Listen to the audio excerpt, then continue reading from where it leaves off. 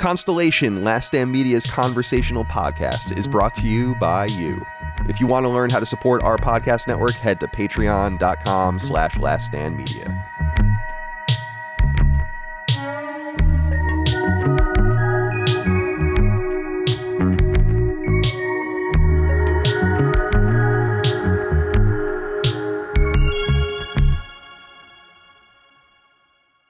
Greetings and salutations. Welcome back to Constellation, Last Stand Media's conversational podcast. My name is Colin Moriarty. I thought my brother would be back by now, but he's not.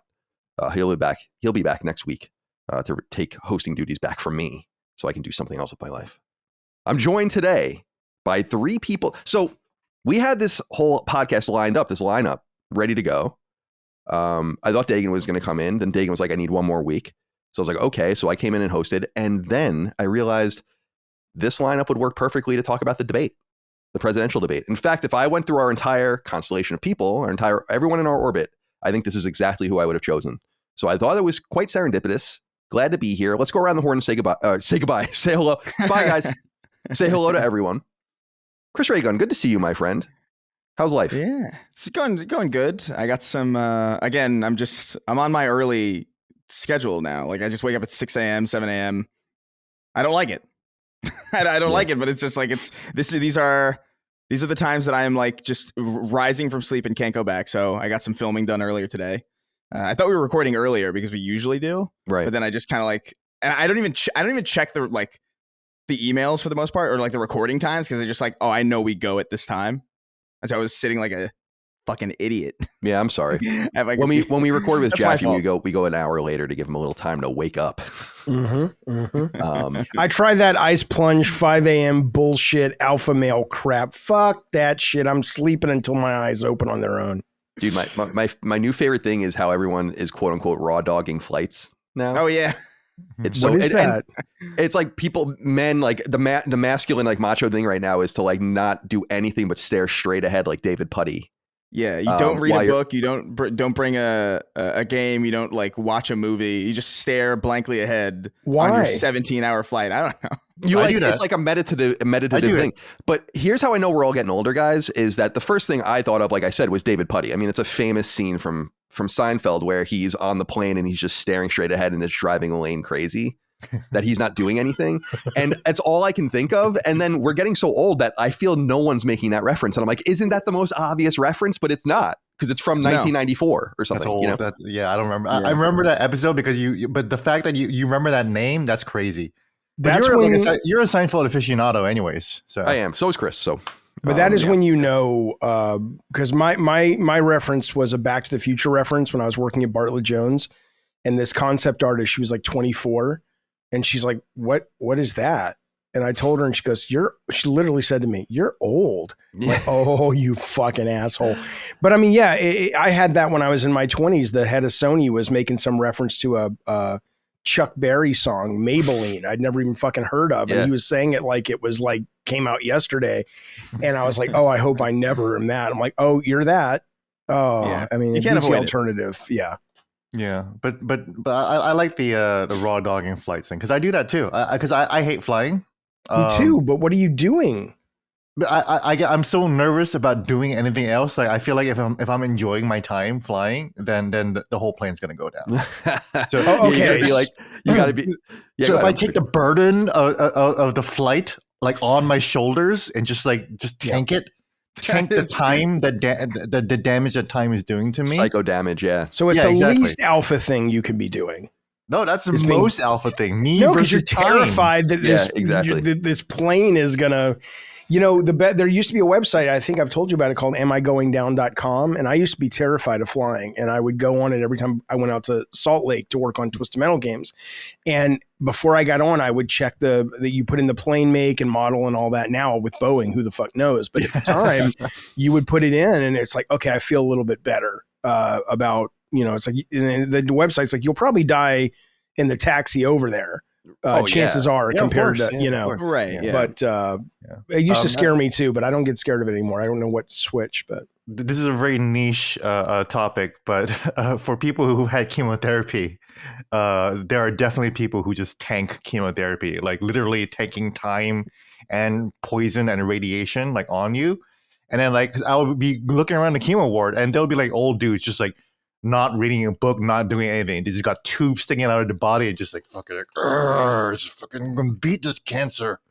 Okay, Uncle, that makes sense. I mean, I get that. I get that. Willing the plane to stay in the air, man, maybe not so much. That's how strong we are. I understand. Yeah, this is like something from MK Ultra or something. You know? You're right. David Jaffe, good to see you. How are you today, my friend? I am in mourning because I watched the debate last night. As I said, it is. But other than that, I'm doing great. You know what? I am doing fucking awesome, and I'll tell you why briefly. My favorite game of all time, Elden Ring. I hadn't admitted to myself that I had given up on beating the original Elden Ring, and I haven't beaten it yet. But I had gotten to this boss, and I was like, I've been stuck here for 2 months, and I'm just done. Because I was like, the minute I beat this boss, I'm going to just hit another one that I'm going to be, fuck this thing, I'm done. That's totally how I feel too. Well, I was playing it. Here's why. Okay, so I'm playing it on stream, and people are like, let me see your stats. And they're like, holy shit, you're like 160 level guy. Because I've been playing this thing for 2 years. I love it. And they're like, but your stats are horrible. What are you doing? Go respec your character. And you're using rivers of blood, but you're not putting the things in. And I'm like, how do you people know this? And that's when I realized it's not that maybe Erd Tree is. I know Gene finished it in 5 minutes, but then again, he can keep planes in the air with his mind. So fuck him. But Elden Ring, though, it's like, forget that it's too easy or too hard. I don't even think that's the case. It is just so poorly explained. There is so much there. And I felt the same with Bloodborne, which I adored. It's like that. It's not that the game's too hard. It's that it hides so much of its core mechanics behind just this terrible onboarding system. And maybe somebody's going to gatekeep that and say, no, it's supposed to be that way. It's like, you're supposed to have no fucking idea how all this shit works anyway. Yes, but I'm Jeffy. happy because this is how you and I met, Jeffy, over Metroid Dread. Because you were complaining about the exact same shit in Metroid Dread. Metroid Dread had the same problem, but it wasn't as bad. And I was like, look at this fucking goofball. Everyone's making fun of David Jaffe because he can't figure out Metroid Dread.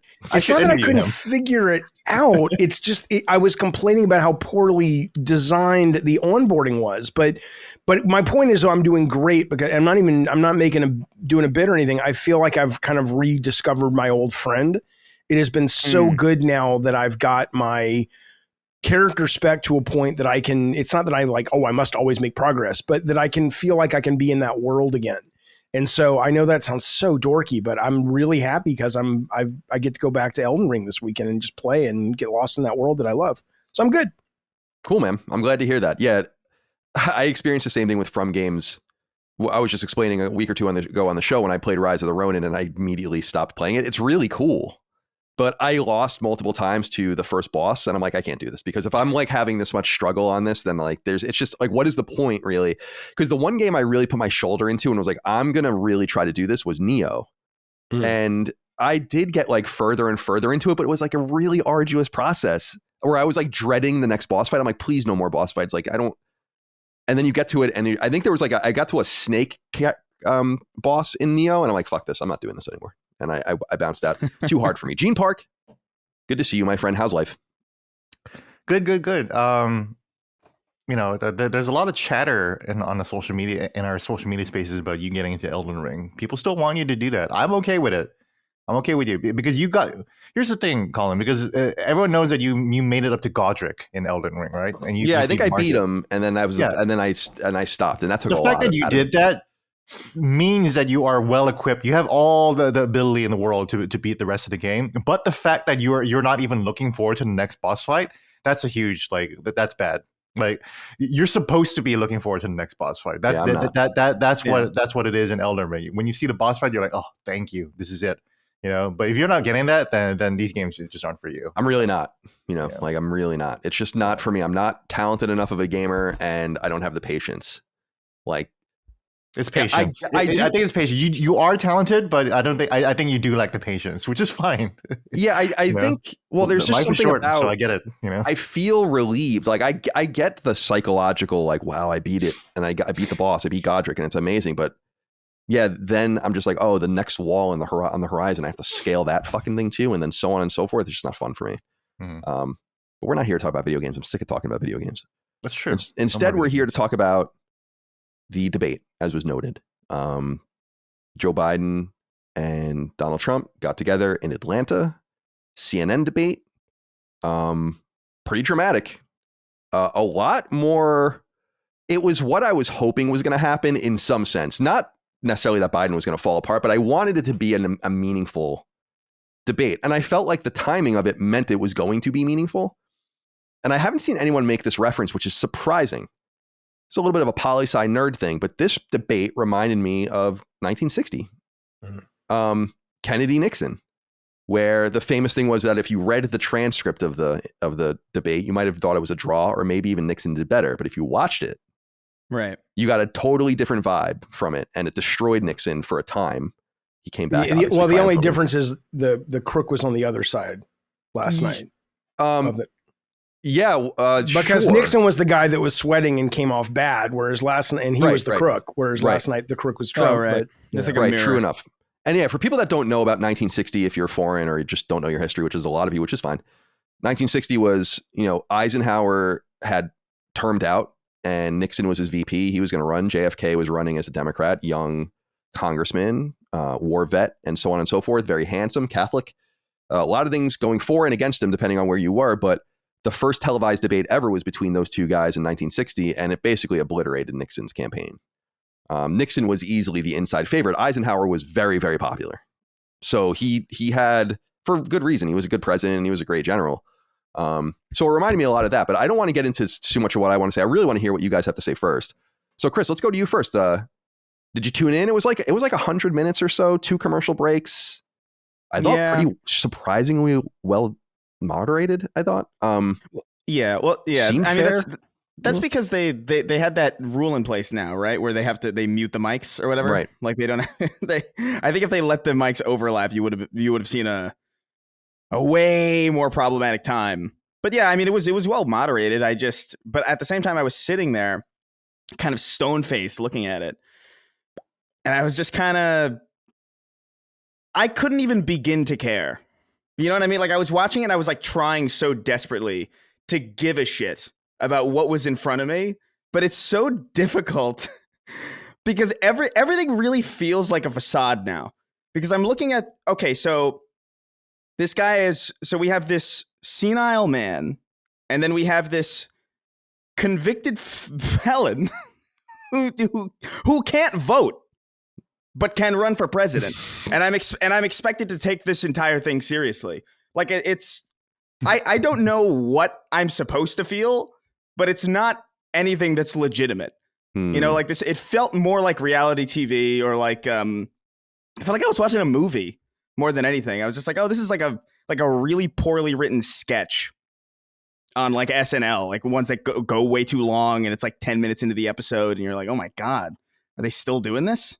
When are they going to say, like, live from New York at Saturday night? Right. And it was some of it was funny, like when they were arguing about golf and stuff. But that was funny. Yeah. I don't know. I had the subtitles on, and I understood what was happening, and I do think like on the substance there was like a clear winner. But like, I mean, at the same time, I couldn't understand a word Joe Biden was saying sometimes. Like straight up, he was like wheezing. Almost, and I'm like, is this supposed to look good? Did they strategize this? What? Yeah, I don't know. I don't know. There's a lot to say about that. Yeah, because it's my high-level thought. That's a good. I mean, that's a good thought. It's interesting because, well, I won't even elaborate yet. Let's get you on the record, Gene. How did you feel? What are your high-level thoughts here? The wheezing, yeah. The golf, the back and forth golf argument. Would have been funny if Biden wasn't wheezing when he was trying to respond. He was like, with the 6 and the handicap. It was horrifying. I thought about streaming it last night. And then I realized I don't get paid to stream. I mean, I could get subscriptions, but if I'm streaming is a full-time job, right? And Chris does it, and Jaffe does it, and you both realize, and part of the reason why Colin doesn't want to do it, right? Because it's a lot, and I want people to be focused on Patreon. So exactly, yeah. So I was just like, I'm just not going to do it. And I'm so glad because I don't know. It was really, really depressing to watch. It felt dark. It was interesting. We were talking about Brian Stelter earlier because Brian Stelter did a story on the Washington Post, but Brian Stelter was also, for some reason, still in the media sphere. Fired CNN anchor. His show wasn't doing that well, so CNN just basically let him go.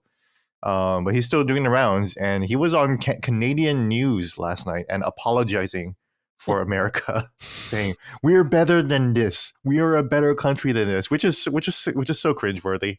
I like Brian, but he does some cringy stuff, and that was one of them. Interesting, yeah.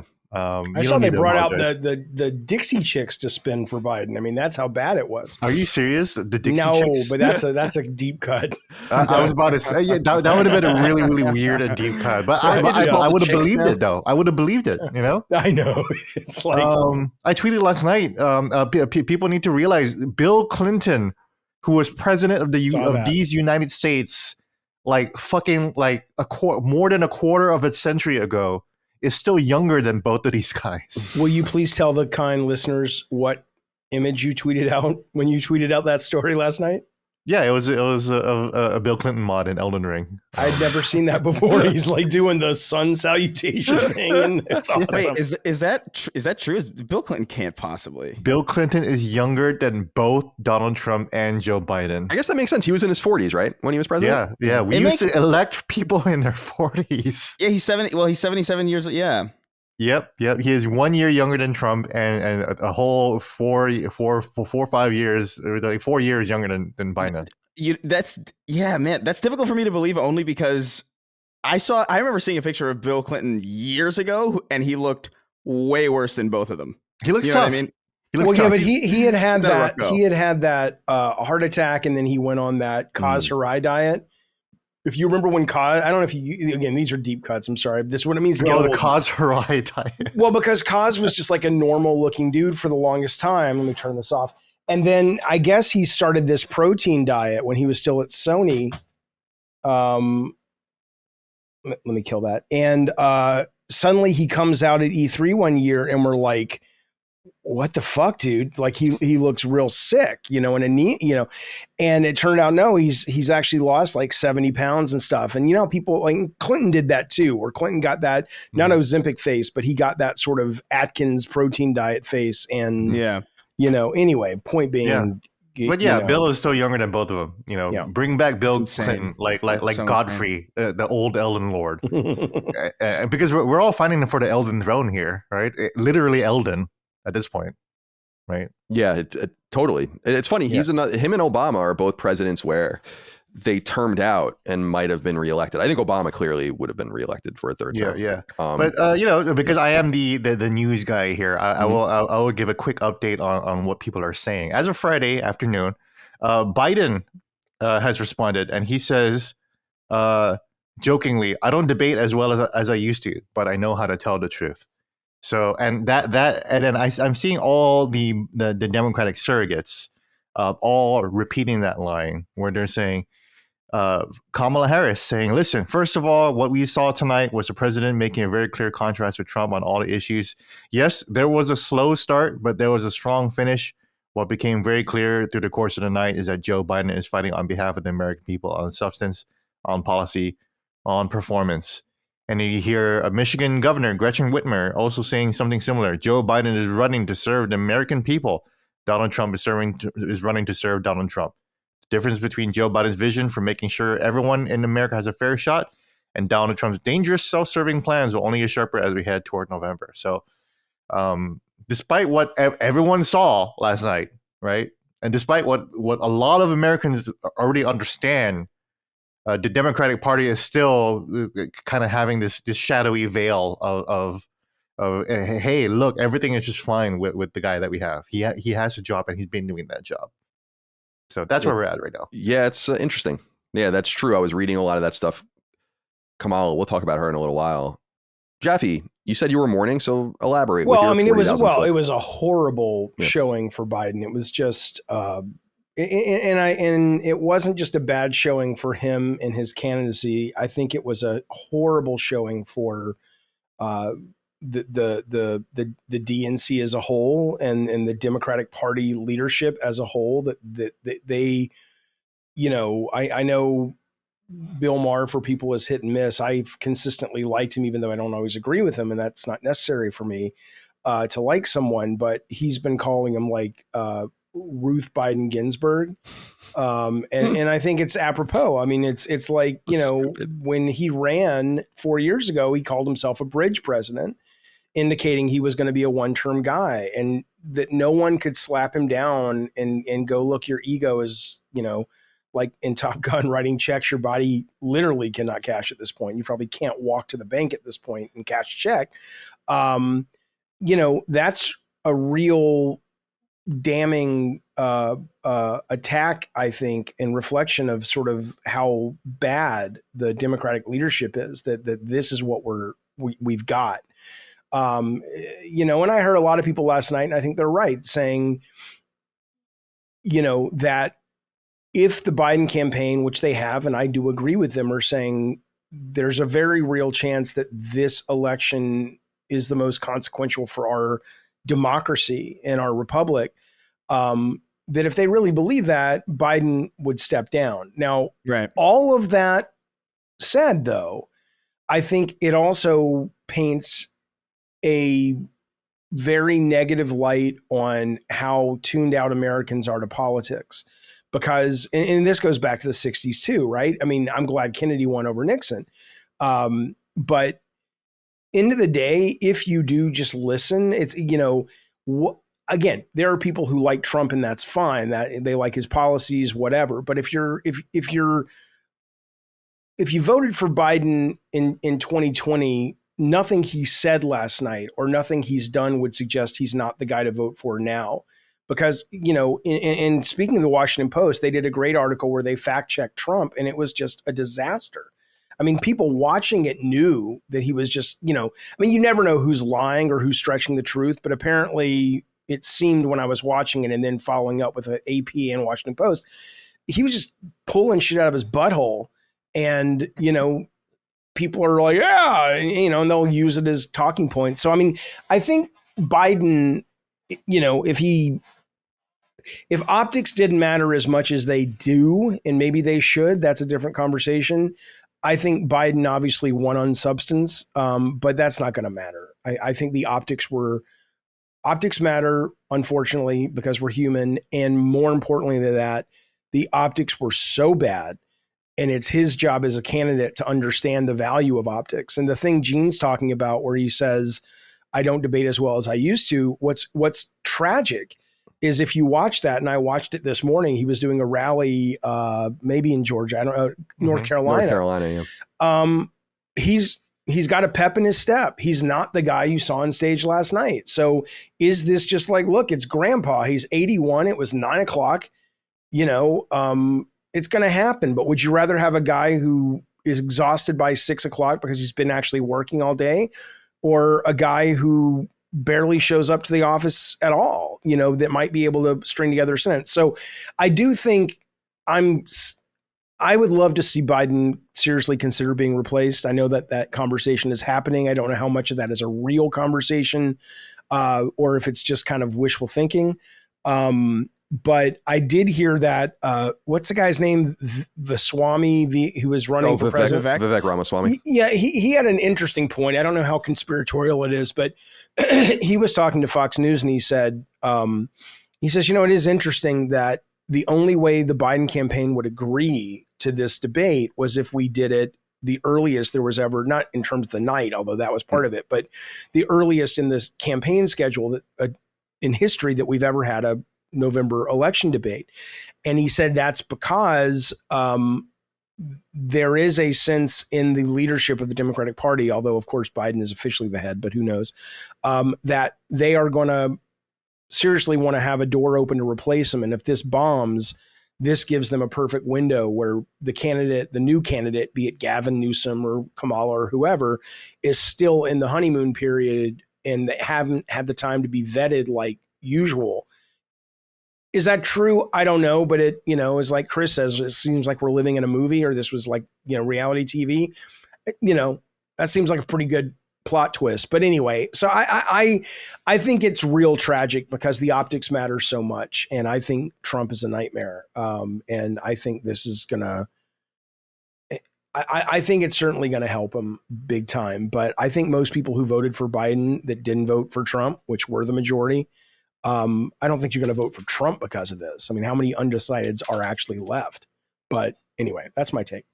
So I was thinking about you, Jaffe, during the debate because you're the only one that's going to appreciate this of any of my friends. What are you going to call you? What do they call it when you call the cops for like a wellness check? It's like, could somebody go check on Jaffe? The debate's on. I was thinking about you in terms of one of our favorite shows, The West Wing. Yeah. There's a great scene in The West Wing. It's in the middle season when he's running for re-election, when Bartlett's running for re-election. He debates the George W. Bush type guy, right? Yeah. You know what I'm talking about? And they crime boy, I don't know. And they meet at the center of the stage after the debate. And what does the guy say to him? It's over. Oh, yeah. He says, President Bush says, you'll be back. He says, oh, it's over. Yeah. Because he knew right then it was done. Right. And I was thinking of that scene because these guys aren't stupid. Joe Biden lost the debate and lost the presidency yesterday. And if they keep the status quo, which I think there's a 50-50 chance that he makes it at this point. By the way, I brought up so I don't know if people know what Predicted is. People bet on politics. They bet on everything. Predicted is a very well-respected website. It's a New Zealand website, actually, but it's based in the US. And they take people's real money on stuff that's going on.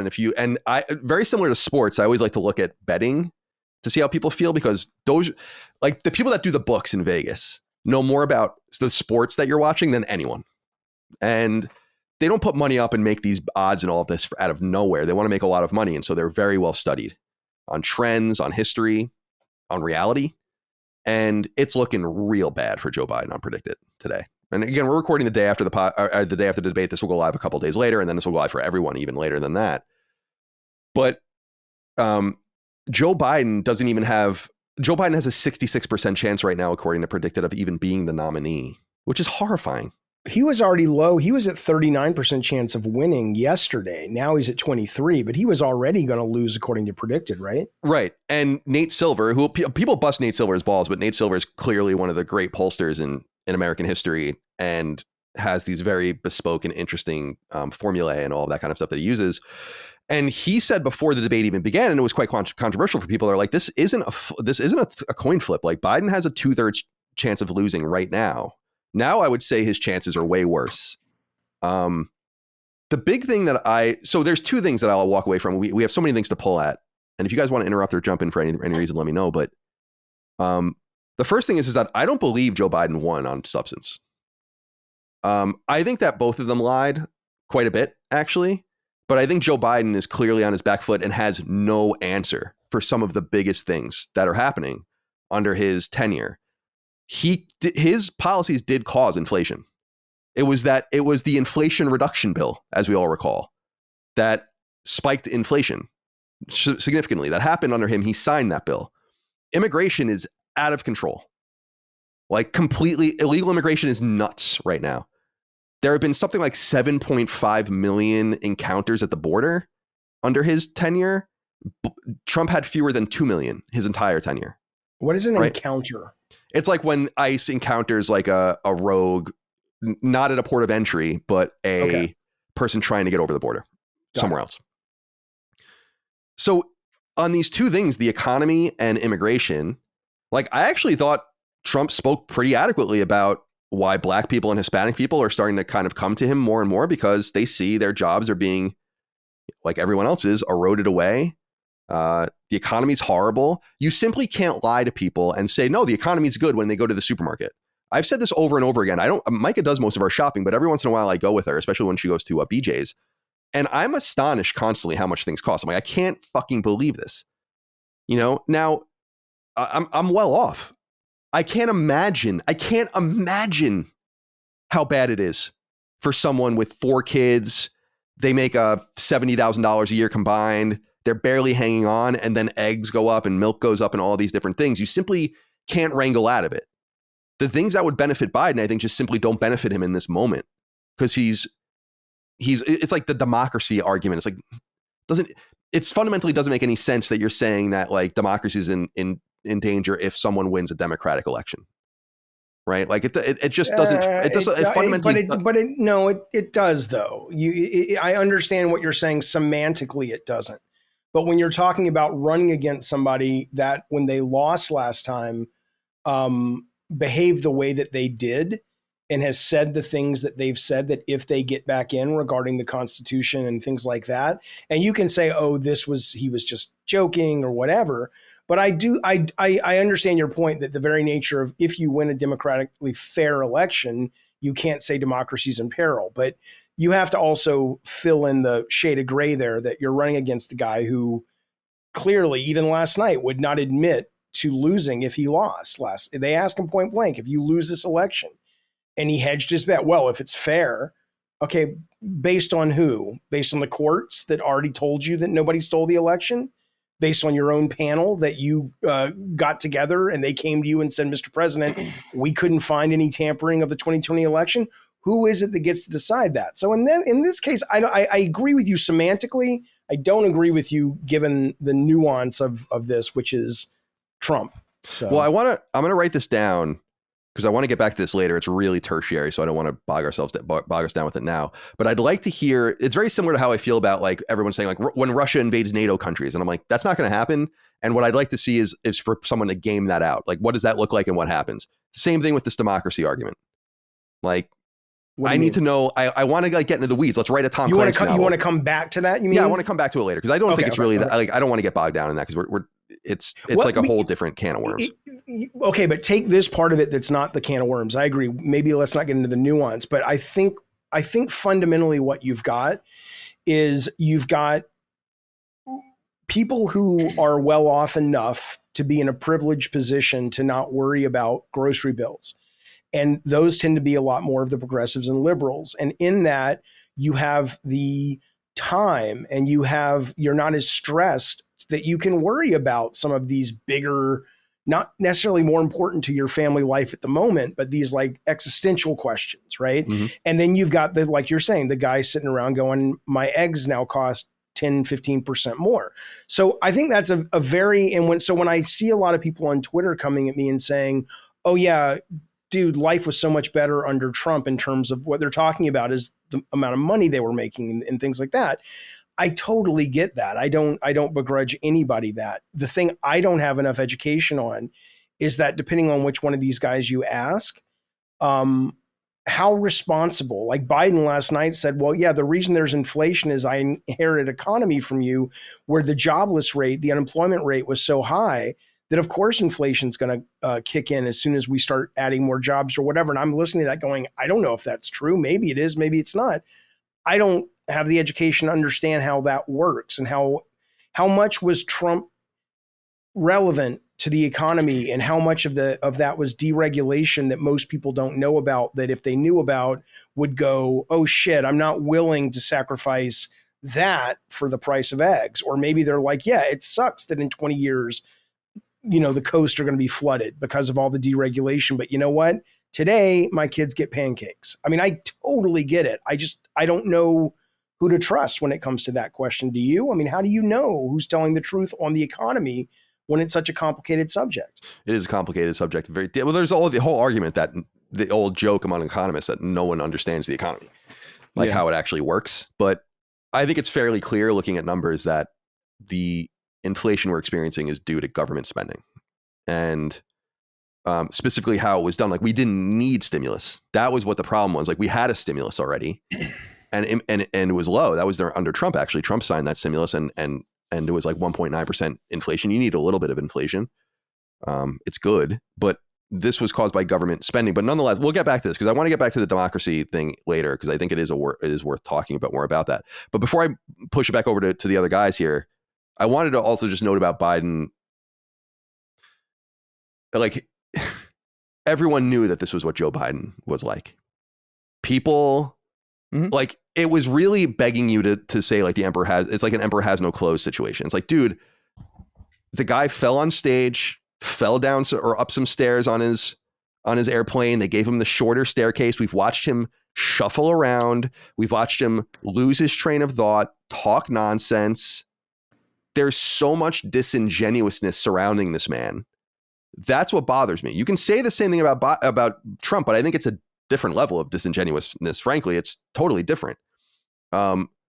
This man is simply not up to the task, and you can't undo what happened at the debate. I just don't see how people are going to spin, obviously, but you can't. It's very similar to what I was saying about the economy.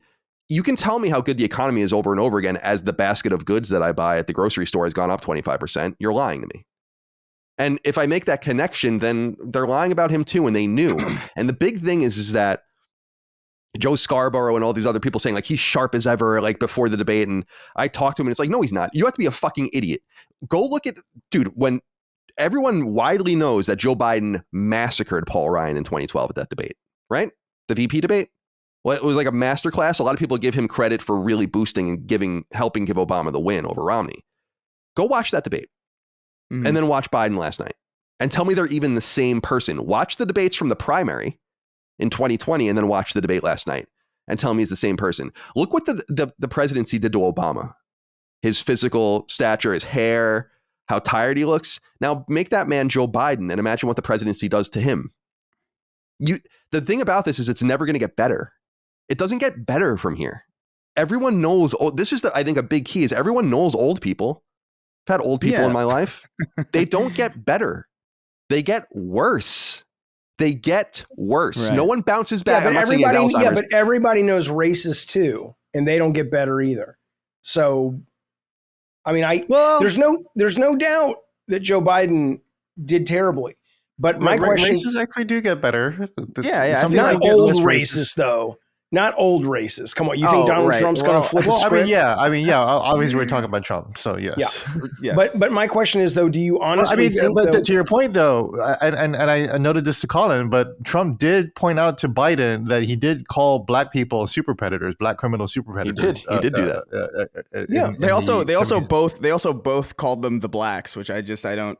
I don't. Leon's family on Larry David. The blacks. Can we? Fuck you, Larry David. Can we stop pretending that boomers are not the most entitled, selfish generation in the fucking history of this planet? Like, I really go away. Stop. You're not. I don't know.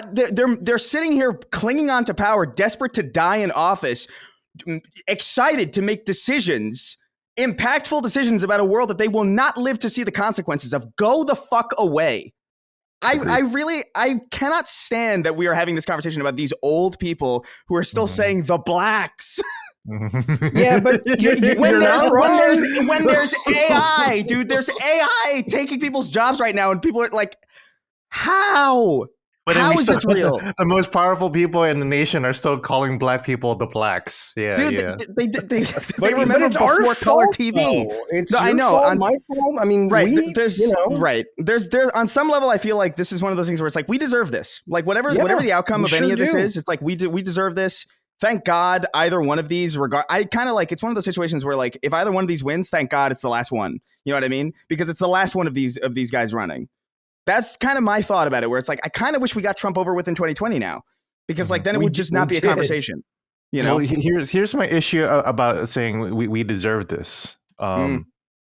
What power do we really have in terms of nominating the Democratic nominee that we wanted, even in 2016? Well, I mean the way that our country is set up. I mean the way that our structure is set up is so. And this might just be a general problem with like people, but I kind of have this idea, and I don't know if it's super common or if it makes really any sense. It makes sense to me, where like if somebody is even seeking the office of the presidency, I'm immediately skeptical or I'm like immediately distrusting of that person. Because if you're like a really intelligent, really like self-reflecting person, just you are aware of the faults of being a human being. You're aware of like your influence or like how you can be misled or like just the general. I mean, dude, like you can stare at like you can stare at a JPEG and your brain will convince you it's moving. And like these are the people with like who have to sit over a desk and decide like whether or not they're going to press a button that obliterates an entire country. You know what I mean? Like that's a huge amount of power, to the point where anybody who thinks that they are even remotely, well adjusted enough to handle that kind of power is already inherently somebody that I'm not super excited about.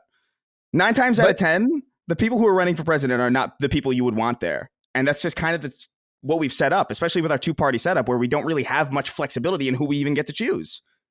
But to quote The West Wing again, and to quote Sorkin again, because he uses it in every episode, one of his most quoted lines is, decisions are made by those who show up.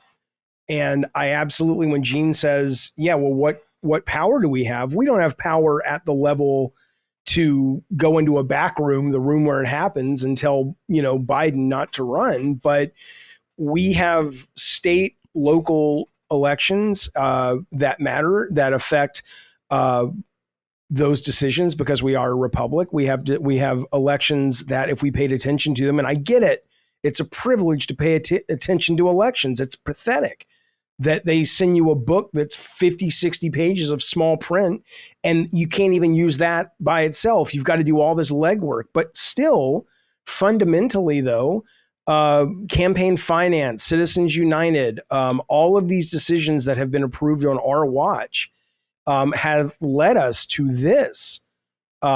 these 2 candidates. And so those, we can't even amend the Constitution. The fact that the Constitution at this point is spoken about like it's the Bible or the Quran or the Torah, like it's some kind of ancient wisdom handed down that is never to be amended, which is the whole fucking point of the amendments, is ridiculous. But the idea of an amendment to the Constitution, which is what is designed to be done to, is science fiction. Because of the people we have allowed to represent us and the lack of limits we've put on them, because we're fucking busy trying to fucking buy eggs, which I get. That's true. Here's my point about bringing up 2016 and not having a choice in who our party leaders are, right? Biden himself didn't have a choice in 2016. He wanted to run. He wanted to win, and he would have won. Colin himself said in 2016, 2015, yep, I would have voted for Biden, or at least if Biden ran, he would have won. Yeah, and he would have won, right? Yeah, to cut in real quick before we go back to Eugene, it's like I remember clear as day watching. Do you remember that show, The Circus, on Showtime? Mm-hmm. Yeah, and that was an awesome show. And they interviewed Biden right before Clinton went on stage for an event, and you could see the regret in his face. Like, he understood that actually he would win, and that was where that came from. I'm like, Biden would have won. Yeah. So here's something a lot of people don't talk about. Biden fucking hates the Obama people. He hates them because Obama's people, the blacks.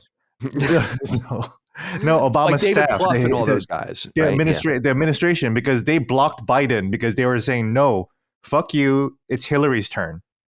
And then look how that happened. Right. So even Biden didn't even get a choice. Even the president of the United States right now cannot even have a choice of who could be the party. So that's why, like when people get into political activism, they see that shit. They see how the machine actually works. Oh. They see that it actually is like favoritism and just like or not Bernie, really about right? meritocracy, Bernie but it is like there. Wait your turn. And then so Biden would have won, and we might have a very, very different timeline completely if Biden was president in 2016. But here we are now, and then so that's why why when I hear Chris's like primal scream, like that's where it comes from, because like we're just like fucking like locked, locked, we're stun locked into this like situation because people in 2016 were making the same kind of decisions they're doing now. In terms of, no, don't look away. Hillary is fine. She's got no problem. People love her, Biden is fine. He's fine. He's not even old. He's very well aware. Yeah, but they're talking about him on the news like he's a beast. They're saying, does he even know how bad he did? Like he's a dog that shit in the carpet. Does a dog even know what that he did the bad thing? Does he know? That's how we're talking about the president of the United States. Well, yeah. 2016 was like so obvious. Like I remember the second Hillary won the primary, I was like, oh, it's over. And people were like, what are you talking about? It's like, are you stupid? Do you think that Do you really think that Hillary Clinton is charismatic enough to really handle this? Do you think that she has like enough substance to, and not that she doesn't have the baggage that she has? You're insane. Okay, well, were you talking about her ability to win or to be a good president? No, okay. Her ability to win. I knew immediately it was over. I really don't know how she would be as president because we never got to see that, and I don't know, whatever. I don't care. That's like a hypothetical reality where we didn't get to see. But I just knew immediately. Somebody did. Some timeline did. 7 timeline that we never. Some got to timeline see. did. You know, I'm sure it would have been fine if not just like vaguely frustrating. But like I just feel like the DNC just does not understand. Like Obama felt like a fluke in some way. You know what I mean? Where it's like they just had but Obama had like this momentum going where it's just like, oh well, we couldn't stop this if we tried, really. You know what I mean? It's just like let's back this. And then in 2016, there was a pretty fucking clear favorite in those primaries, and then it was just Hillary Clinton. It was just, oh, it's her turn. It's her turn now. She's earned this. I remember that tweet that she had, like, oh, happy birthday to this future president or whatever. Right. I'm like, oh my God, the entitlement is so insane. By the way, do you mean 2016, the clear winner being Bernie? Yeah. Yeah. Oh, me too. No, that's right. I think it's, dude, my Republican dad liked Bernie. Sure.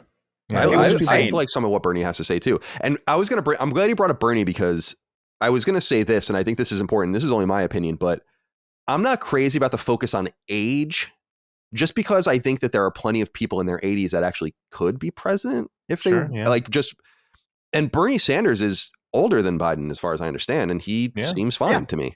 And like people always bring up, what's the CEO, the old man CEO? I can't remember his name. Warren Buffett, right? And he's like completely fine.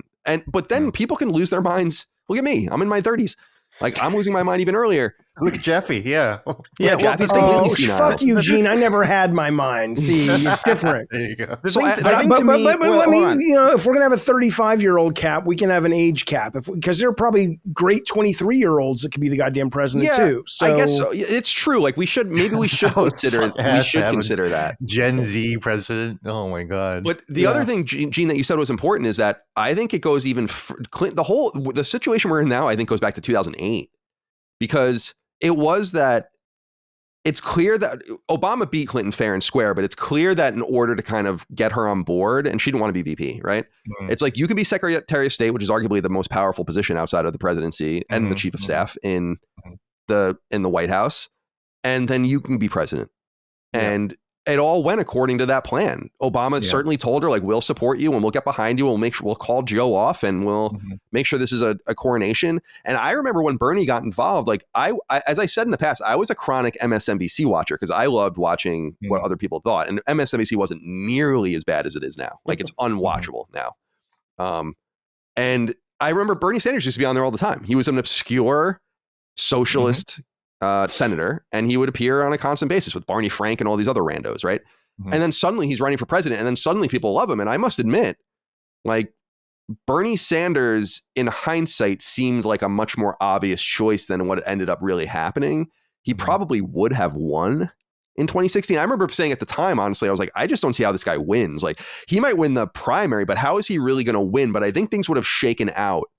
Like you can imagine the same sequence of events, that the Access Hollywood tape, a really bad debate by Trump the first time around, especially in 2020, but in 2016 too, and other things. Then suddenly you're like, oh, maybe Sanders did eke this out. So it's funny how it's not funny. It actually sucks. It's tragic how long it takes for this stuff to wash out. And you're absolutely right, Chris, when you said that we know that this is the last time. Like the next candidates must be new, and for both sides. Yeah. Just based on age, based on one of them is going to term out, the other is going to be too old and fucking crazy at that point, and no one's going to want to go back to this again. So, but I am loath to like pin it just on age, because I think it's so much more than that. It's like it's the nexus of his age and like the breakdown of his ability to do the job. It's not like Joe Biden's an unknown quantity. We know what he was. Like Joe Biden was a smooth operator, dude. Yeah. Right. 4 years ago, he's on good on the debate, but 4 years is a long time to do damage in your late 70s and 80s. Yeah. That's a long. The actual tables show like a line going up by the time you're his age, where like it becomes much more likely you're just going to die. I mean, I'm not trying to be dark, but that's what it says. Yeah. Look at the Social Security tables. Your 70s are dog years. at that point. Yeah. You know what Once I mean? I hit 70, I'm gonna be like, oh fuck, you know. But dude, I want to say only three parties a week for you then, Gene. Right? Also, let me real quick. Let me see a joke. But like with Chris saying Obama was a fluke, it sounds like Obama was a Democratic Party's Xbox 360. Yeah, which comes around that generation too, right? Yeah, that's true. In some, as far as like a well-placed charismatic leader goes, like I don't think he was like particularly, you know, he wasn't even really particularly like left as far as I view it. But like, well, that's the thing. The Xbox 360 kind of crapped the bed like towards the end of its generation too. Yeah, it's still a good console that red rings periodically. It's kind of one of those. I kind of view that, but I apologize. I do want to. Well, no, because now I'm thinking like, okay, is Van Jones Matt Booty and is what's her name, Donna Brazil? Is that Sarah Bond? Yeah. Okay, this is we're getting into the weeds, but yeah, we're getting really in the weeds. I just want to say that I don't think it's just age, but I do think on some level it's like there is an element of skin in the game that I think needs to be present. And if you're fucking 80 years old and you're making decisions that you will simply not live to see the ramifications of, I don't think you should be there. That's a great argument. I think that's a much better argument, Chris, than the performance stuff. You know. Yeah, and that's really my only stance about the age stuff, because I do agree. Like I don't know so much about Bernie Sanders now because I haven't really seen him say. I'm sure he's like saying stuff now, but like I would imagine that he's probably in a better cognitive state than Bernie is by like a long shot. And even, you know, I'm sure there's probably plenty of 90 or what's Dick Van Dyke? Oh yeah, Dick Van Dyke's like mega old. He's been old my whole life. Yeah, but he's still mega, out there. Yeah. Right, but he's mega old, and he's like, I saw interviews with him, and he's like, it's kind of insane how spry and like how not old he seems in interviews, despite the fact that he's clearly a mummy. Well, that's what Mary Poppins pussy will do for you. It's magic. Holy shit. Oh, fuck. I forgot what I was saying with that. That was a flashback.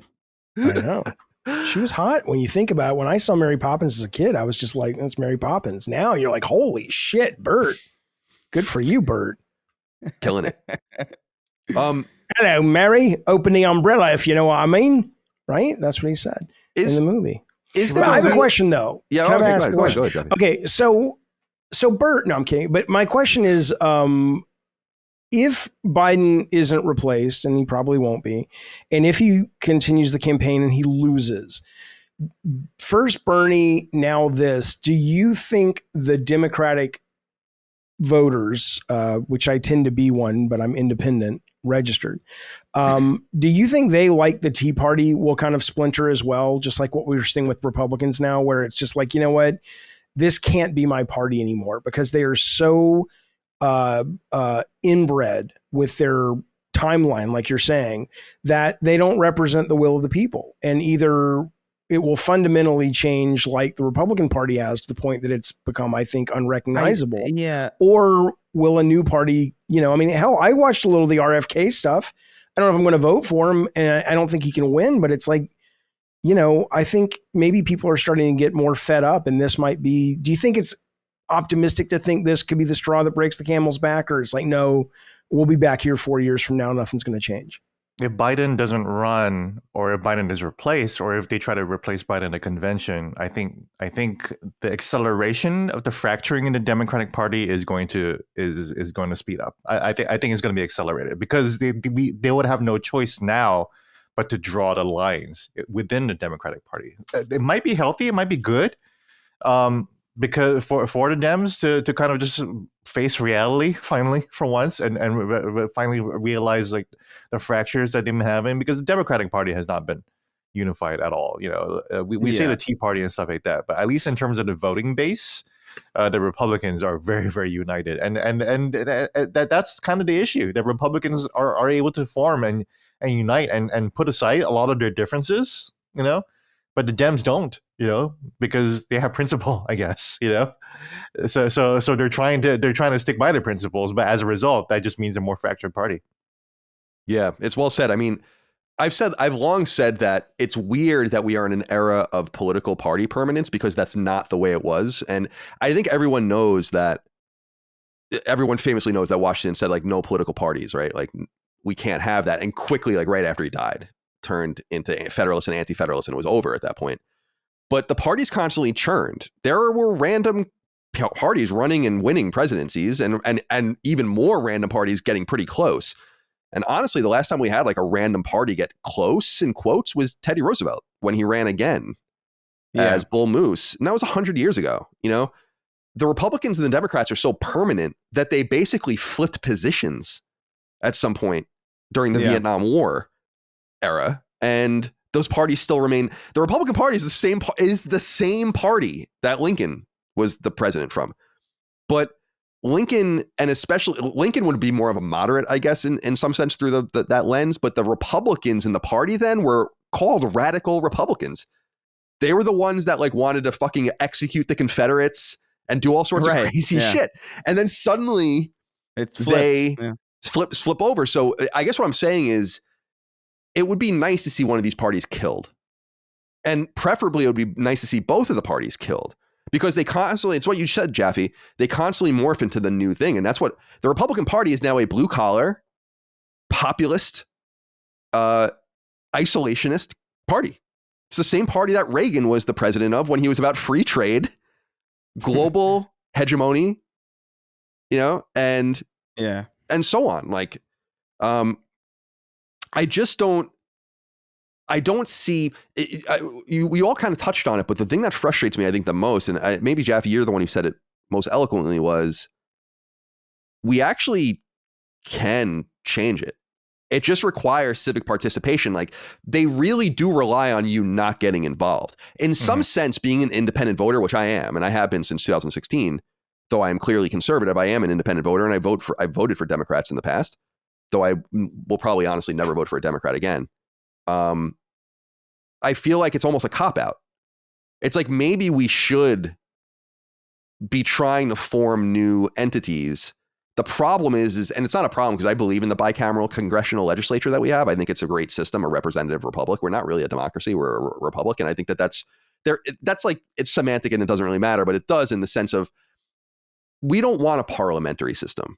And the parliamentary system will give us many parties. And then you'll have to have these unholy coalitions between them. You can have snap elections and crazy shit happen all the time, which is exactly what's happening in the UK right now and in France. And I just feel like it's such a bummer to know that the franchise, once you turn 18, gives everyone the ability to completely morph the country. You can do it every 2 years with the House. Like, if it just requires people to care. This is why I believe, and this more goes against like why I think voter ID is necessary in all of this, but really, like, we should make Election Day a national holiday. It should be, I understand the entire thing of like the states control the elections and all that, but that should be, and you need a congressional or you need a constitutional amendment. But to say like the federal government's going to run it, it's going to go from 12:01 in the morning until 11:59 at night in all 50 states. The federal government will cover the entire cost of keeping these places open and employing people. You will have no excuse not to go and vote. The only other way to do it is to do what they do in Australia and other places where it's compulsory. And I don't believe in compulsory voting. You shouldn't have to hold a gun to someone's head. They should care enough to go. And that's the kind of shit that pisses me off. That's been tried before. You know who voted it down time after time? Are the Republicans. What part has been tried before? A national holiday for voting has been proposed probably 5 times, or at least 3 to 5 times. And it has been kicked to the curb I can't believe I said kicked to the curb. Fuck you all. I'm old. It has been destroyed every single time. And there have been some Democrats that have voted with not approving it, but the Republicans have killed it 3 or 4 times. Yeah, because it's a 10th Amendment, it's not even a 10th Amendment thing because it's in the Constitution, but it's a federalist like kind of position of being like, you don't have any say over how we do elections. It actually goes right into the same thing where the Iowa and New Hampshire were fighting about who goes first. Right. And then New Hampshire passed state legislation saying like, no matter when Iowa goes, we're going before them, you know, like, but that's that's the funniest thing about it. That's the idea of being so beholden to the Constitution in so many ways makes it so that you're its worst enemy. Because if you are saying my interpretation of the Constitution is a view that says the states control the elections, and so we're going to vote against that, you're never going to be able to, in our current society, allow the Constitution to be a genuine representation of the people through a republic system, because the reality is most people can't vote on a Tuesday, and not most, but there are a meaningful number of people that aren't able to get to the polls during work. And most of them tend to be low income people because they, it's easy for me to leave my job in the middle of the day, or for all four of us. But, I imagine if you've got 2 jobs and you're working as a waiter, it's like, I'm going to go vote and then I'm going to wait in line for 10 hours. Right. It's, I think we need to do everything to spread the franchise in a more literal way, because I think it will solve the problem one way or the other. We're in this weird tense moment where the civically involved happen to be split in half, almost completely numerically. It's untenable tension. People remember, well, Jaffe, especially you were around. You're not to call you out, but Reagan wiped the fucking floor with Jimmy Carter. I was in Alabama. My parents were the only ones in my grammar school that voted for Carter. And it was just like, he got the map is obliterated. Red. Yeah. Like there is no, there's one blue pocket, right? I guess maybe Georgia or a couple other places. And then in 1984 for Mondale, it was even worse. You will never see an election like that again. It doesn't even matter Joe Biden could have fallen asleep at the podium last night and needed to bring out a lazy boy and sleep in it during the debate. And California is still going to vote for him. I'm going to vote for him still. Because what are my options? Vote for Trump just because this, I heard some lady, one of his surrogates say, she's like, look, and this is a horrible thing to say because it's not really, it's true, but it shouldn't be true, which is you're voting for the Biden administration. If you like the stuff that Biden has done. Right. Yeah. Then you're voting for that. And there is a great deal of truth to that, but that said, though, it shouldn't have to be that, right? But even regardless, you think I want to vote for Trump? You think anybody, let me ask you, who do you think watching that last night that was a Biden supporter is now, nope, I'm going to Trump? Well, I think if you parse through the numbers, you'd have to go into cross tabs on polls and shit. And it's very difficult. I'm not really great at doing it, but because it's a lot of numbers and that scares me. But you'd have to assume that they would separate in a poll, core Biden voters from bubble Biden voters or independent Biden voters, or even crossover Nikki Haley style Republican Biden voters. Those are peeling off. Definitely. I would be shocked. We have no polling yet, but by the time this goes live, there probably will be early snap polls. There's no way that this didn't affect Biden. There's just no way that this didn't injure him. And if it didn't, then we are in deep existential problems in the United States, because it was so, not for nothing, it is so obvious you simply can't lie. I'm not saying you're lying, but the royal you, the media and the surrogates and the partisans can't lie about it anymore. But think about this though. You're right. But think if Joe Biden wins and his campaigning doesn't get any better, honestly, what that tells you is how horrible the majority of the country thinks Trump was and doesn't want it again. It's a big problem. Because if either one of them wins at this point, it's horrible in that way.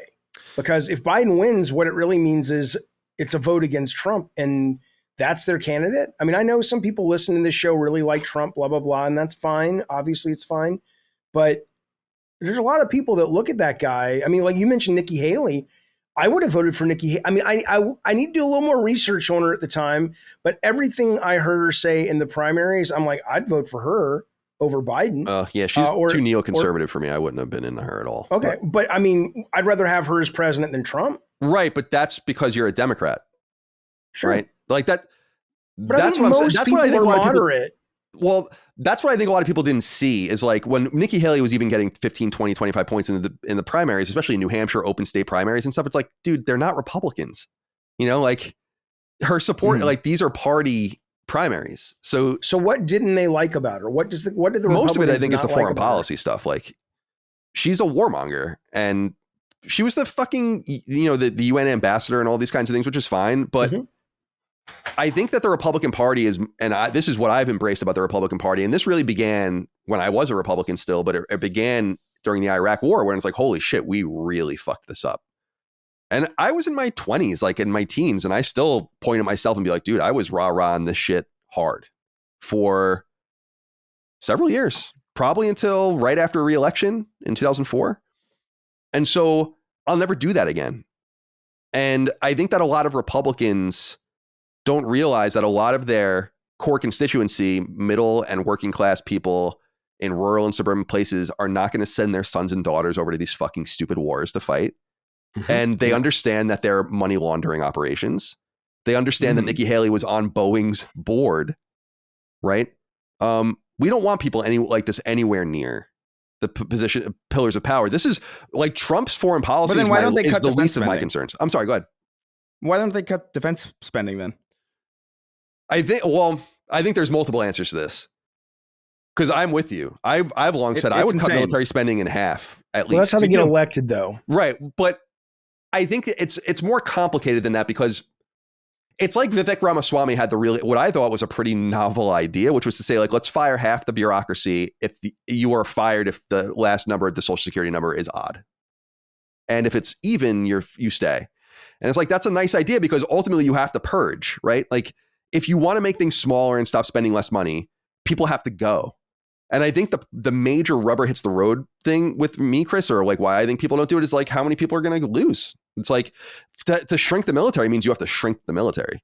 And that's going to be a very unpopular, almost suicidal and that's why you almost need suicidal type politicians that are like, I'm in here just to do this one thing and I don't give a fuck if I get reelected. Right. Right.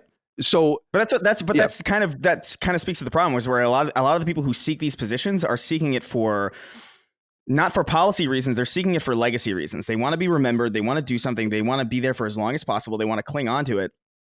I almost feel like we would be better served just picking random fucking names out of a goddamn hat.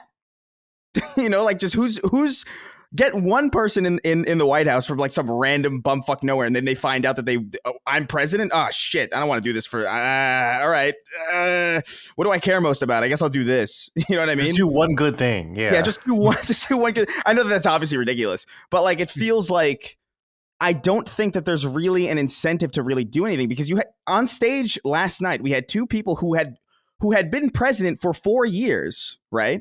They both have experience in this office, and they were talking about problems that exist today and had persisted under them. Right. So I'm like, and that's kind of I don't know, man, that's part of the facade where I'm like, am I truly expected to believe that you are telling me anything that is even remotely accurate to what will happen? Like, are you really telling me the truth? Are you really going to act on any of this?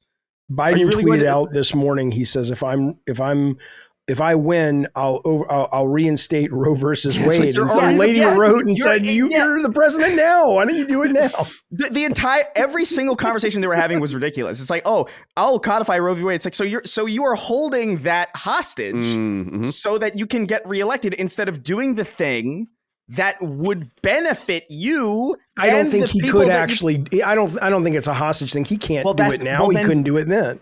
No, but that's what I'm saying. It's like, then you can't promise that. Then it is still a lie, regardless. Oh yeah, of course, yeah. So it's just and then Trump exactly. And then Trump on stage in the same conversation was talking about like all these late term abortions after the baby's born. It's like, how?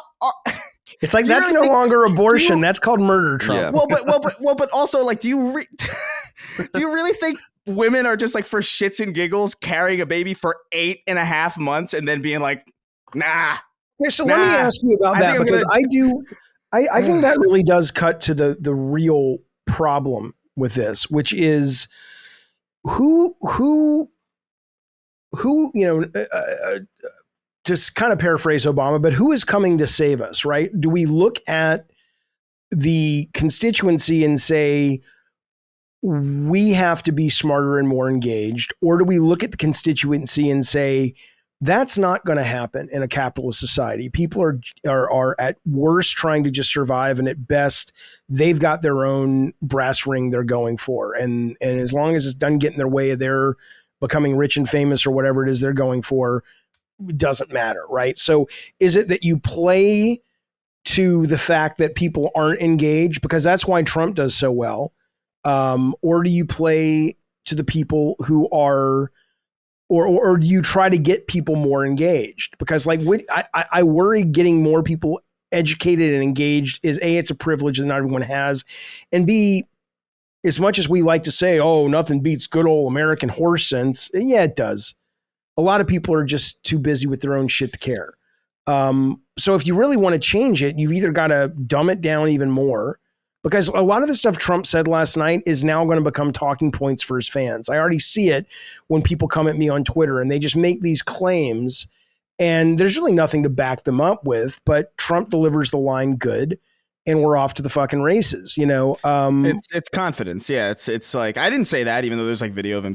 Yeah. It is. It's totally, like, I dare you to look it up kind of stuff. Yeah. I dare you to look it up because but the Washington Post did look it up, but who's going to read the fucking Washington Post about that except us? The people who are going to trust Trump are not going to fact check him is the issue. And so like the people who will already don't trust him. And so it's like, it's really is a win-win type situation. You could go up there and lie your ass off.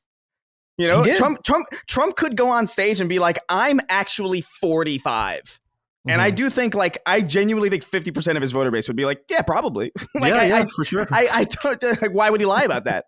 That's such an insane thing to lie about. They were like, well, look at his energy, which to be honestly, one of the most remarkable things about last night is how Trump just looks like he has full of energy. I don't mean to dick ride Trump. I'm just saying, I can't believe it looks like the same guy from 2016. I agree. What the fuck? When you fuck 12-year-old girls, that's how you get your energy. You take their energy from them. Chris, go ahead. Wait, hold on. I was, because I gotta say, I was watching this debate, and I was actually like bored because I was actually kind of like, I was looking at Trump and he was like, he seems fucking mega docile too in comparison. Like it's not the same. He's clearly better in comparison. I'll put it this way. Modern Trump is better than modern Biden in a degree that is way bigger than it used to be in 2016. You know what I mean? But like Trump is slowing down too. Like it's definitely like, it's not to even remotely to the same degree, but I was actually disappointed that we didn't get that crazy. It's like, where he's like, little Marco, look at him. That's true. He's so gay. He's so little and gay. Like that's what I was wanting. And I didn't even get it. We didn't get too much of that. We got black jobs and then. But don't you think that's a product of, like, that's what I was saying, like, I think Gene was saying something earlier, and I was noting, I thought Trump actually was much more cogent than usual. I felt like he actually showed a lot of discipline, as if he was like an organism that learned. That's what I mean. Yeah. Wow. What a bar to set for the president. But what I'm saying is, there has been this, like, not, what I consider complete abject nonsense over the last couple of months, where it's like, well, batteries. Sounds like he had a stroke, but Trump, he mixes up some words too. And I'm like, after last night, I don't ever want to hear that again. Like Trump might be talking bullshit and it might need to be fact checked. But when we're talking about style, it's like, I actually feel like because he lost the first debate in 2020 so badly, and I think it really hurt and cost him the election in some real sense, that he was like, well, I'm going to do the exact opposite of that, because in that debate, he was nuts. And in this debate, I felt like he wanted to go nuts. Just watch his rallies. He's still crazy, right? Like, I think shockingly, the format of with no audience and mics off and everything like that actually benefited him. I agree, because it muzzled him, and a muzzled Trump just comes off a lot better. Honestly, there was no one to play to at that point. Right? Exactly. Chris, what were you going to say? Do the voice again, Chris. Do the voice. I totally forgot. Do it again. I had it. Do it again. I had it, and then I hate when that happens. He'll do it. He doesn't like being asked to do it. No, do it. Do a cameo. What is it? He said, do the voice. Do the voice. Do the funny voice, Chris. Dude, make me laugh, Chris. Do the funny thing. Yeah. Dance, monkey, dance. That's right. So like, it's interesting to me because I feel like I'm not crazy about it's like I'm not crazy about the term woke. Like, I don't use it, but I know what you mean. You know, the term Trump derangement syndrome, I'm not crazy about that either, but I get it, because it's like, wow, we're really, like, I'm reading Twitter today. It's interesting to just see what people think. Twitter is not real life. But it's interesting, a little anecdote, right, about what very involved online people like us are feeling. And it's like, I'm still voting for Joe and this and that. And it's like, okay. Like, it's all downhill from here. There's just simply no bouncing back for that. Well, and like, by the way, I'm sorry. Yeah, go ahead. No, I'm sorry. Because it's like, it is an administrative kind of thing. It's like, all right, well, yeah. I don't think anybody's under the illusion that Joe is like healthy or fucking, so, like, unless you're like in these media and even they know, they have to know, right? I mean, come on, he's clearly senile. So like, I think it's more of like, yeah, I'm voting for Joe because like he's probably got the people in place that would agree with me the most. You know what I mean? So if there's anybody exactly, who would take his place, exactly, yeah. So when you say it's over, or like why you're voting for Joe, yeah, it's not. There's no doubt he's probably going to be dead by the time we're going to have President Harris if he wins, right? There's no doubt he's going to, God willing. But that's what I'm saying. Like this is why I think a lot of people are going to be hesitant to maybe vote for him. But Trump derangement syndrome, though, you have to understand. I mean, I can tell you as an open-minded guy, or at least I like to think I am, and I'm certainly more open-minded than most on the left. Let's put it that way. At least I think. I try to go, where are my blinders? What am I missing about this guy that, because when I think of him in 4 more years and I think of what we had in those 4 years, somebody said last night about him that I think is true, that it's like, just like I don't look at Joe Biden and say it's the administration, it's not the individual. With Trump, somebody called him a Trojan horse for all of these Christian nationalist things and Project, what is it, 525 or whatever from the Project 2025, yeah. Yeah, from the Heritage Foundation. That's what I'm worried about. So if that is derangement, please point out to me how it's deranged, because I would love to stop living in fear of that existential crisis, fear for my LGBT friends and, more importantly, family, and fear for the fact that this guy in Oklahoma or Louisiana is not going to have the Supreme Court or is going to have, I'm worried the Supreme Court is going to say, yeah, you can force the Bible and the 10 Commandments in every classroom. That's a law now in Oklahoma. Yeah. And the fact that Trump seems so really doesn't even really care about the policy. You think Trump literally said last night about the abortion thing. He said, yeah, I'm in it for the life of the mother and all that shit. You think he's not going to sign the federal abortion law if he gets in and he has both houses? Of course he is. So my concern is more when you say Trump derangement syndrome, it's not that I'm like, I don't like the little Marco stuff and I don't like the joking and of course I don't like that he's an asshole, but it's more about who is he letting in? I think Christian nationalism is let me ask this. Am I deranged to think that looking at the landscape since he got involved, that we are not slowly heading towards Handmaid's Tale? Is that just drama, or am I right on that? No, I mean, I don't see it that way at all. But I do think that the Christian right has been activated in part because Trump needed to make an unholy alliance with them in order to win. So they're kind of, but he's doing their bidding though. But I don't really see how, like, a state. First of all, first of all, I'm a huge fan of The Handmaid's Tale, but I just don't see. Well, yeah, but you don't want The Handmaid's Tale to be real. No. What I'm saying is like, I was going to say, like, the things that lead up to it are all never going to happen. Right. So like that.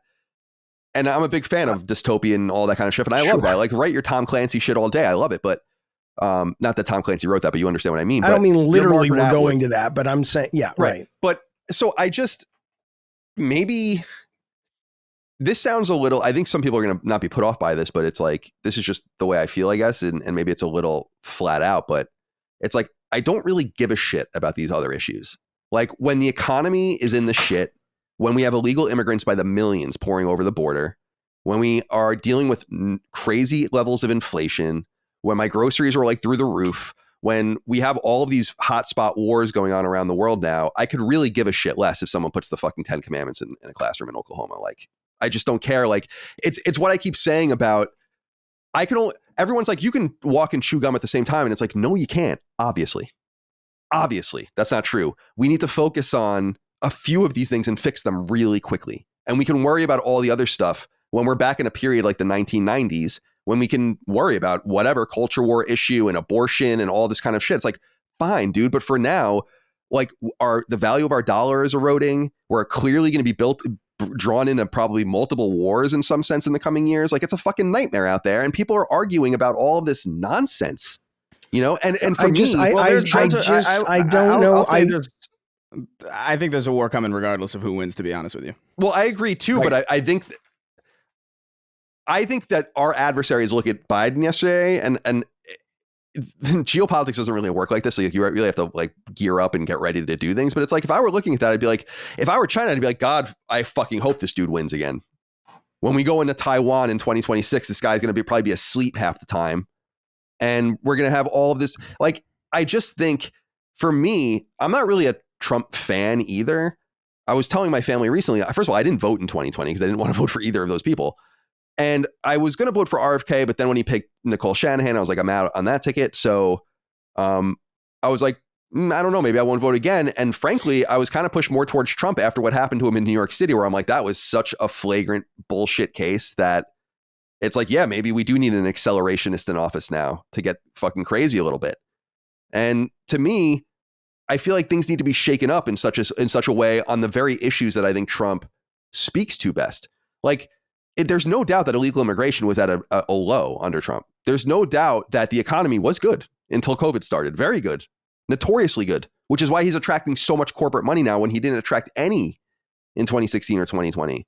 And why he's able to draw in 50, 60, 70 million dollars at bundled dinners, which would have been unheard of for him years ago, because people understand, I think, that like the environment for success was just better. So while I understand there's like a million different issues on the spectrum and people care about all these things, I'm simply telling you right now that like, I don't care what happens in Ukraine. I'm not really that concerned about abortion. If people want to have the 10 Commandments in Oklahoma in their classrooms, that's really an issue we can talk about another day. As long as the value of the dollar keeps eroding, as long as people keep coming across the border, as long as it feels like our men and our women are going to get drawn into these foreign conflicts, nothing else matters. But then you're not an independent. Your political party is capitalism, which is fine. But if the almighty dollar, and I get it, it's a privileged thing to say, but if there comes a point where the very wars that we fight, that we say we're fighting to protect the American way of life, well, then what is the American way of life if it's not freedom to have religion or not, or freedom to live the way that you want to live or not? All we're basically really saying is, do whatever you want, just make sure my pocketbook is heavy. And that's okay, but just admit it. Stop flying the flag and calling yourself a patriot and going to Kevin Costner movies and saying America's number one, and just say, you know what, all I really give a fuck about is my bank account. And I would respect these people more. But the idea that you're going to do it under the guise of for the men and women who fought and died for our country, I think there's a point where that goes a little bit too far for me. Because I think it can be multifaceted personally. Like I said, I've been for about 20 years now devoutly anti-war. And really, I don't mean you. I don't see you flying the flag. I'm talking about. No, I know what you're saying. But to make the argument for a people I'm a cousin to, right? Okay. I feel like there is a disconnect in many different ways, in very subtle ways, I think, between societies, as I was saying earlier, parts of the society. Really, it's like, I would have no doubt per capita that red states are sending their men and women into the military at a greater rate per capita than blue states. I would say I don't know if that's true, but it feels true. Yeah, it feels true, right? I mean, I wouldn't be surprised if that was very true. And I think that people are more, there's just certain things that I think are attractive to the current Republican movement that is, in spite of Trump, but what I think will in the future be called Trumpism. Like, I think the word Trumpism is going to be in our lexicon for many years and decades to come. And people we call Trumpists long after he's dead. But I think a lot of it has to do with, and why I think the new Republican Party is actually somewhat attractive from a policy angle, is it's about America and Americans. And the idea that the government should be worrying about us and ours first and foremost.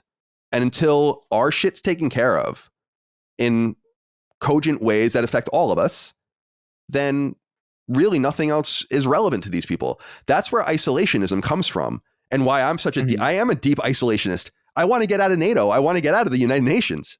Like, but isn't that what drew us into? I mean, I guess Pearl Harbor did, but I mean, weren't we isolationists right before World War II? Yeah, we were. It doesn't mean that it can't work again, and it doesn't also mean that we need to get drawn. We weren't going to even get drawn in until Japan drew us in. Right now, It's not to say we shouldn't have, but something like Nazi Germany taking over Europe simply not going to happen again. This is what I was saying earlier about, like, first of all, Europe needs to worry about itself. No offense. Jaffe, you and I had this conversation on your show where I was saying, like, I'm getting a little tired. I love Europe and I love Europeans, and it's like we bust balls, but like on the real, I'm getting really tired of an entire continent that has subsidized its entire security apparatus through the United States bragging about its quality of life, its free healthcare, its great education, and all that kind of stuff, when we're subsidizing their defense in a major way in a war that has nothing to do with us. Nothing. Well, can you fact check that for me? Because last night Biden said about that very issue, he said, you know, the other NATO countries, or I think he said 16 other NATO countries had paid just as much with helping Ukraine as America has. Now, I don't know if that was true or not, but if it is, doesn't that kind of deflate that talking point? No, I mean, why wouldn't most or not all of the money come from Europe? Like, it would be like us asking for help to secure the border from England. Well, if that's like, part of what NATO is, though, right? But if one gets attacked, we all defend. Wasn't that the whole But this point? is the point I'm making about exercising a more isolationism that is becoming rampant in a populist Republican Party. I think transparently, because of what's happening on our own border, people are much less interested in what's happening on the Russian-Ukraine border, right? It's not to say you don't want to win or lose. Like I've said before, over and over again, Ukraine is the victim, right? Can you explain but it doesn't this mean then? that, like, it doesn't mean that it has anything to do with me or anything to do with us or that we should have anything to do with it at all, right? Especially when unless you think people are lying. We're very worried about this border, but the Mexican border we have no interest in worrying about. It makes no sense. That's the point. It's like if we were a wrapped up fucking little present that was perfect in every way domestically, we could do all sorts of crazy shit overseas. But we are such in the opposite direction that I think people are losing the sight of the forest for the trees, and why there's like a right wing populist movement in the United States that's growing. Okay, because of this. I have to ask you about that though. So yes, the talking points aside, immigration's a problem. I don't, even though I'm in San Diego, I don't currently feel it, but I believe people when they say, oh, my city's bad, this, that, and the other, or I hear people in other countries saying it really has, fucked with this, that, and the other. I believe it. I'm not saying it's a lie. But do you not think there is a valid conversation to be had to say, if we defend the Mexican border, that gets better, but there's a chance that we get into Poland being invaded and then I know you don't believe that's going to happen. I think it's impossible that would happen. Well, okay, but you're one voice amid many that are saying that is sort of what Putin would do. Now, is that scare tactics? Maybe, probably. I don't know. Play it out though. Can you play it out for me? Like, how would that go? Well, I assume he would invade Poland and then NATO probably would do nothing.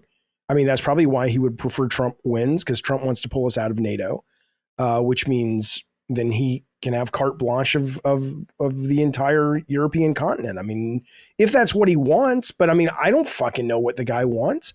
So what do you mean? How would it go? How is it impossible? Well, because I just don't understand. I never with understand less technology. Well, no, I just don't understand what Putin gets out of instigating a 28 country alliance to attack it. To me, it seems pretty obvious he's going to stop. And as we said on our show, I think maybe he goes into Moldova because they have a huge Russian separatist movement there in Transnistria or whatever, which is they totally are probably going to try to incorporate as well. So I'm not saying they're not going to go into another country. What I'm saying is they're not going to go into NATO countries, and they're not going to. And even if they went into all of these countries in Eastern Europe, I would still argue it's like, still, what about our border? Still, what about our economy? Why do you think then that we're spending the money on Ukraine?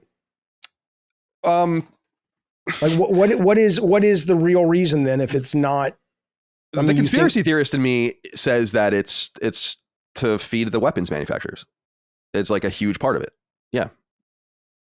Like that's definitely a major part of it. If you ask me honestly to answer that, Gene, do you agree with that? And Chris, do you agree with that? That like, do you believe in the Eisenhower warning military industrial complex kind of thing that they really do have that level of power that one hand washes the other? Because I think it's fairly obvious. Like I don't even think I think it's I think it's fairly obvious. It started in Vietnam. Are you talking about that's exactly what's happening? Are you talking about like a war machine where like defense contracting is like just like a kind of like a big money making endeavor? Right. Well, think about it this way, Chris, because I really wanted to ask you about this too. Because I know you have a more socialist bent, right? Like a left wing bent in a lot of different ways. Intensely so. Right. And I'm always fascinated by how that intersects with foreign policy, because there are some very imperialist style foreign policy like left wingers over history, and then obviously very isolationist ones like communism, for instance. Not that you're a communist, communism was supposed to be an international revolution, right? Like a multinational revolution. And the Bolsheviks split up early on over that very topic. Stalin, as I remember, if I remember my scholarship right, Stalin was very much like, we're not worried about anything else but what's happening here. And I guess it was others, the Mensheviks maybe or something, that were like, no, it's an international movement.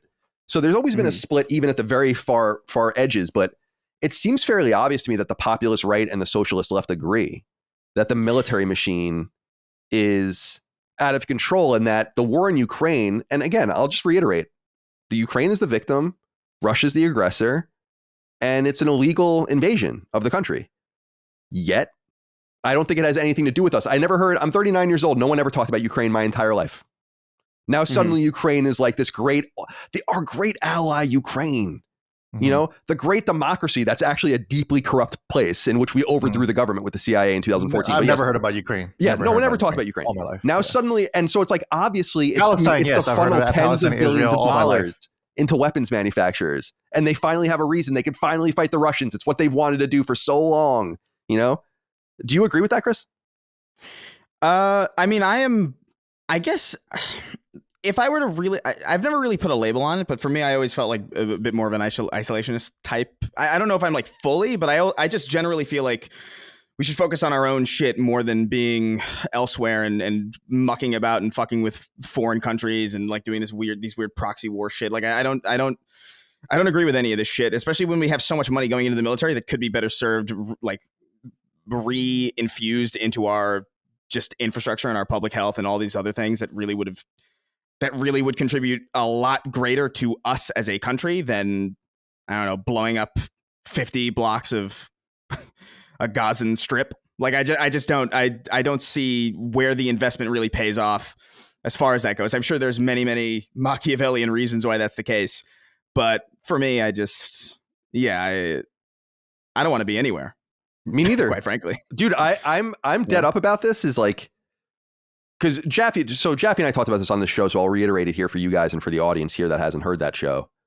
Is that I argue that NATO should be replaced with a new international order that is both an economic trade bloc and a mutual defense pact, and that it should be based on mutual like benefit. The reality is that like most of the countries in NATO benefit entirely and really put nothing into it comparable to, like, do you think it's going to be like Estonian soldiers fighting in Poland, or do you think it's going to be American soldiers fighting in Poland? Right? Do you think it's going to be Estonian weapons fighting in Poland, or is it going to be American weapons that are being used to fight in Poland? And like, I look at this entire situation and I find it to be very dark. It's like, what the fuck are we doing? Like, why are we doing this? This is not only in complete denial of what the founders told us we should be doing. And I'm not saying that they're gods, but they were right about a lot of things. And they were like, you don't want to get involved in these alliances, and you don't want to do all these kinds of things.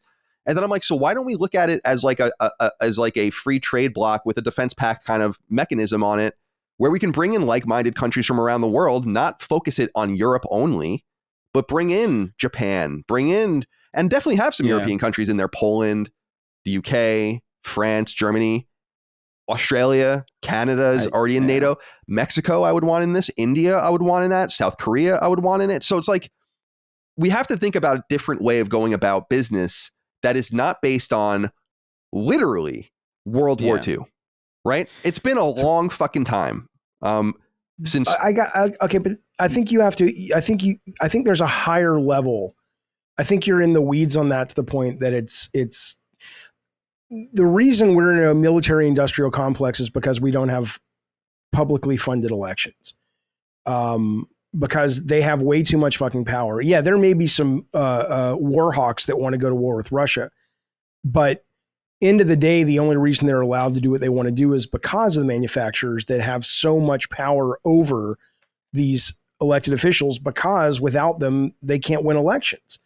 I mean, fundamentally, isn't that where their power comes from? It's not that most people want to I'm sure most politicians, right or left, would rather spend the money on infrastructure and better public schools and all kinds of things. But isn't that the biggest power we give them. So all the stuff about let's make this coalition or that coalition, isn't that just still sort of feeding the monster that it's just a different shade of the monster?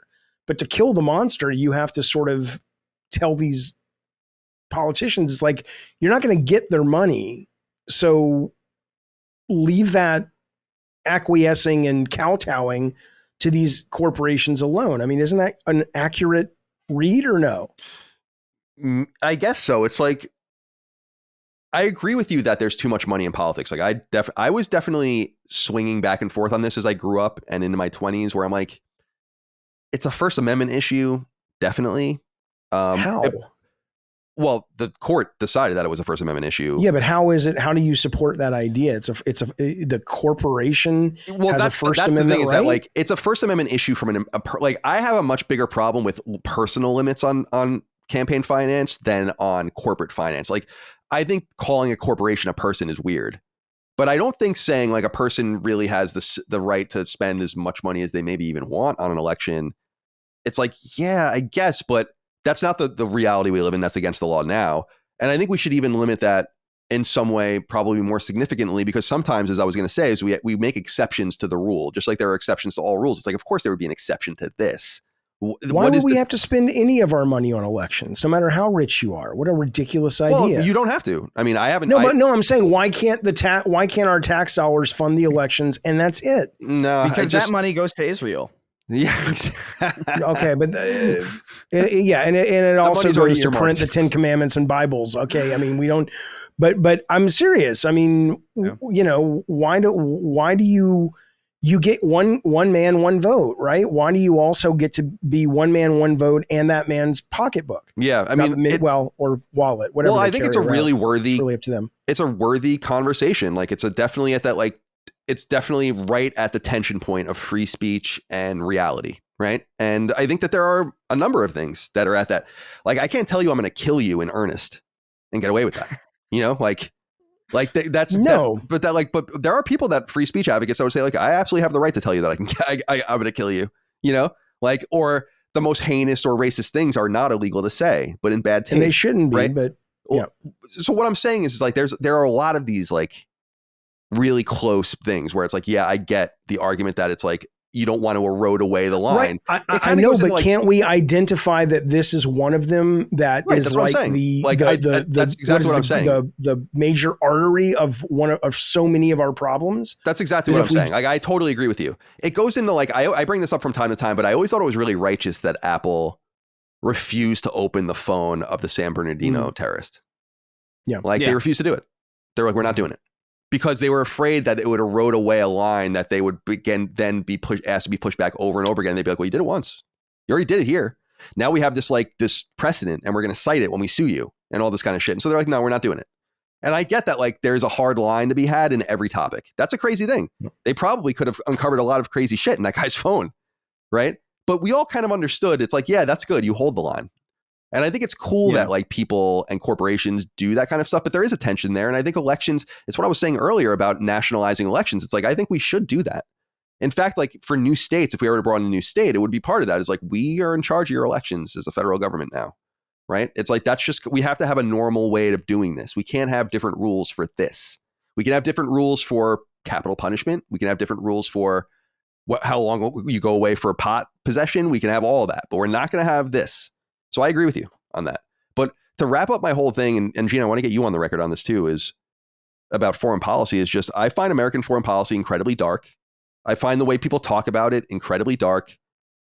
This whole Ukraine thing, I have heard ad fucking nauseum, especially early to midway through the war. Oh, American weapons are being used to kill Russians. Like, as that's a good thing. It's like, we're killing Russians for free.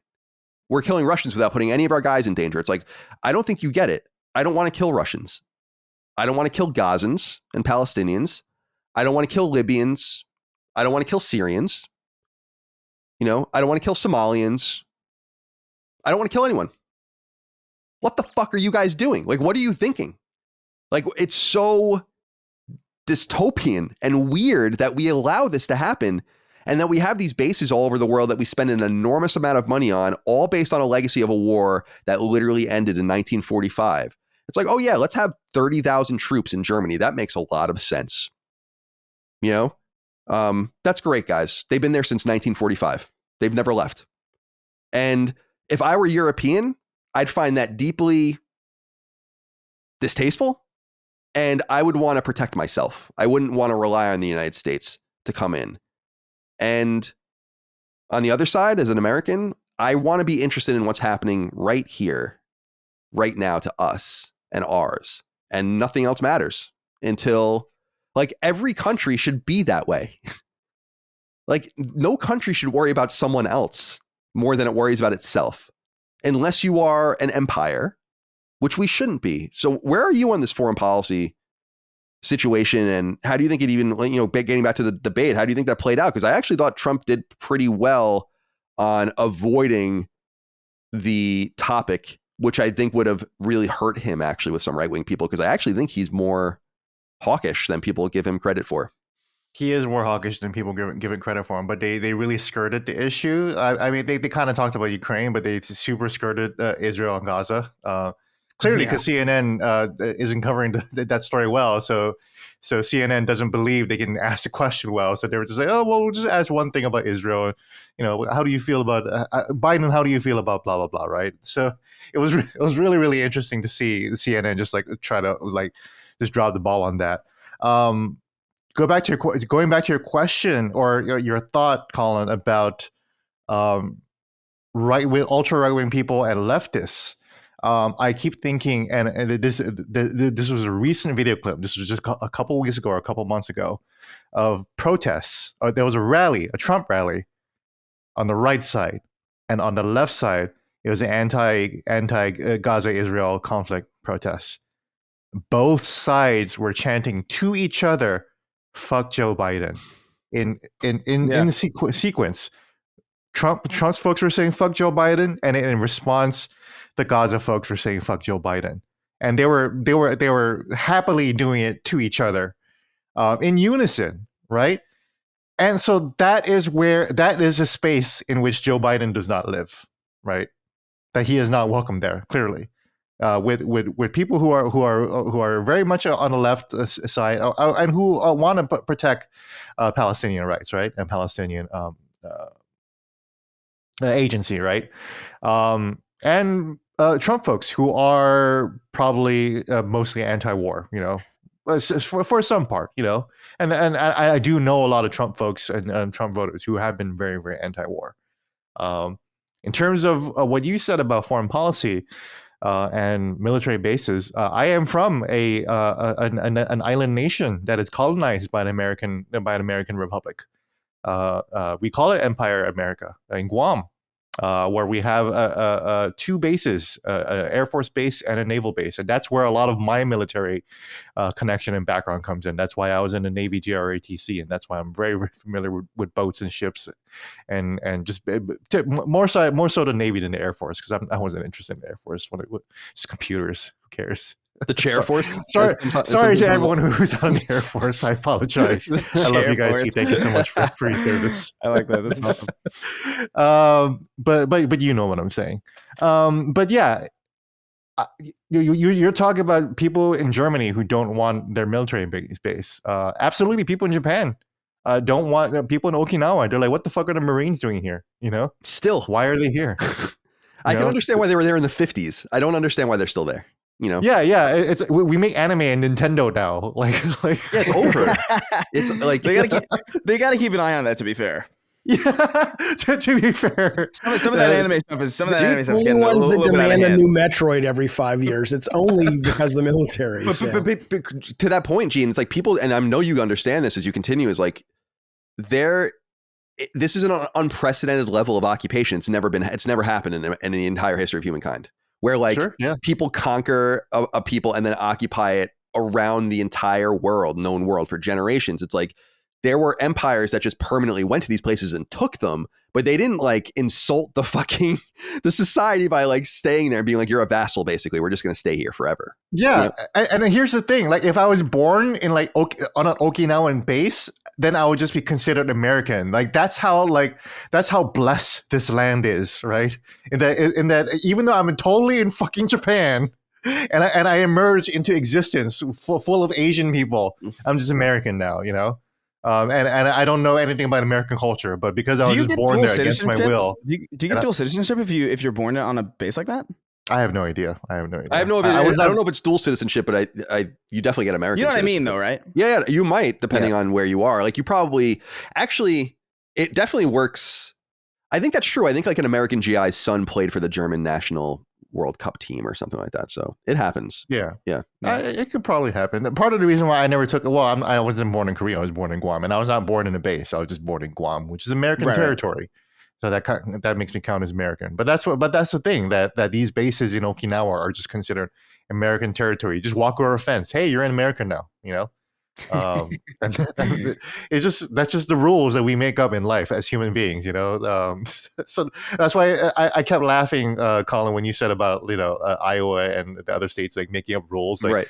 Like, okay, we'll just make up a rule that says whatever they go first, that we go before that. Right. That's the rule. That's right? literally what it says. You know, like yeah, that's like society. We're just a bunch of like beasts, just like making up rules for each other, and just like, oh, are you gonna follow it or not? You know? Yeah, this whole thing really is like a just Calvin campaign. Ball. You know, it's great. It is. This whole thing is play pretend. Really, like if you really boil a lot of this stuff down, it really is. Like you can run for president as a convicted felon, but you can't vote. That's hilarious. That makes you just didn't account for that, and you're not even going to address it. Like that's very clearly a loophole that makes no sense, but like it's just not going to be addressed at all. And it's like, okay, all right, fine. And then like our money's fake, the economy's fake, food scarcity is fake. All of it's fake. It's all fake. Yeah, it's just all rules that made up by some old dungeon master from like a long time ago. You know? I remember walking. I imagine it was Manhattan because it was a city, and it was walking around at night, and I have very, very distinct memories of this block. But they were throwing away like it was like a bakery that was throwing away like a whole day's worth of like food, you know, because they just didn't sell, and they would poke holes in the bags to make sure that they would go rotten. I was like, what the fuck? Why are they just throwing? Why don't you just donate that to a shelter or something? It's like, oh, they can't because then that implies that food is free. I'm like, what? What? This whole thing is, I don't know. I'm really, I don't want to say jaded because I don't think that's the right word. I'm just very hyper aware of how much of this. I mean, you were talking earlier, Colin, about like how it's a joke among many economists. It's like, we don't know how the economy works. And it's like, that's not a joke. They have no fucking idea. Like it is all like, it's just like this algorithmic pretend God that just sometimes spikes and sometimes dips for no fucking good reason. Sometimes there's reasons, sometimes there's not. It's true. Like the unemployment rate, for instance, and how many people have been employed and unemployed is like a total, it's a formula. It's not a real number. Like you don't really know. You know, like but don't you understand? Don't you see how that's like, how can we have any conversation about anything? Or like even just like we talk about like polling and stuff. Like I remember all my life I've been seeing like millennials feel this way or like like and it's no one's ever asked me a damn thing. I've never been approached by somebody who's asked me these questions. But then there's like, what are we talking about even? Yeah, what but okay, but. And existentially, again, that is fascinating, and I agree. I mean, the whole thing's a facade. I mean, how deep do you want to go? When, we're not even physical beings, But fundamentally, though, the time that we're here for as physical beings that we identify as such, all of those things that are make believe, though, I do think are fundamentally in place to allow maybe the most true parts of ourselves to be able to exist safely and to thrive, right? I mean, it's like, the systems are bullshit and totally made up, but the essence behind them, which is I want to love the people I love and I want to be able to feel good about my life and all, that's why it exists. I mean, it's ludicrous, but that's an OCD thing. I can't say ludicrous anymore. I get it. I get it. I know, but I do it all the time now. And it's like, I'm not making a joke. I can't do it. I can't avoid it. But it is, I do think fundamentally it's because we need these systems in place to allow us to have what is as true as we can identify as true, which is those desires to have a good life and to be safe and to achieve things, right? Right. Or to retain power. But I do think but that's why the people who are the powers that be, like, sometimes change the rules to keep that power. Oh, it's horrible. Yeah. Yeah. Yeah. Let me ask you this. I'm confused. To bring it back to the debate. To bring it back to the debate real quick. Biden last night he mentioned about how immigration is better. Illegal immigration is better under Biden, right?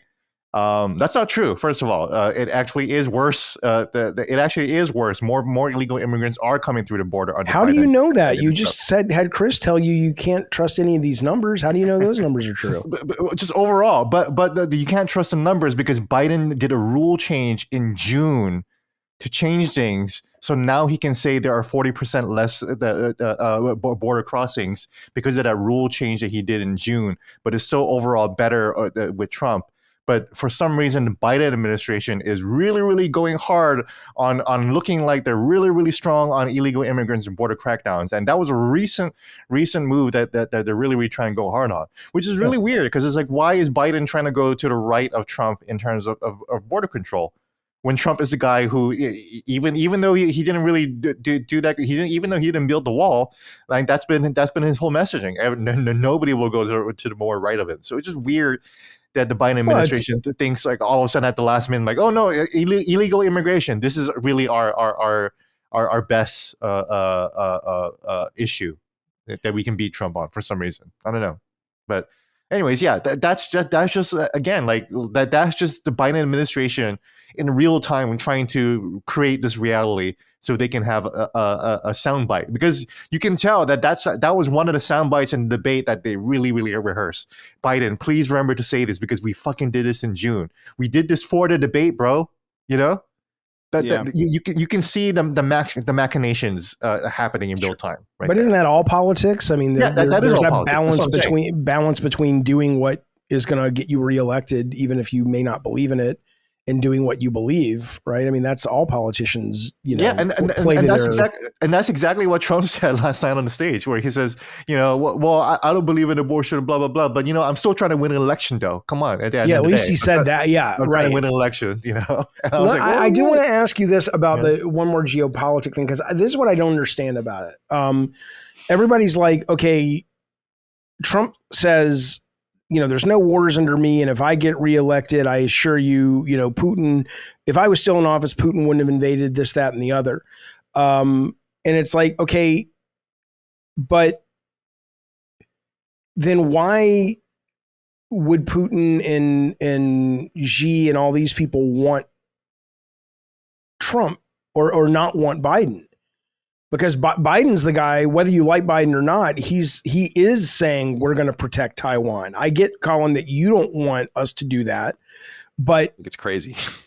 Okay, yeah. But Trump is basically saying, if I get in, I've never even thought about Taiwan once in my life. Okay, but if I understand, but Trump is saying, if I get in, they're going to be too afraid to do all this stuff, and it sounds like you're saying if Trump gets in, we're going to be hands off and say, as long as it doesn't fuck with our country, go for it. Do whatever the fuck you want to do. So which one is it? Is it that they're afraid of Trump so they don't invade, or Trump is an isolationist and if he gets in, they're going to have carte blanche to go all over the world? Well, no, I think it's as I said earlier, like I don't know what the public interpretation would be, but if I were them, I would want Biden to stay. Because he's just a more predictable person. Like, even if he's going to be involved or strengthen NATO or something like that, I still think. But if Trump gets in, what's going to happen to Taiwan? Do you think they're more or less I think it's probably to attack? Equal, because that's like a doctrine thing. We have like an entire series of doctrines towards Taiwan. Like, we don't even acknowledge them as the real China, like Formosa or whatever. Or any place, Taiwan or no, I think Taiwan's especially relevant because it's like, again, this is another example of Taiwan would be victimized by an invasion of a country that it could be part of if it wanted to be, but doesn't want to be. That's why it's another country. But it doesn't really have anything to do with us. Like I get all that. Yeah. So it's like, to me, I'm like, well, I'm talking more about what is the talking point to believe. Do you believe that if Trump's in office, we're not going to have wars because they're too afraid of what Trump will do? or if Trump's in office, we're going to have more wars because he's not willing to do anything. Yeah, no, because that's an interesting. He's an isolationist. Yeah, no, I personally think that having the Earth, the planet was unusually peaceful. I'm not saying nothing was going on anywhere, but there wasn't a lot of shit popping off under him. Partially because I think that he was an unknown quantity. I still think he is in some sense. And that does probably keep the peace. It's like nuclear deterrence, right? Mm-hmm. The hope is that you don't use it. And that if you do use it and that it does go off, it's so consequential that you would hope that never have had to have done it at all. And I think that that's kind of Trump's advantage. But if I'm our adversaries, if you want to call them that, I don't really look at Russia as an adversary. They're just another country. I think China is much more of an adversary than like Russia's irrelevant. I don't even know why like we're so worried about a country of like 150 million people, you know? What do you think America's response should have been to October 7th in Israel, though? Should it have just been hopes and prayers and we're sorry? I'm not saying you're wrong or right. I don't. I'm just asking what's your take on that one? My personal take is that like we're way too intertwined with Israel. Yeah, but what should our response have been to that event? Well, I think our response to it is, well, in some sense, it's requisite. Like, we're sorry it happened. We'll give you CIA backing to go spy on these dudes and find them if you want to send them Assad or the IDF after them. And you can buy weapons from us.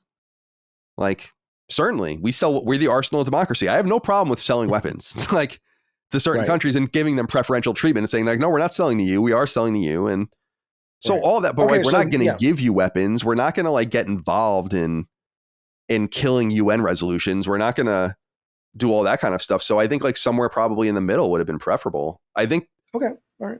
But I think I think our disposition towards both Israel and Taiwan would stay exactly the same no matter who the president was. Because I think that that's more about the Pentagon and just policy over many years.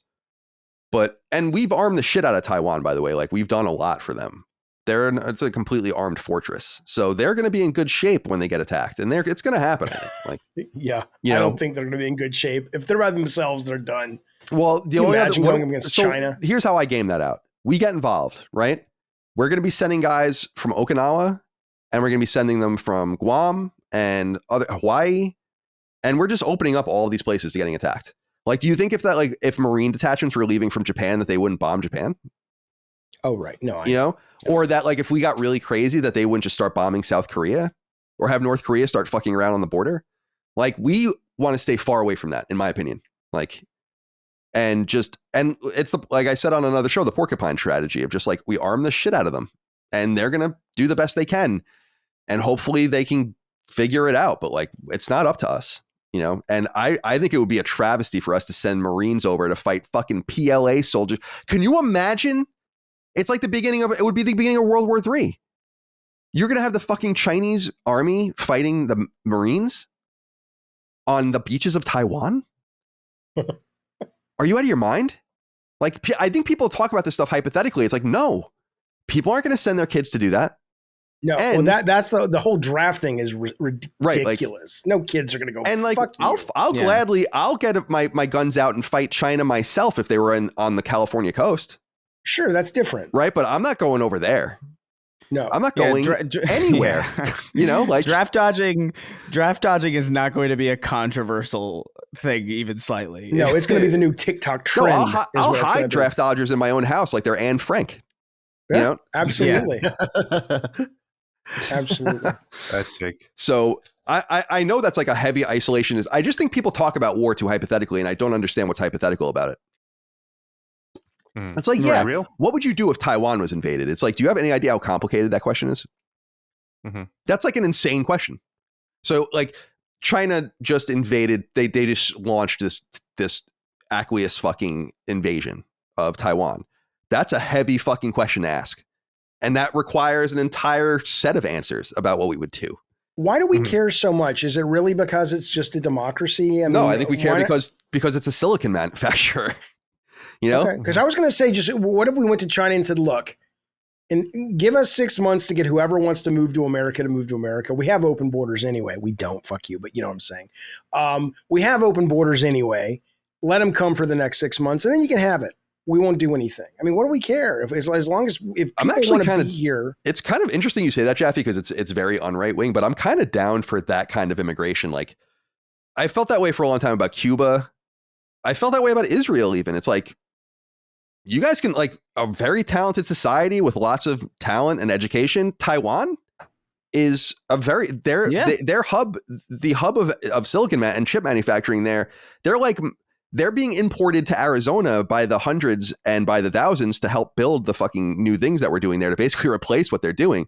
To tell them to be like, if you guys want to come over en masse and basically seed this land and not have to live under this fucking craziness anymore, just come use your talents for us. You know? Yeah. But of course, that is like fucking pie in the sky. Never gonna happen. They make some good movies in Taiwan too.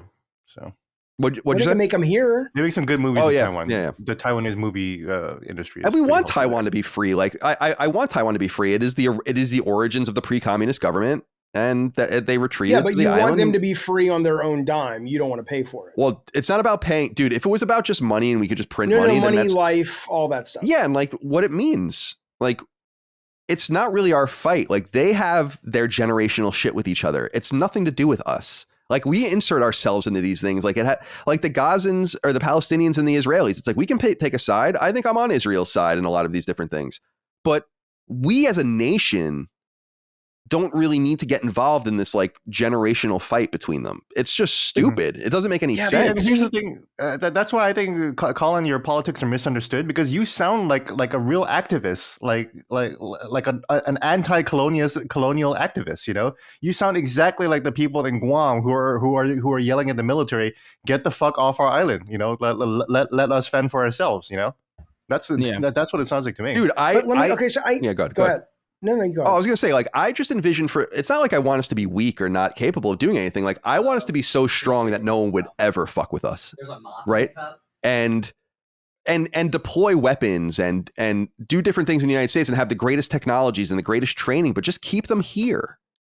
Right. And if we need to deploy them, then like, do you think that if like something popped off in Europe and like we needed to go back over there for there's some crazy fascist movement and we want to get involved in that, we can't just reinsert ourselves?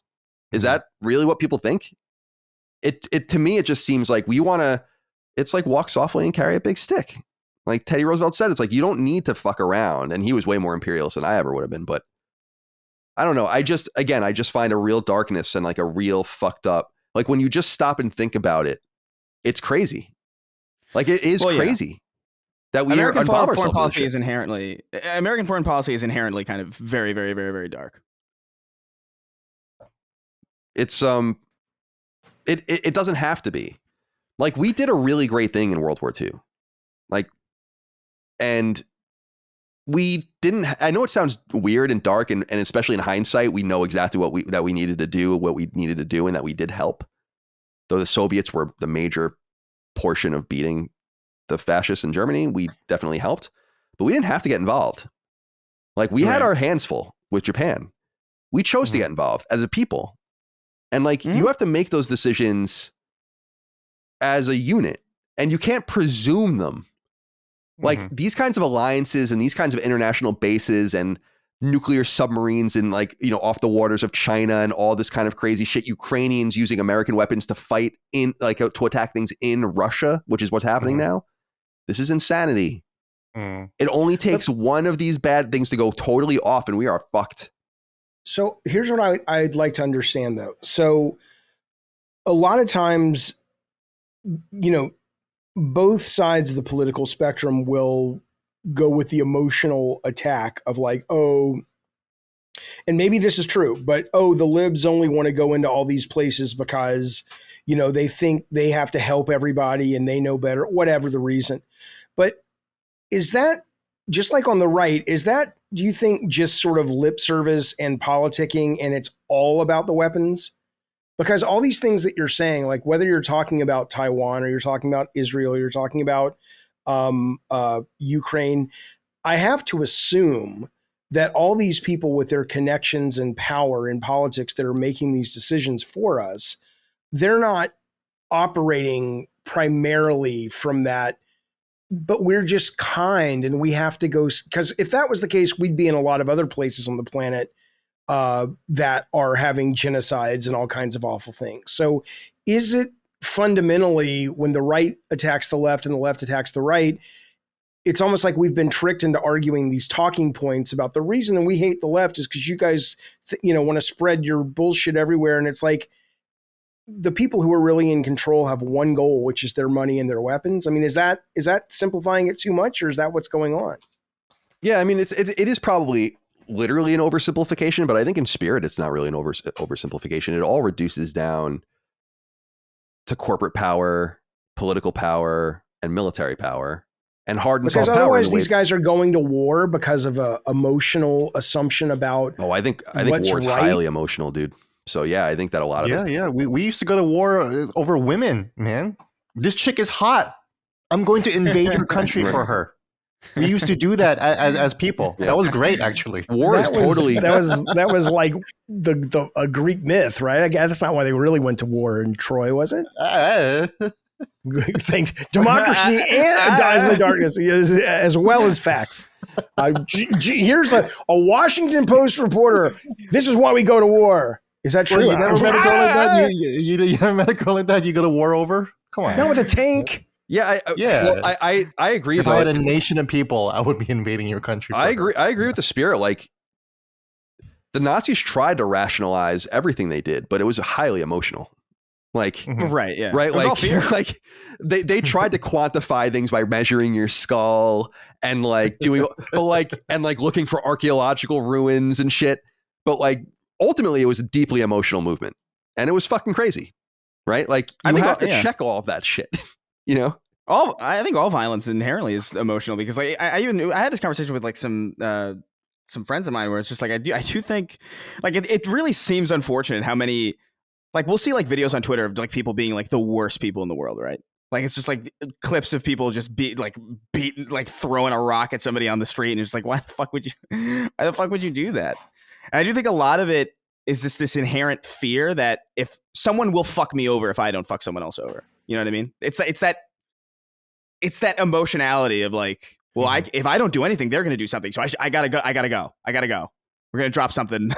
But the violence like that is one-on-one. The people who are making these decisions are in the street. They're like corporate boardroom guys going, well, if we push this over here, that's not violence. That's power, right? But I think the spirit of what I don't think it's like literally true. I think the macro and micro there, that there are parallels there. You know. Yeah.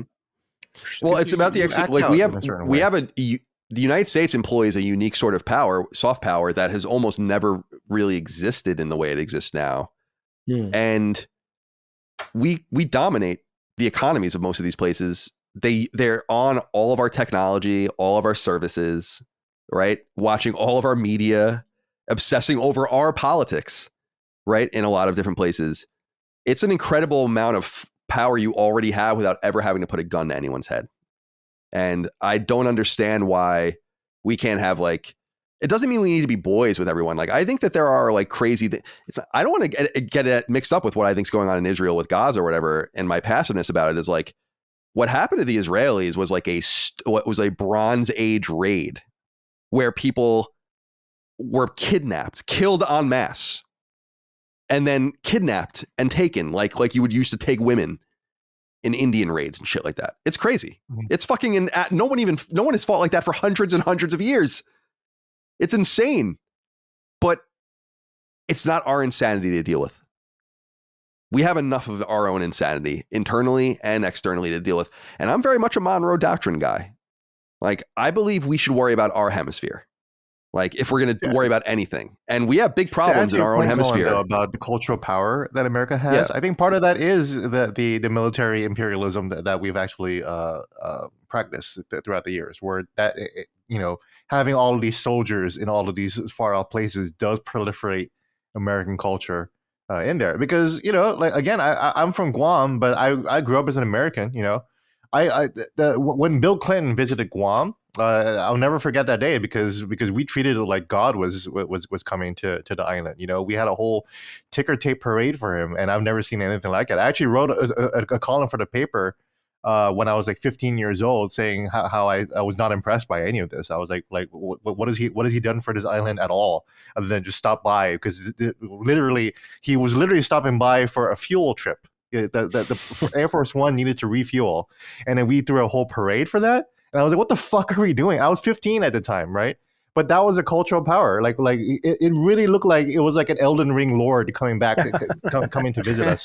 And this was like Bill Clinton the grafted, coming down from on high. And he was literally just stopping by because he needed more gas in the plane. Bill Clinton the grafted. But that was a cultural power that Bill Clinton, that the president of the United States had.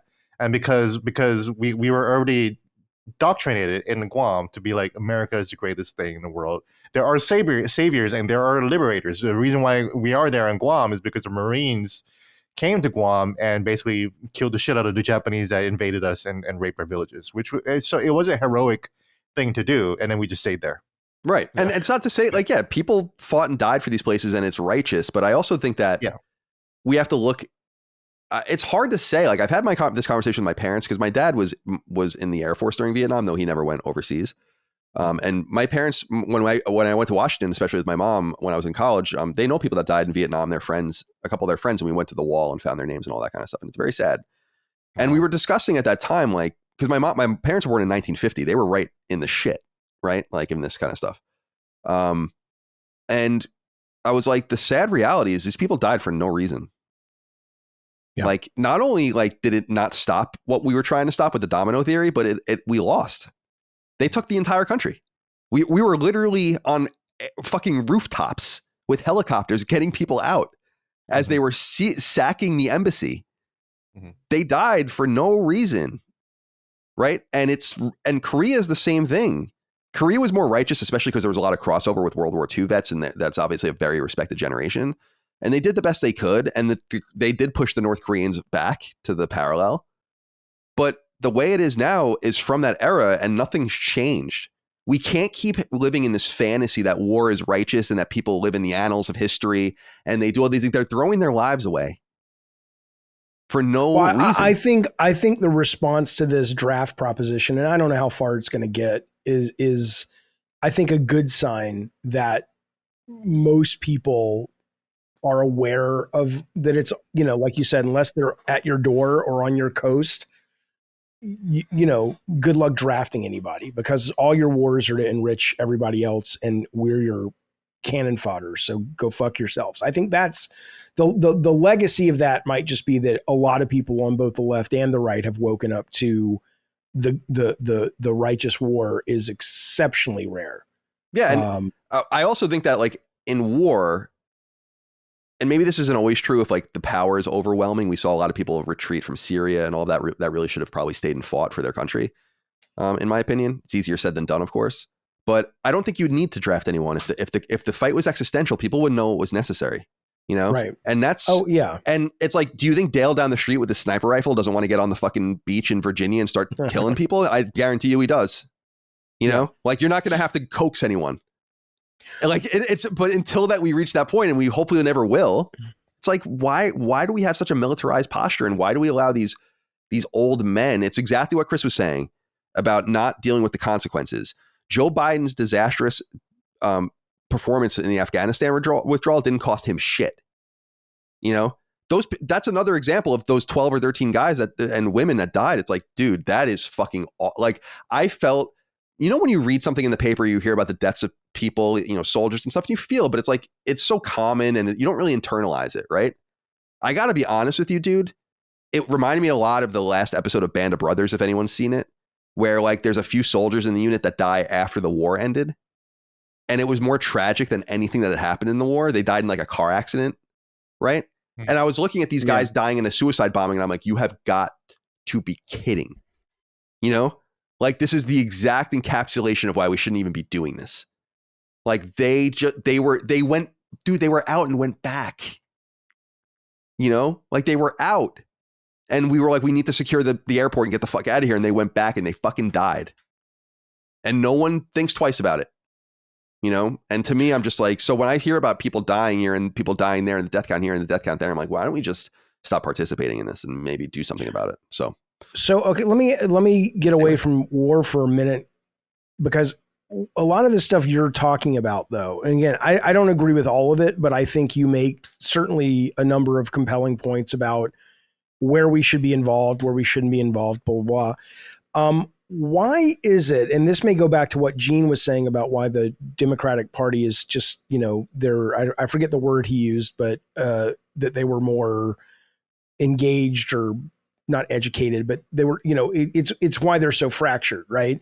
But why is it that so much of this messaging, like, why can't you just strip out the meanness of it and the culture warness of it? Because then I would listen to you and I'd say, like, if you were running for president with these thoughts, I would say, I don't agree with all of them. And some I have real issues with, but I get where he's coming from. And fundamentally, there's sound logic there. But why is it so frequent that message politically has to also be wrapped in the 10 commandments in our schools, anti-LGBT, racist, the Jews will not replace us, good people on both sides? Why are those things so married together? Well, at least for Trump. Yeah, I think that I've always struggled with this with him too, and I'm sure the guys agree, where it's like, I don't understand why it's so difficult to just be normal.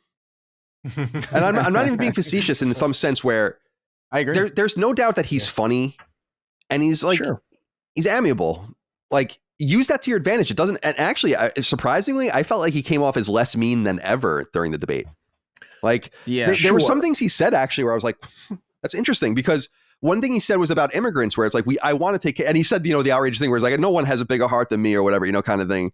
And it's like, but it's an interesting point where it's like, you need more softness, I think, in humanizing. And immigration is a great example where I do think we need to shut the borders down and really figure out if we're going to deport a lot of people. Not everyone, but we got to figure out most of them probably have to go. I don't just mean as a political tool. I mean, why is the message that you are sending about geopolitics, which I think is, if not entirely it's accurate, but I don't entirely agree with it, but it is logical. And some of it I agree with a great deal. Why is that? Whether it's Trump or his followers, why, to quote Taylor Swift, why you got to be so mean? Why can't you be those politics, but still be like a good human being? Or but there's got to be. It's because he's a mean guy. That's just who he is. But his followers are as well. Not all of them, of course, but it's the culture war stuff, I think, is just so horrible right now in this country. And he fans that flame, and I don't know, man. I just think that's, maybe we are going to have people on the beach in Virginia and California, but they're going to be our fellow Americans. Maybe that's how bad it seems. Am I exaggerating it? There is like, I don't know, man. It seems. I'm sorry. Go ahead, Gene, please. I feel like Biden would be almost as bad on the culture war stuff if, again, Biden didn't have a whole staff of people around him. If I want to dumb it down, the sweet baby staff, like staff around him. Right? Don't, you know what? I mean, you just fucked everything up. No, go ahead, Gene. But I mean, that's what I'm picturing in my head, right? But the Democratic Party does have, because I'm just like looking on Twitter and because Barack Obama just tweeted a defense of Joe Biden. He was like, "Oh, okay, so they had their meeting." They had their meeting, I guess. Yeah, I guess, yeah. But we have our bad nights, but I still support Joe. And then I see people in his comments, and I completely forgot about this. I memory hold this. Remember when Pete Buttigieg was running for president? Yeah, of course. And then he had that fucking dance, that "Time to the High Hopes" song. Yeah. And he tried to make a TikTok. Oh, yeah, so they tried to make a TikTok dance out of that one. So like they're spamming Obama with that stuff, and it's like, because I really do think that Biden would still be calling the black people the blacks if it wasn't people around and saying, Joe, you can't say that anymore. You know what he said actually too? Yesterday, did you pick up on this, Gene? That he said illegal alien. Yeah, exactly. Which is way far away from what he's supposed to be saying with Democratic nomenclature. That's why, because exactly. And even during the abortion segment, where which should have been a slam dunk, this is literally a layup. This is the one issue that people actually like Biden over Trump over is over abortion, right? And then for some reason, Biden tied it back to, the illegal aliens are coming in to kill our babies too. And I was like, what the fuck are you talking about? So that's why, like, I am almost certain that Joe Biden is that kind of guy. It's just that he just has he has people around him to say, you can't say that anymore. You have to. It's Pride Month, sir. Okay. It's Pride Month. Remember, it's still June. And then, so that's why we're in this situation we are here today, because people don't want to tell the truth to him, and that's why there have been a couple of White House reporters, because the White House press pool see Biden more than anyone else in the American public, because I've been part of the press poll. You are with the president 24/7. When they go to sleep, you're outside their house sleeping in the car, right? When they leave the house, you are there with them. No other person besides the chief of staff or whatever will see the president more. So those people are seeing Biden, and they're seeing the reality of how Biden is moving. So what are they saying? They're saying that he's almost fucking dead. Okay. I haven't seen that, but I haven't been reading the press pool stuff. But that's interesting. because that is like maybe like 10% of the press pool who is like speaking out loud, but 90% that included Jon Stewart in the Daily Show when he made his debut a couple months ago. And a lot of people got mad at him about bringing age. A lot of people shouted down these White House press reporters saying, "Hey, look, the president is not looking real good." The Wall Street Journal had a story about that, right? And they said it was like a hit piece and all that. So yeah, and they were calling it a hit piece because that information was being fed through MSNBC, the liberal news outlet that's hiring former Biden staff people, former Obama people. Like there's an Axios reporter talking about how Biden's staff might have not prepared him, and then we have Jennifer Palmieri, who works at MSNBC right now, but who literally used to work who literally was the chief of staff for Clinton and Biden, or on Obama, saying, "Well, it's really bad that you're doing you're throwing the staff underneath." What the fuck, Who the fuck are you? Why the fuck are you talking? Why are you in this conversation? You are so you are part of the machine. Well, and you're part of this machine that is putting this veil over everything. She's also one of the architects of Clinton's losing campaign against Trump. Exactly, so she should be totally discredited. Like anyone who worked on that campaign should never be allowed to. The people that lost to Donald Trump. This is what Chris was speaking to earlier. Like it was ridiculous that like they put up who they put up against him. Mm-hmm. It would have been so easy to. But just for the sake of balance, this happens over at Fox with the Republicans as well, correct? Of course, yeah. I just want to be clear. I would argue that. But that Jen Psaki lady, come on, she's right, Gene? You and me? I remember Fox. I actually don't like. I don't. Come on now. At all. I don't find her sexy. I remember Fox being like the biggest joke when I was a kid because it was so transparently terrible. Like it was just like they didn't even make, and now I feel like it's just all. I just feel like the curtain's been pulled back so much now that it's just like it's just a business. It's a show. It's a business. It's a show. What even is? It's that deep sigh is so real. Yeah. Well, Chris, let's linger on this for a second and stay with you because I want to get into this topic, and I hope I can keep you guys for a little while longer. I don't want to keep you forever. Sure. Do you think, Chris, that they will replace Joe Biden? It seems now that we have enough information knowing that at least in the short term, they're not going to do that. But in my opinion, that was always probably going to be the most likely thing. I said earlier, like a coin flip, like where you ultimately it's likely that he's going to just go through. But I argue it doesn't get any better. The only way to fight this in some sense is to put him out there way more. Like he has to dispel it over and over and over again. And that's just going to set him up. That opens him up for a lot of every gaffe will be now under a microscope and magnified over and over again. Mm-hmm. It seems like it, and this is what I was saying earlier. It's always going to be like some sort of more even election. It's not like the 80s or 70s or other times where there was like these universal elections. Like he could be a corpse in a casket, and people on the West Coast are going to vote for him, right? And people in New York City and all these places, they're going to vote for him. So. Mm-hmm. But it's about those 6 or 8 states, swing states, and I would argue that Trump is going to win every one of those states if the election was today, and that's all that matters, in this whole thing. So, where do you think this goes? Do you think that they'll keep him around? Do you think that they can? And do you think that maybe they'll try to remove him in a pretty anti-democratic thing that's how Adlai Stevenson became the nominee in 1952 was at a brokered convention. We haven't had one since, I don't think. Yeah, I think it would be wise of them to replace him. I just don't know who there is You know what I mean? Who is it? Just Kamala Harris? I guess is it just like the VP. I don't know if it would work. She's falling out of the coconut tree.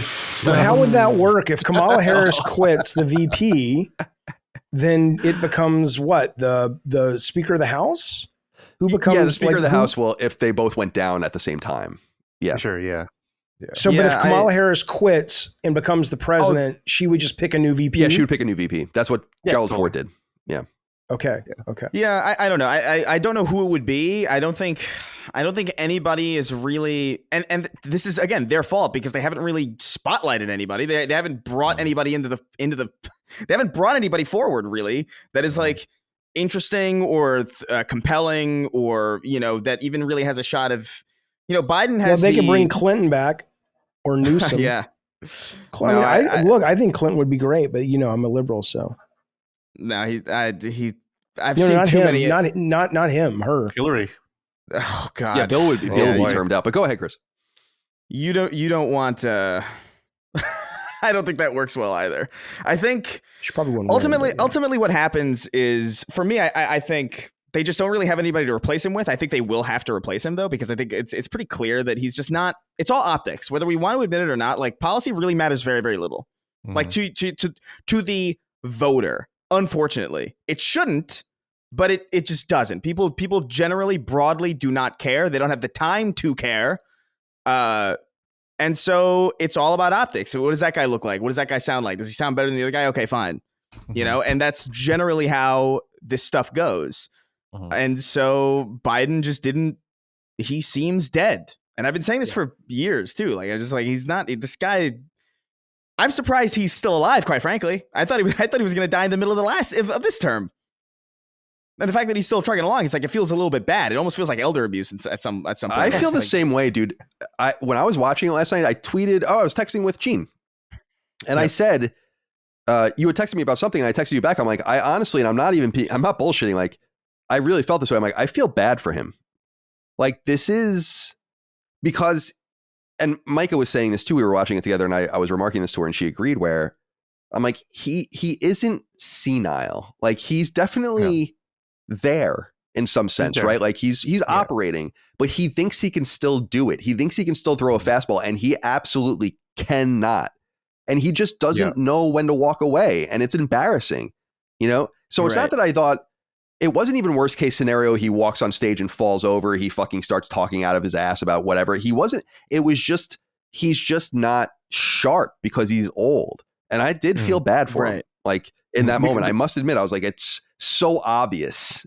Because there were some real obvious like clapback moments that he tried to have where he's like, you're the whiner and you're the He loser. sounded angry, and that's a sign of getting old. I think that was but I think that was genuine though. You're the loser. And it's like, come on, though. Like, that was because he was making. I mean, you're talking about a draft dodger and Trump, and this guy's son. Man, he should have called him a draft dodger instead of a loser and a sucker. You know? But I think it was a genuine response to any father. Any father would defend their child. I mean, he was shitting on the military that both, I think, of his sons have served in to a draft dodger. I don't think he was on script at that point. I know. I'm not saying that he shouldn't have clapped back. I'm saying the clapback was so weak because all he said was, you're a whiner and you're a loser. And he said that you have the morals of an alley cat. Your impression's awesome. Instead we got alley cat and loser, That's what we got. There were so many openings for Biden to attack back. And Biden of old, of 2016 and 2020 even, would have done that. Yeah. But in 2024, he does not have that anymore. Well, he can't do what he used to do. And he was never even really that good at it before. He was okay. Yeah. Obama was much better at the clapbacks. Hillary was much better at the clapbacks. So that's why when you say we should bring back Hillary, it's only because you're remembering that Hillary is a great debater. That she won all 3 debates in 2016. It didn't easily, right? But it didn't matter. It didn't matter. She wanted to debate. I just think she would have been a great president. The debate is we should bring Hillary back because she would have given us a better performance and she would still lose in 2024. Yeah. Go ahead, Chris. Well, I mean, look, at this point, you could bring back, not bring back, but I mean, you could get one of these novelty candidates at this point, and they would probably have a better chance. You could go out and get an Oprah Winfrey, a Kevin Costner, a Rock, and I know it's ridiculous, but look they're running against a TV star. I mean, there's nothing, we've already kind of crossed that fucking line. So, if they ran a celebrity candidate, do you think there's a celebrity out there that could actually win? No, I think that there are Democratic politicians that could win, but I think you don't think Taylor Swift could win. I don't think so. I think anybody who would vote for her is too young. Anybody who would vote for her is too young to vote. It's also I think that would be so insulting. It's like, come on, man. Like, how much more are you going to degrade us? Well, yeah, but like Trump went to putting the star of The Apprentice. What? I said Trump went to war. But the Republican, he's a complete idiot. Like, you're talking about people that like are out of their league in every way. In my sense, I don't know. That's different. I'm not saying he's different than Trump. Well, do you think Trump came in with any policy experience or interest to be on that? What did you say, Chris? What's that, Chris? I said that the Republican Party was also embarrassed at the time, like of Trump. Like it would be a similar. Very embarrassed. Oh yeah, definitely. Yeah. I'm not saying he's a genius. I'm just saying I think that calling him only a celebrity with no experience or comparing those kinds of things, I think is specious. Because it's like, really, you think Trump had no political experience? No, but he had deep world experience. Like, that's what I'm saying. Like, you don't. I don't know. I don't want to argue. I've argued about this so many times with people. It's like, I don't want to argue about it. I want to understand. I'm not trying to defend him in any way. It's just like, I don't believe in this bumbling, I inherited everything kind of thing. It's like, that's not true. And he didn't inherit the amount of money he ended up with. He has a fucking skyscraper in New York City. At some point, you have to make a decent amount of money. So he has some sort of real world experience that I think he was able to root himself in. Okay, so you're managing a network of people. You're talking about the institutions and everything. Yeah, right. Like we want more. Right. Versus Taylor Swift, who is managing herself and her brand and her image, which Trump also does, right? But like Trump said last night, and he was bragging about it, I like to fire people, So he does have that. I'm talking about who could win. I'm not talking about who would be a good. Yeah, well, president. no, I don't think she would win. I don't think she'd get anywhere close to winning. But I think that, I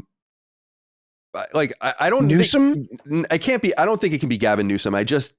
He's too vulnerable. It's too weird. Like California is not in good shape. No offense. I know you guys are there right California is not in good shape. So who would it be? There's so many different ways you can attack the way Gretchen California Whitmer exists today. Okay. Okay. I'm trying to. You say the Democratic candidates that could win. You're saying Gretchen Whitmer could win? Yeah, I think she would probably be. I don't think any of these are necessarily good candidates. I think that shaking. Listen. There's a huge part of the populace that doesn't want to vote for Trump, right? It's not that they won't. Right. It's that they don't want to. And if you there is something explosive about the idea of saying we're going to swap out someone for someone else, and people just get excited about that because of the marked difference in their personalities and their age and their spirit, whatever it is. There is also something deeply anti-democratic about it. He did win the primary. If he wants to stay in, then you kind of made your bed. He should have. It's obvious now that he should have been made to promise make a James Polk-like one-term pledge that he all but implied that that's what he was doing. He did. And that I think the 2022 midterms and the fact that they overperformed, which they did, I think told him it's like, oh, maybe things aren't that bad, but it's like, you misread this completely, dude. You aren't wanted for this moment. Go ahead, Chris. No, well, I was going to say, it's like, it almost feels like, well, okay, Trump's back in the picture again.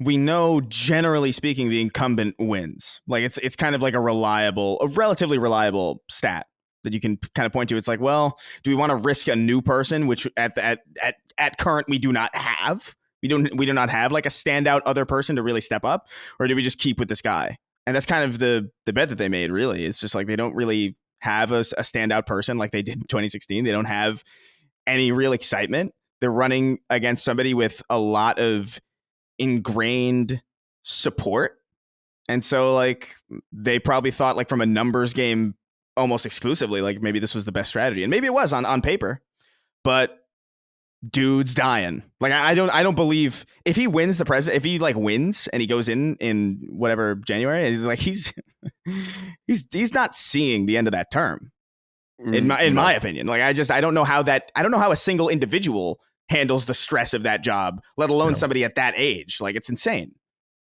What if they ran Bill Maher? I'm serious. That'd be terrible. Nobody likes Bill Maher. That'd be the worst decision. Really? You don't think he's moderate enough on both sides? I'm just trying to find somebody that would hates him. I watched Bill Maher's too much of a he's too prissy for how tough he pretends to be. Like it doesn't work. Like there's this. Did you see the podcast with Bill Burr on it? Bill Burr, hell yeah. Yeah, Bill Burr was great on that. Yeah, it was rough watching that from him. And he kind of knocked every insecurity that like you would imagine that he has, and it's like, yeah, that's no, I don't know. I don't know who you would run really. I think the well's kind of tapped. Buttigieg? No, it can't be. And it's again, don't you remember the TikTok dance? Yeah, but he's done some good stuff this week in the hearings. He's been on fire, but you're going by the like what they've done and like policy and stuff, and people don't care. You need like you need a new guy almost, probably like an entirely like a fresh, like completely like almost like not clean slate kind of person. Yeah, hey, the bumper sticker's already fucking made. I got it on my back wall. If you guys are ready. Yeah, we could do it. Chris is still constitutionally ineligible, but we don't care about the Constitution because we're not ever going to leave once we're in. Can I ask a question about something, Colin, you said earlier, though? Because I'd love to get Gene and Chris's take on this, because I find it difficult to swallow, which is I agree with a lot of what you said about, I wouldn't want to call it isolationist, but about we're too much in other people's shit. And there's a lot of stuff over here we have to fix. But when you said, though, so things like making it legal to have the 10 Commandments in people's classrooms and making it an obligation to teach the Bible and have the Bible, which I think was yesterday, right? That was Oklahoma. The other one was Louisiana. The 10 Commandments is Louisiana. I think Oklahoma is the Bible. That's right. I just can't swallow that. But I'm wondering about Gene and Chris. Do you guys think that that's just like, yeah, whatever? Or is it like, dude, that's fundamentally, like, I feel absolutely opposed to a big part of what we are about or supposed to be about in this country? Yeah, I don't know. Maybe this is a little bit, this is definitely going to sound really callous, but like, to me, it's just like, okay, well, we know how that train of thought leads. You're going to have a lot of teenage pregnancies. You're going to have a lot of stupid people. You're going to have a lot of uneducated people, and that's going to lead to a really rough situation for you. And then that's the bed you made, really, ultimately. Like if you vote that way in your own state or whatever, it's like to have like abstinence only education, as if that works. It's like, God bless you, dude. I hope you're excited for very, very low class mobility upwards, but somehow still somehow deluding yourself into thinking that one day that billionaire will be me. Like it's astounding that's a common thing, but it is. And you know, if they want to do that, I feel like that's insane. I do think it's ultimately like not, I don't know what federal, like I would that strikes me as unconstitutional, but I don't necessarily know exactly. Like I can't remember off the cuff, but like I feel like it is insane to have that dictation done, especially on a governmental level, even if it's like a local state government. But I am sort of, I don't know. I am kind of with Colin in the sense of like, I don't think that matters much, because that's like one of those things that I feel like can be undone relatively easily, as opposed to all the things that really demand our attention that are just not being paid attention to. Things like healthcare and just like our crumbling infrastructure and all this other stuff. I feel like is a lot more inherently important to the now, as opposed to these other things that could be flipped on and off at a moment's notice. You know, I don't want to say I don't care. It's just kind of like, if these people want this, then I hope everybody who doesn't want it gets the hell out of there. Okay. Gene, what do you think? I'm sorry, what was the question again, real quick? Oh, Lord have mercy, Gene. And Biden's the guy we got to worry about. What was the question? The question, Gene, was when... Sucker. You're the loser. Yeah, you're the sucker, Jaffe. I was saying Colin was suggesting we're all that going to be there eventually. So like I don't want to make fun of old people, because we're all going to be there. You know? Don't I look as the oldest guy here? I sit around with people my age and we laugh like motherfuckers that we unironically talk about our ailments. Mm-hmm. It's like, or the sounds we make when we get up from chairs now. It's like, this is the funniest fucking thing. What are we doing? Yeah, we're fucking the fucking Live Aid generation. It's like, you're 53. Fuck you. Anyway, the point is, Colin says, it's 10 Commandments in the classroom is clearly a violation of church and state. forcing teachers to have a Bible in their class and use it as lesson that's not historical but moral. It sucks, but it doesn't bother them that much. And I say, to me, fundamentally, that is one of the reasons we're supposed to love and fight for this country, is that freedom. And I was asking you guys, how does that sit with you? Because it doesn't sit well with me at all. But Colin and Chris seem to be like, yeah, it sucks, but we got bigger fish to fry. I agree that we have bigger fish to fry, but I also understand that cultural issues are easy to understand. They are easy to digest, and they are easy to talk about and express. I think back to how McDonald's started, actually, and I know this is a random pull, right? But when Ray Kroc saw McDonald's, right, he thought about making McDonald's franchise, right? Yeah, and his inspiration was church. Look at how standardized church is. Look at how all the pews are, and look at how clean it is, and look at how welcoming it is, right? And so I feel like when we talk about stuff like the Bible or Ten Commandments, or stuff like abortion, which is very much rooted in of faith values and religious values, I feel like that would resonate with the populace, which is why like McDonald's became so popular, because Ray Kroc kind of keyed in on how church and community is probably the most important, biggest selling factor in terms of reaching the American public, right? And then, so that's why I think Trump, I don't whether he understands this or not, it doesn't matter, but he instinctually understands this, which is why, again, I think it explains his big draw and love for McDonald's in the first place, right? Because he understands McDonald's as a cultural icon. And as a place that is irresistible to go to, and that everyone agrees. Oh my God! And people relate to it in some sense. Yeah. What was that thing where he had like the fourth? What was it, like the 50 burgers? Oh yeah, he like got it catered. Some team. Yeah. Of course, yeah, for that football team, which is unquestionably like the greatest moment in his presidency, right?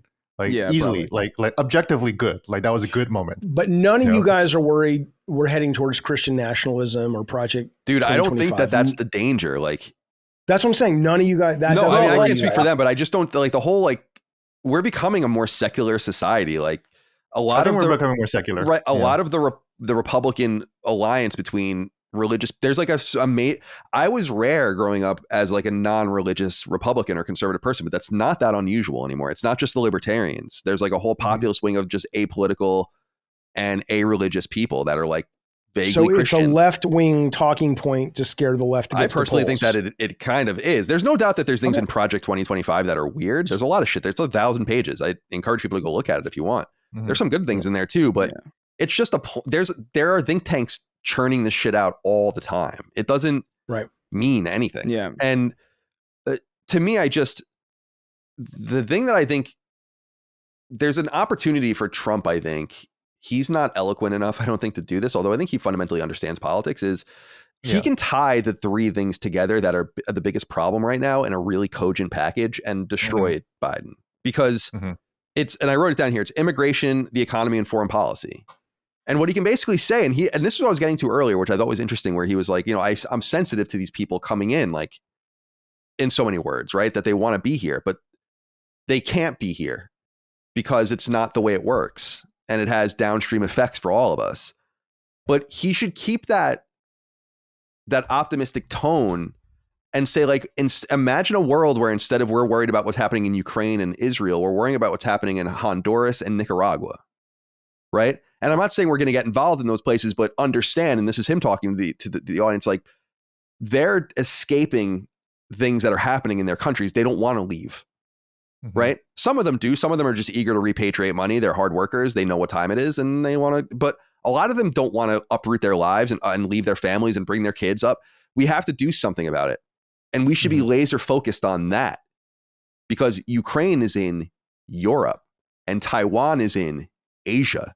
And these countries are in the Americas, a little closer to home, where we should worry about those kinds of things. Tie in the drug manufacturer and the cartels.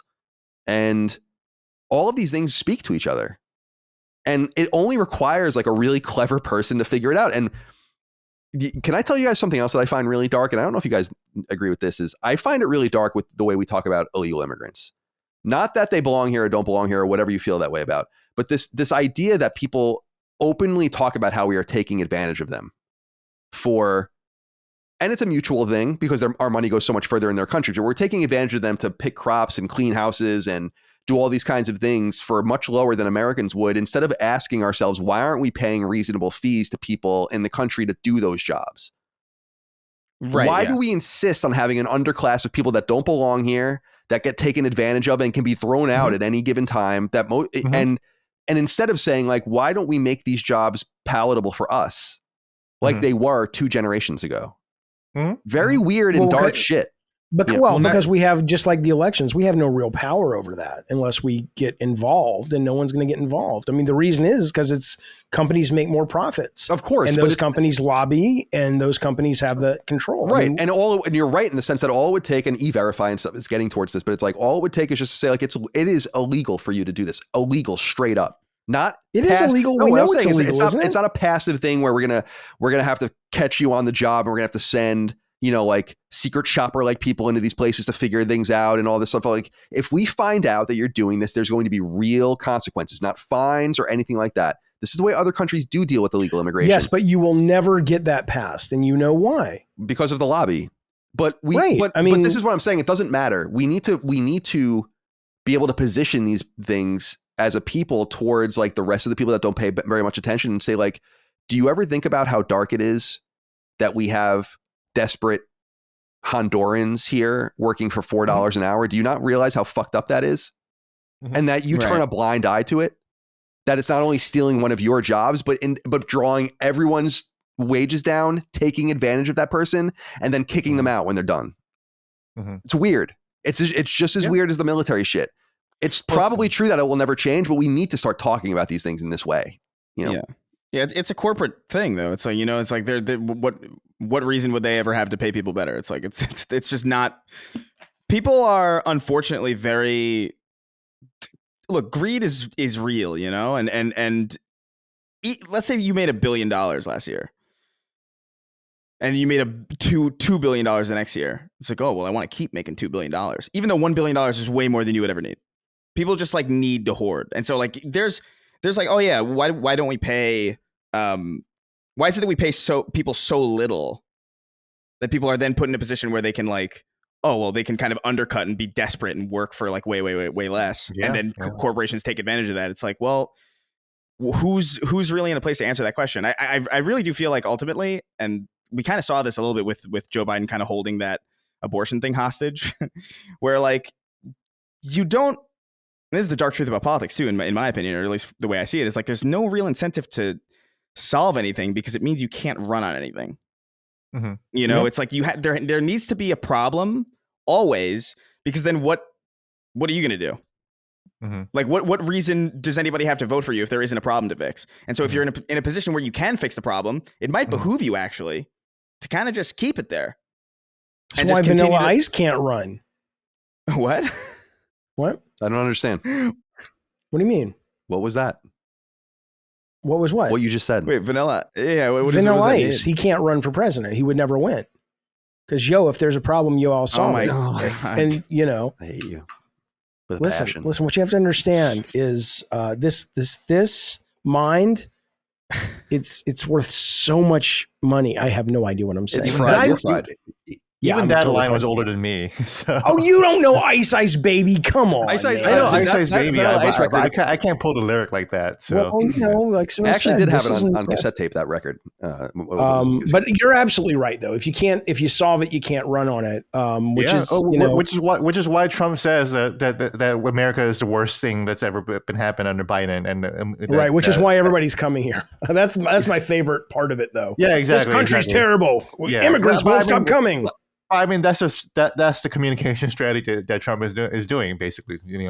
But he believes that he can only win if America is in the worst possible state, and that he alone can fix it. But it is true that like the immigration problem is so bad that it is overwhelmingly bipartisan. That did you see? You probably saw, Gene, more than anyone, the poll where it was like 66% of Americans or something are like deport all of them.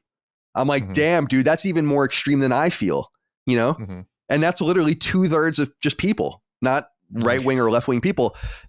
We need to figure this. The immigration problem is bad. Like, people, I'm sorry, like it just has to be curtly said, like, you don't have a right to be here if you're not an American. And there needs to be an orderly way, and there needs to be an orderly way to enter and exit the country. The number of people that should be coming into the country illegally is 0, and there should be no benefit for them to do it. We need to solve the problem in all sorts of ways geopolitically, and stop stem the number of people coming from other countries. Then we have to deal with all of the people that are here illegally, and that's a whole nother fucking. Oh, what happened to Gene? They got him. They got him. Oh my God. He is close. He is in Washington. There are snipers when you do a really bad Trump impression or Biden impression. It's like, dude, come on. I don't know. I think it's the immigration thing is kind of, it's kind of technically a joke, but I do kind of unironically sort of feel like, isn't it like, it is kind of unironically very American to just kind of waltz into a place and pretend like you belong there. It is, but listen, this is so like complex and like I'm joshing. I know, but it gets you into the weeds too, where it's like this land was conquered. No, you know, like it's the way all things were settled, and it doesn't mean we should still do things that way. It doesn't mean that like you also shrug off and ignore like the consequences of what you've done, but it's. Like we have to have a control over the border and like who's here and who isn't. But I'm of the mind that like a lot of people need to go, no doubt. But I'm not one of these 2/3 of Americans that thinks everyone should go. I'm like, no, there's got to be lots of people that you got to go on a case by case basis. You know, who's been here the longest? Who are children? Who serve a purpose? But how can you believe that? But then sign up for the Thanos effect on federal agencies. It's like, well, if your Social Security's even, sorry. Hit the bricks, pal, set of steak knives, right? I mean, don't they kind of oppose each other? No. Well, what do you mean about Social Security? I believe in Social Security. Well, you were saying earlier that the Social Security number, if it ends in an even number. Right. That's just. That seems as random as this. This gets a case by case basis, and that's just like, fuck it. You're got an even number. I think that. Well, that was, I think, like a hypothetical thought exercise in the sense of like, this is a way that you could just do it totally dispassionately.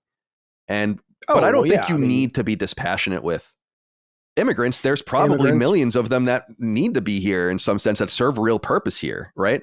But if you are not doing anything here and you don't really belong here and there's no real reason for you to be here, then we should have no problem kicking you out of the country. Like that's just the way it goes. Can I ask this? How many of you, and I don't mean this because I think it's a lie. I think it's not, but it kind of reminds me a little bit of like the hospitals during COVID. Like when I went to the emergency room, not for COVID, but I had a cut or something, whatever, they were packed. But then you would turn on certain news people and it's like, that's a lie. That's a myth. That's a talking point. The ERs are not filled, blah, blah, blah. The idea that immigration is just insane in America. And I live in San Diego. I'm not saying it doesn't exist because I barely go outside because that's how I like it. But have the three of you experienced any of this, or are you just hearing about it secondhand? Because I don't see it, but I'm sure it's real. But that's my question. I see it definitely in Virginia. Okay. How do you see it? Like you go outside and you see what? It's not like it was. So on Long Island, it was way worse, and it was way worse when I was a kid. So I can only imagine how it is now. But like you would drive by 7-Elevens and Home Depots and shit like that, and there would be 20 people out there waiting. And my dad used to hire them sometimes to do work for us. Okay. So you'd literally go into a group of them. There was some sort of order with them, like a gentleman's agreement, I guess, where like the first person that was posted up there, and then they would kind of offer their services. A lot of them didn't speak English. My dad would need help doing like a roofing job or something if he was like fixing something on the house, and he would go and hire one of these guys for like $50 a day or something. And that was in the 90s. But here I see it more in the sense of like a lot of manual labor. You assume it's like, so you would make the assumption it's like, oh, just because a person's Hispanic or dark skinned or something and it looks like maybe they're from South America doesn't mean they're not American. Of course not. Right. But what you realize, and because I get a lot of, like, there's a lot of this neighborhood is being built around me, and you just see a lot of laborers, a lot of landscapers, and all that kind of stuff. And as you interact with them over the years, and even people that have worked on my yard, like doing my plants and all that kind of stuff, they don't speak English. They're not from here. Like there have been entire crew, like the entire crew that built my pool, none of them spoke English. Not one of them spoke. And I know just a little Spanish, like not very much, but would be able to offer them water or beer or whatever they wanted. Right. And we had like good comedy with us, COMITY. But you just know it's like either you're off the, and like you can't be an American citizen and not speak English because you can't take the test. Right. Right. But your quality of life hasn't changed though because of it. You haven't noticed any, like, but I'm not a pool builder. Yeah, I'm not saying it's not true. I'm just asking who has experienced the firsthand negativity. I'm not going to experience what I'm saying, Jaffe, is I'm not going to experience displacement no matter what. So, like, I'm saying literally, I'm not the pool builder. So that those guys being on that crew working for the white guy that owned the company, but never was ever on the site or whatever like that. That doesn't affect me because I'm never going to be one of those guys. But the people who are losing the jobs, right? Is like it's a real. That's why I thought it was actually quite powerful in the debate when he was talking about Black and Hispanic job markets, and they're totally under threat, just like the white job market and the unified job market. Yeah. It's all under threat from not only it's not displacement, it's the drawing down of wages. Like that's actually way more damaging. There's not that many of them. There's probably 20 million illegal immigrants in the United States, which is insane when you think about it. But it's not like there's 50 million and they're displacing everybody. It's that they're drawing at the edges where the people need the most money, where because of the inflation and all the shit that's going on, they have nothing. And but the talking points are different. But what you're saying, I'm like, okay, I can see that. But it's like they're living in luxury hotels. I don't know who that was. I just did. I don't know what I'm doing. No, that Trump said that, and some of them are in New York City. That they're living. Some of them are living in New York City because in New York City they're literally out in the streets. Okay, so it's where you are, Gene, and like Washington and stuff. You actually see it day to day out on the streets. In New York City, they're literally just out in the streets. There are just tent cities out in the streets. Gotcha. So. Okay, Chris, you're in LA. Yeah. What do you see? People. I can't say I see that. I don't really see homeless people. Like I have to really go deep into LA to really see, Skid Row, and it's also I see that. I don't know how many people are. I don't know how many of those people are like undocumented. I don't. I heard Summer Game Fest was right next to Skid Row. Yeah, it always that E3 was right next. It used to be right next to Skid Row. Yeah. But and not to be facetious, but living in California for so long and not trying to narrow it down to just like the appearance of someone or skin color. It's a deeply Hispanic, South American driven, Central American driven place, California. You're not going to see it in the aesthetic of the place, right? Like you wouldn't, like you notice it more. You're going to notice that more, right? In other places, on the East Coast, like if that's why I actually thought, and I'm not saying it's right or wrong, by the way, that you would notice it or not. I'm just saying, like, just visually, it's just different. I understand. And I feel like that was part of the genius of busing the immigrants to these other cities.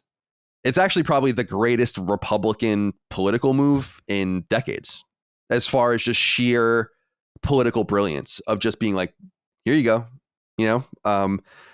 you're sanctuary cities, and now you're actually going to have to be sanctuary cities. And but again, people are being used as pawns. This is what I'm talking about. Is like, we need to stop this from happening so that you can't even play this fucking game with people's lives, right? And part of that requires where are the compassionate conservatives? You sound like a compassionate conservative. I'm tired. That's why I miss that. I'm just tired of it being so cruel. But anyway, sorry. I agree too. But anyway, we're going long. I don't want to go too much longer, but I wanted to ask one more question, and I promised I would get around to this, Jaffe. And I have one thing to say at the end. Okay, Keep sure. going. We can go as long as you guys want. I want to be mindful. I feel like this idea that democracy is under siege is bullshit. And I feel like that what happened on January 6th, while definitely a violent riot with incredible consequences, that was wildly illegal, and all of the rest isn't what it's being made out to be. And Jaffe and I have talked about this in the past on his own show, that it was basically like a soft coup d'etat, right? And I'm like, I can't visualize how,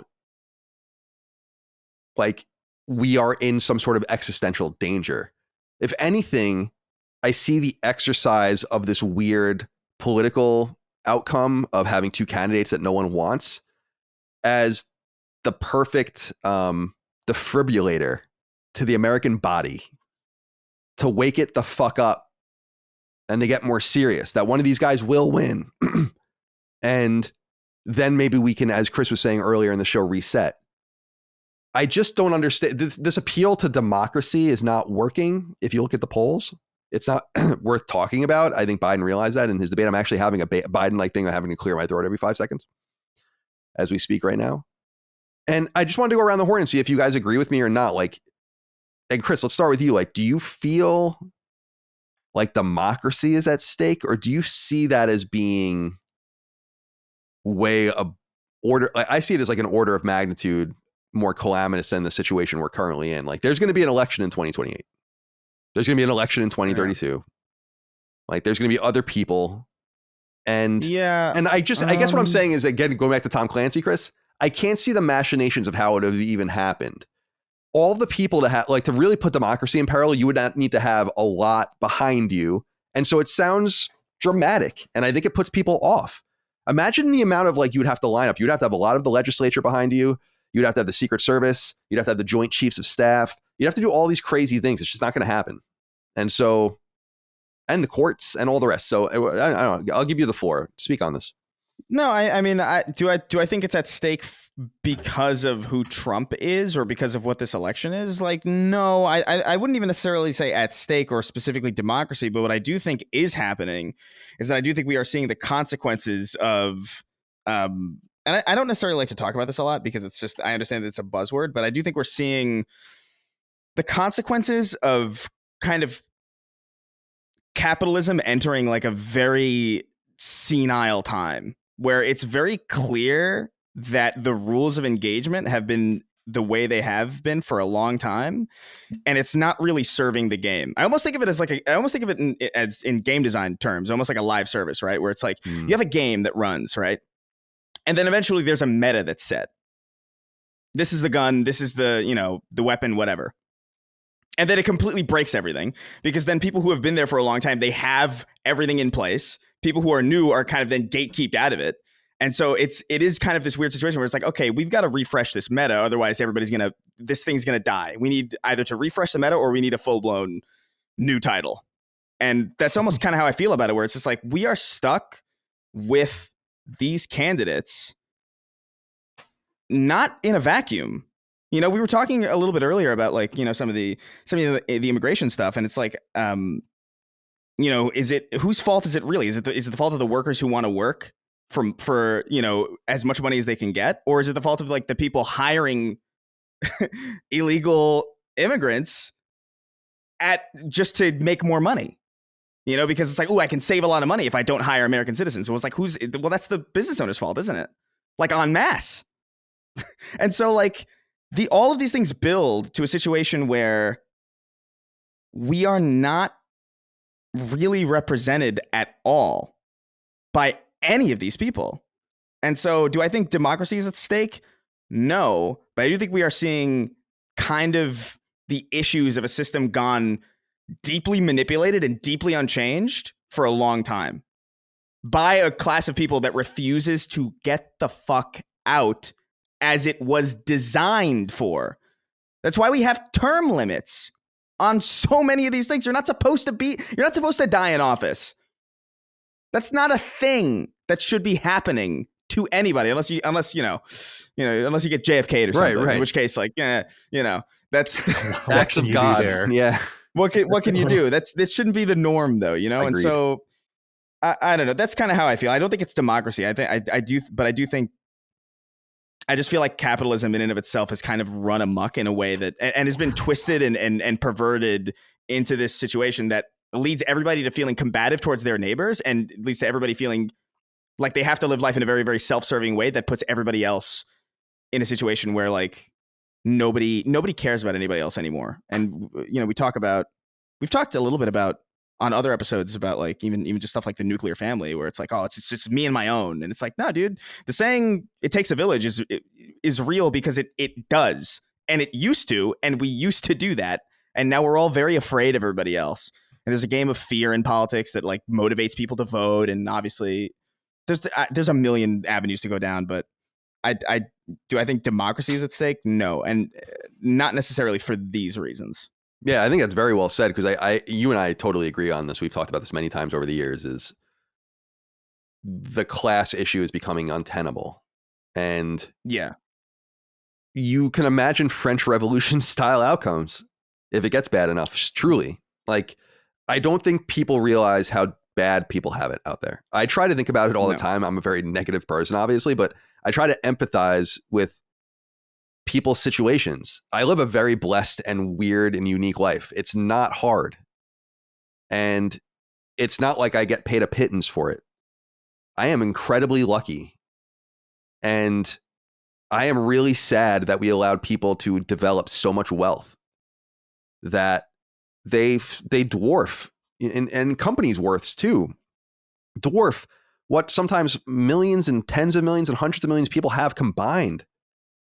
It's really. What do you think about what Trump said last night on that? Or not Biden? He said, what is it? 140 trillionaires if we just tax them 25%. Billionaires. Yeah, it was billionaires. Billionaires.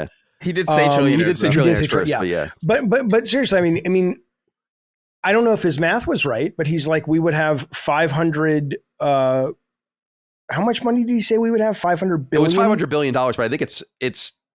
I was texting about this with a buddy of mine, because he focused in on this, and he's like, honestly, that sounds nice until you realize that basically is a third of the deficit.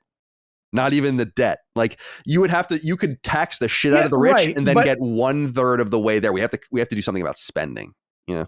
Okay, but I'm just saying that seems like something most people would get behind, but I don't know. Is it maybe because Chris is saying everybody thinks they're going to be the next billionaire? Maybe, but I also think this conversation, not what Chris is saying or you're saying, but the conversation about taxing the rich is deeply manipulative in my opinion, because people are conflating income tax with tax on revenues from other sources, and it's totally dishonest. If you don't work because you're rich, you're not going to pay an income tax rate. You're going to pay a lower tax rate on your dividends and on your earnings from your investments.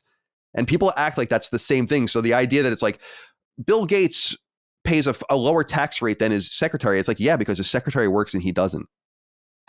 Like, but I imagine his tax when he pulls the money out of his investments could be taxed higher, right? Sure. I don't disagree with that necessarily. Like, our capital gains are pretty good, although that a lot of people think that that's part of the lubricant of the American society.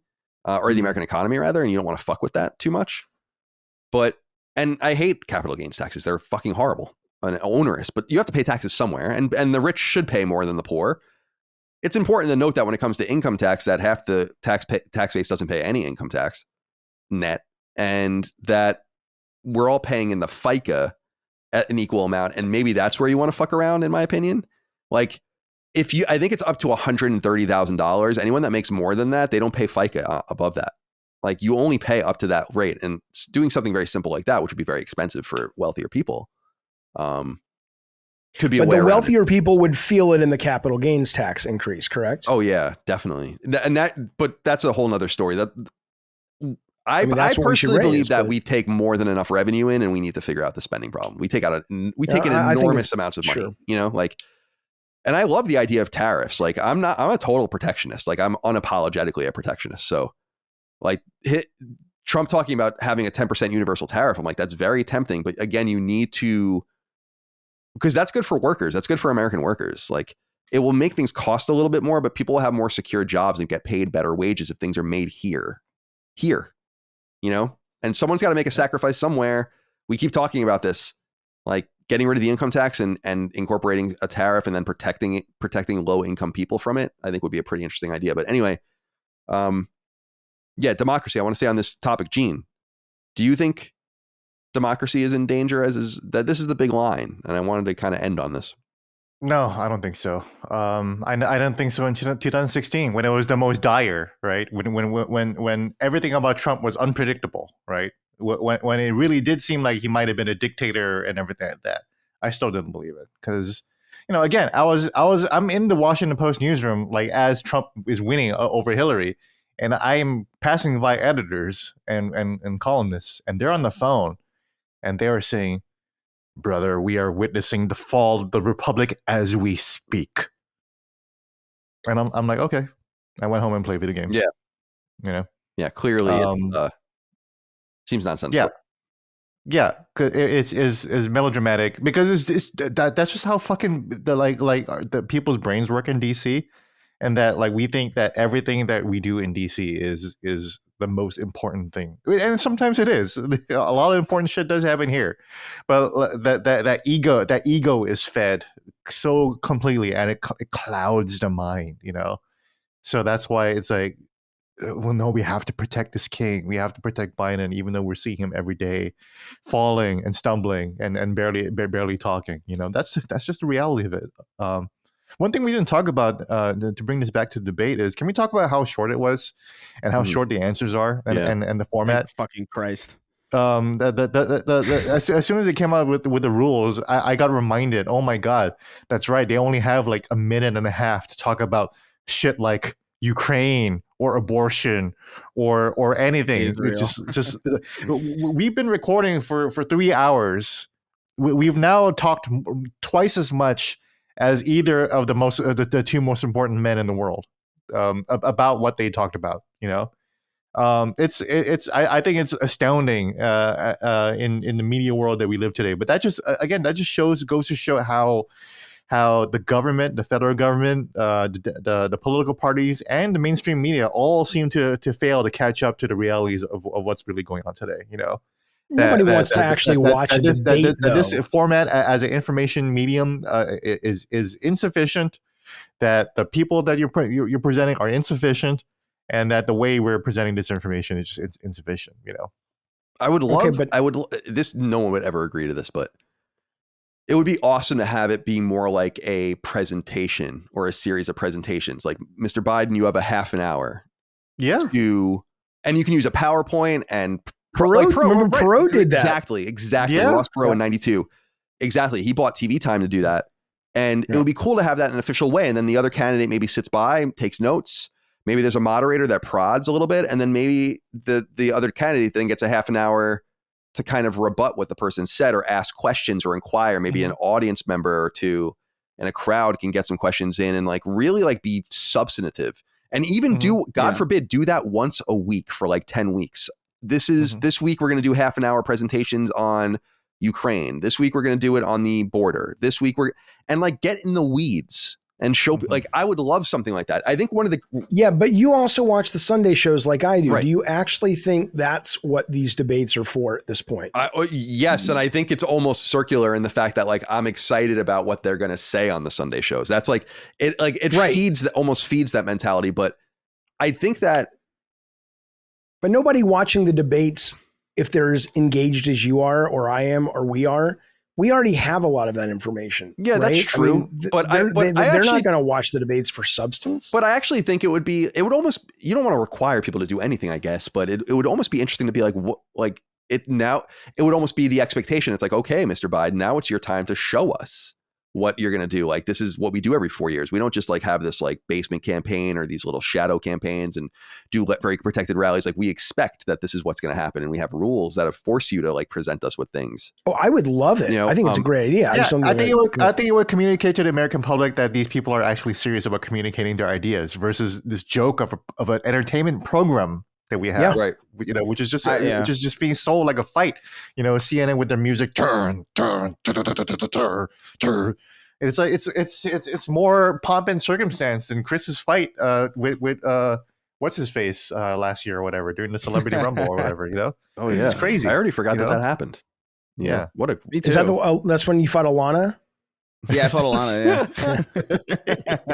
Yeah. No, I actually feel like debates are completely meaningless now. Or at least the format that we engage with it on. I actually think a simpler way than what you guys are describing, in an equally effective way, I think actually would be like, why not do a podcast kind of format? Yeah. Like, why not just have Trump and Biden sitting at a table with like a moderator with no real time limit, but like you have let's say you have like a list 5 of hours topics. Biden and Trump. Let's go. No, not even 5 hours. Like you have like let's say you have a time limit, right? It goes on for like an hour. But Jamie, put up the clip of Biden when he was falling up the stairs, kind of like that. But there are many. Yeah. There are many. So like, there's obviously many debates, right? There's obviously like how many debates are there typically? Like it's usually three, but there's going to be 2. 3. Yeah. This time. Okay, so here's I can't believe they're going to have another one. We can't have. I don't think they will. Yeah, go ahead. Go ahead, Chris. You have 3, right? You have 3. Let's say you have one podcast, Biden, Trump, and a moderator. You have maybe an hour and a half per episode, right? But you have a list of structured. There's like, okay, so first is immigration, then it's foreign policy, then it's whatever, and you go through that list at the pace at which it would naturally resolve, or the moderator can step in and decide like enough is happening. Yeah, like Rogan. So you have like 3 separate chapters of a debate. Maybe one episode will have 5 topics. Maybe one episode will be like all about one, right? Depending on how the conversation goes. Mm-hmm. That way you can really get into the weeds about like how these people think, what their plans actually are, their actual issues with one another, as opposed to these like snapbacks. And then you could actually find out a lot of meaningful shit about it, because people will write about it, people will bullet point it, and you'd get a lot more information that way. Well, and they'd fact check it too, which would be great to have real-time fact checking. Yeah, and so like I think that would be actually a lot more engaging. People. I mean, podcasts are growing. People like podcasts a lot. It's but you're operating under this assumption. I think that both of these ideas you propose, both of which are very good and would be very helpful, that they check the box of why we have these debates the way we do. I mean, even I saw an article yesterday that a bunch of the press was upset with CNN because of the rules, because it was going to limit their ability to report and communicate. And it's like, they're not interested in anything but the show, right? What you're proposing is great, but it's proposing it as if CNN's sitting around going, how can we best inform the American people? It's proposing it as if it's proposing it as if these are actually important. Yeah, McDonald's knows how to make salad. You know, they're just not. Why would they do it? Yeah, I guess so. But I love the idea. I'd watch the shit out of that, or listen to the shit out of that. The crazy thing, I mean, I think that the almost understated, embarrassing thing for Joe Biden, specifically with the debate, was this was his idea, his rules, his proposal, his challenge to Trump, which was really unprecedented. It's very weird for a sitting president to challenge his challenger to a debate. That's where the whole debate commission in the 70s even spawned from, was so that you didn't have to be in that awkward situation. Like who's going to challenge who and who's going to agree to who. It's like, you just get rid of that. And with this, and I do think Trump called their bluff. I got to be honest. I think the theory that it was even seemingly unreasonable set of rules was meant to defray and say Trump won't debate us. He won't agree to a debate, just like he wouldn't debate Nikki Haley. And I think he understood that in the moment. In fact, he was on the All In podcast last week. And to Trump's credit, he goes into all sorts of random ass places and talks. So he is doing the podcast circuit. Like he is doing these things. You'll never see Joe Biden do any of that, to his credit. Yeah, because they've been keeping Biden away. That it's been a deliberate strategy to keep Biden away from the camera. Right. And because of this.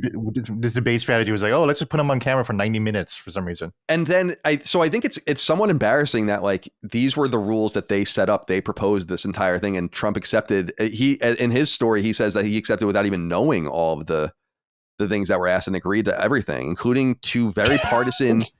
Yeah. Well, I mean, that's great presidential. I think it's kind of ballsy to say like, no, we can debate. Like he wanted more. Yeah, debates, I know, but it's like, yeah, sure. Well, I'll sign the accord. Don't worry about it. I'll sign it. But and I think accepting Jake Tapper and Dana Bash, who I think are deep partisans, like especially Jake Tapper as the hosts or the moderators, I thought was a pretty strong move. And I actually think, to his credit too, I think his line, and he used it multiple times, you could tell Trump prepared this line, was, why is this even a debate?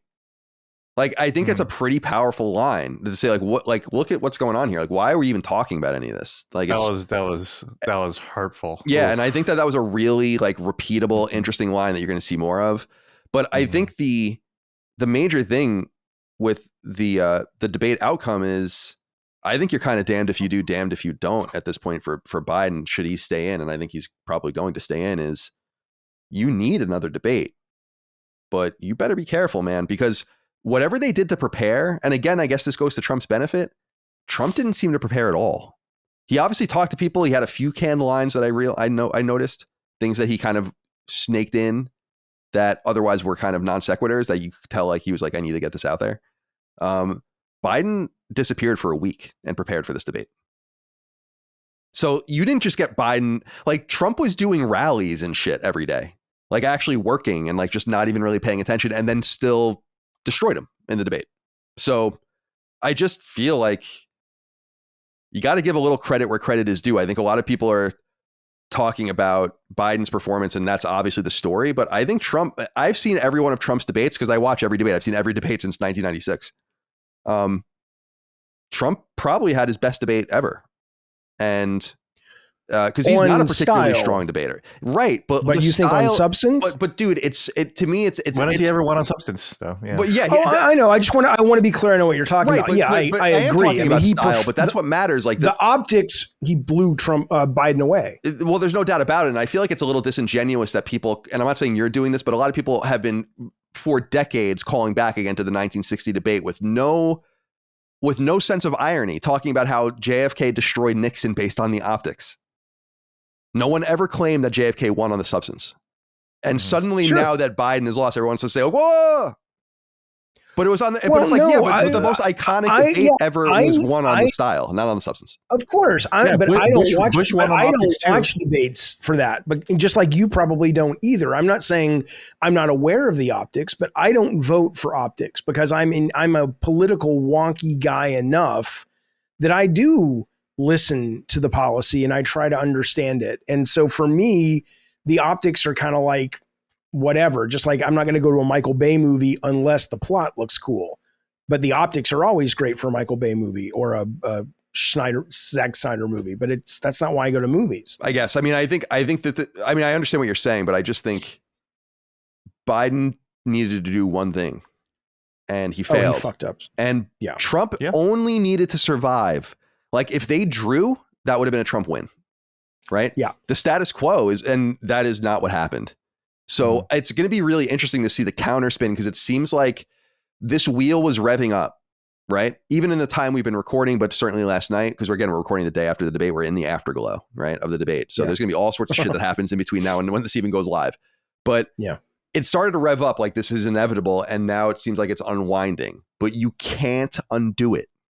That's what they're going to learn the hard way. It's not to say that Biden needs to be replaced or should be replaced or that there's even wisdom in doing it at this late stage for all sorts of different reasons.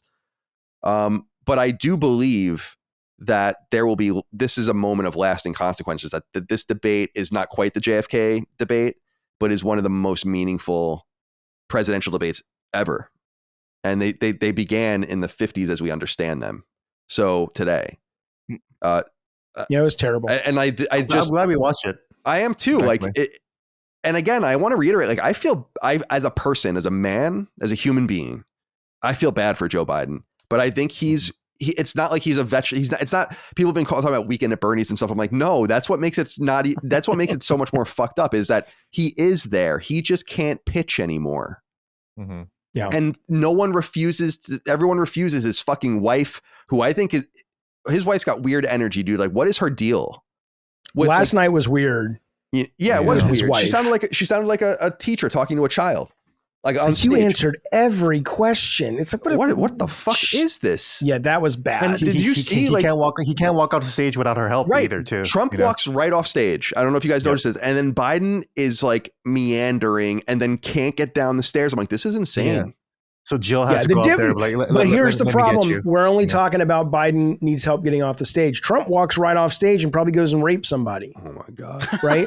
I'm just saying it's like optics are important. Optics are important, but let's also remember the character of the people we're talking about. It's like, so he'll be able to chase the girl that's running away. Biden won't. I mean, it's not, they're both horrible people in that sense. The thing it felt like a shit show. I was just miserable watching it.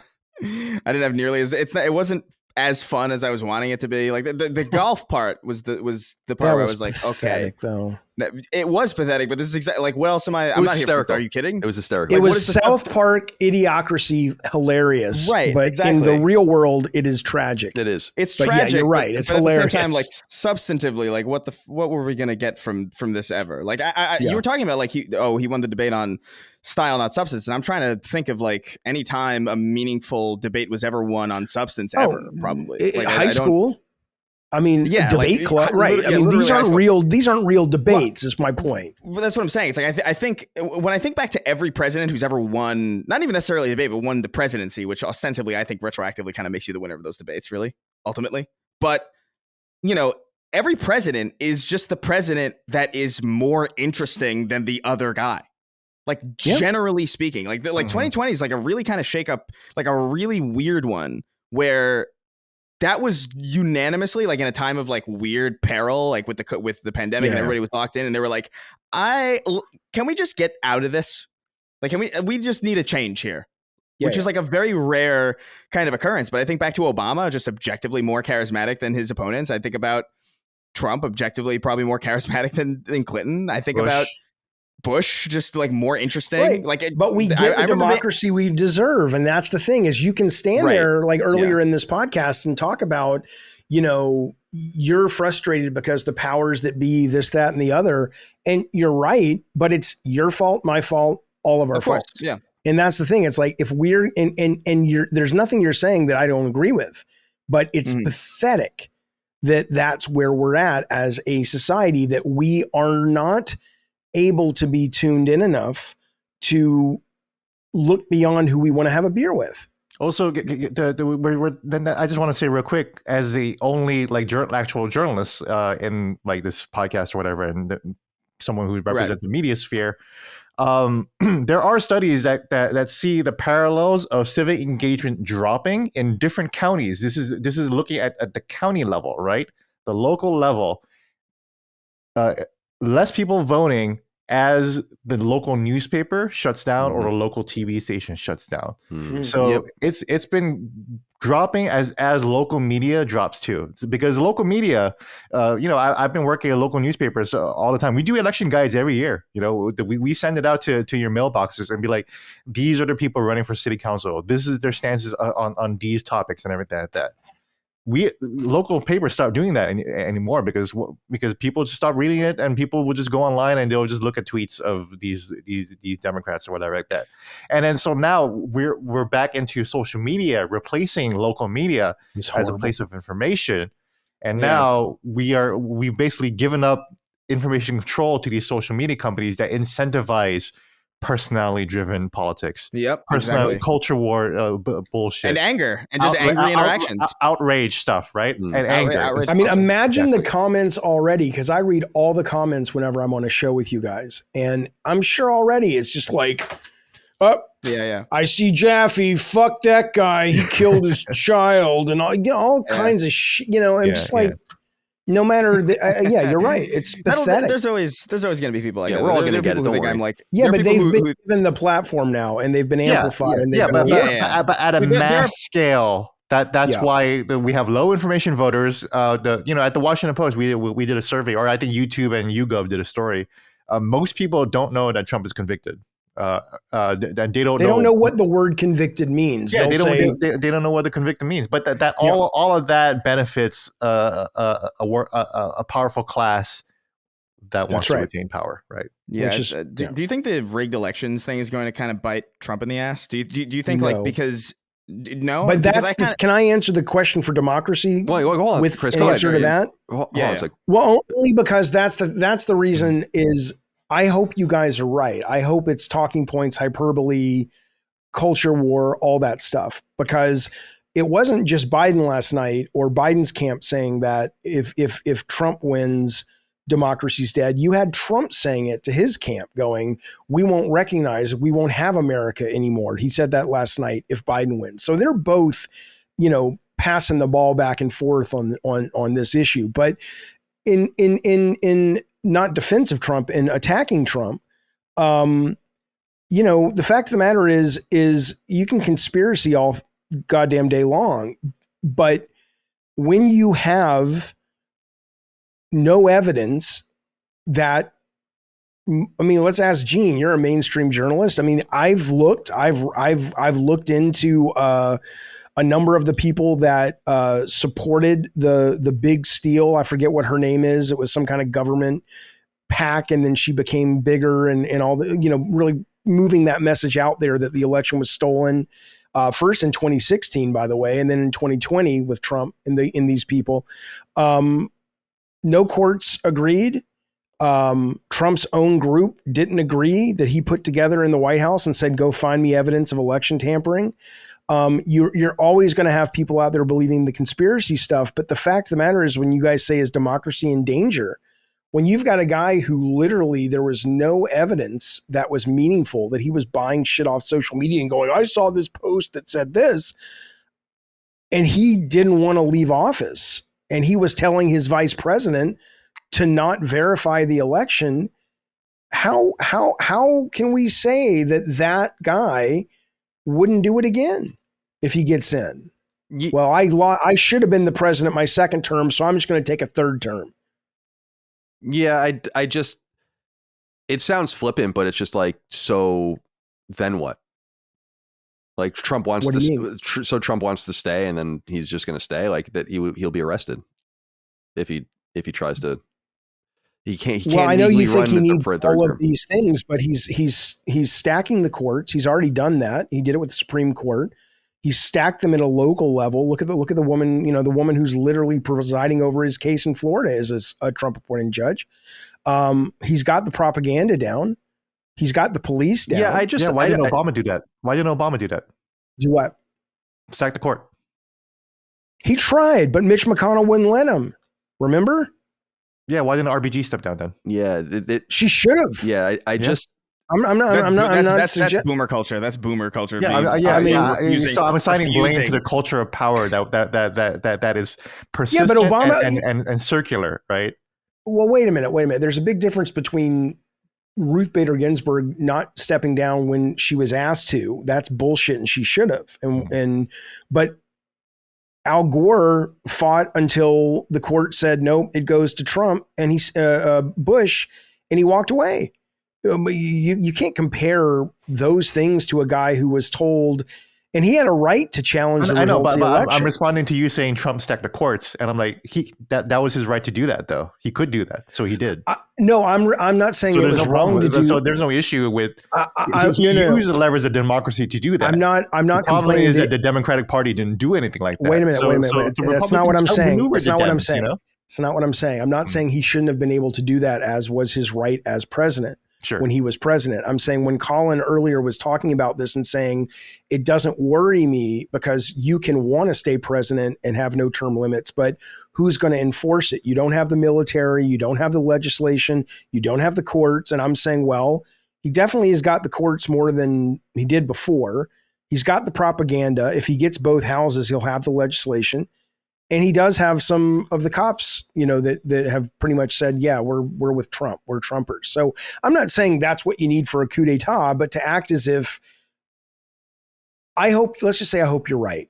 And I hope that I have, because I'm more than willing to admit I am susceptible to drinking the Kool-Aid, even though I am aware of the Kool-Aid. Well, think about I don't want to drink the Kool-Aid. I want you guys to be right on this, but it's scary. But I get that. Like anything can happen. I mean, there could be a coup d'etat. I mean, I have no idea. It's just like, yeah. But I just don't see how it works like that. And I don't mean to be a pragmatist. It's just like, I just don't see it. Like it's not, you need a mass movement for something like that to happen. Like it would be, you would know, like, and not to be too flippant with history, but it's like the Nazis were very present before they took power. You knew who they were, and they were around for a long time, and MAGA's been around. We know who they are, right? No, not like the brown shirts and like having a paramilitary group, which you would need to have like the levers of power.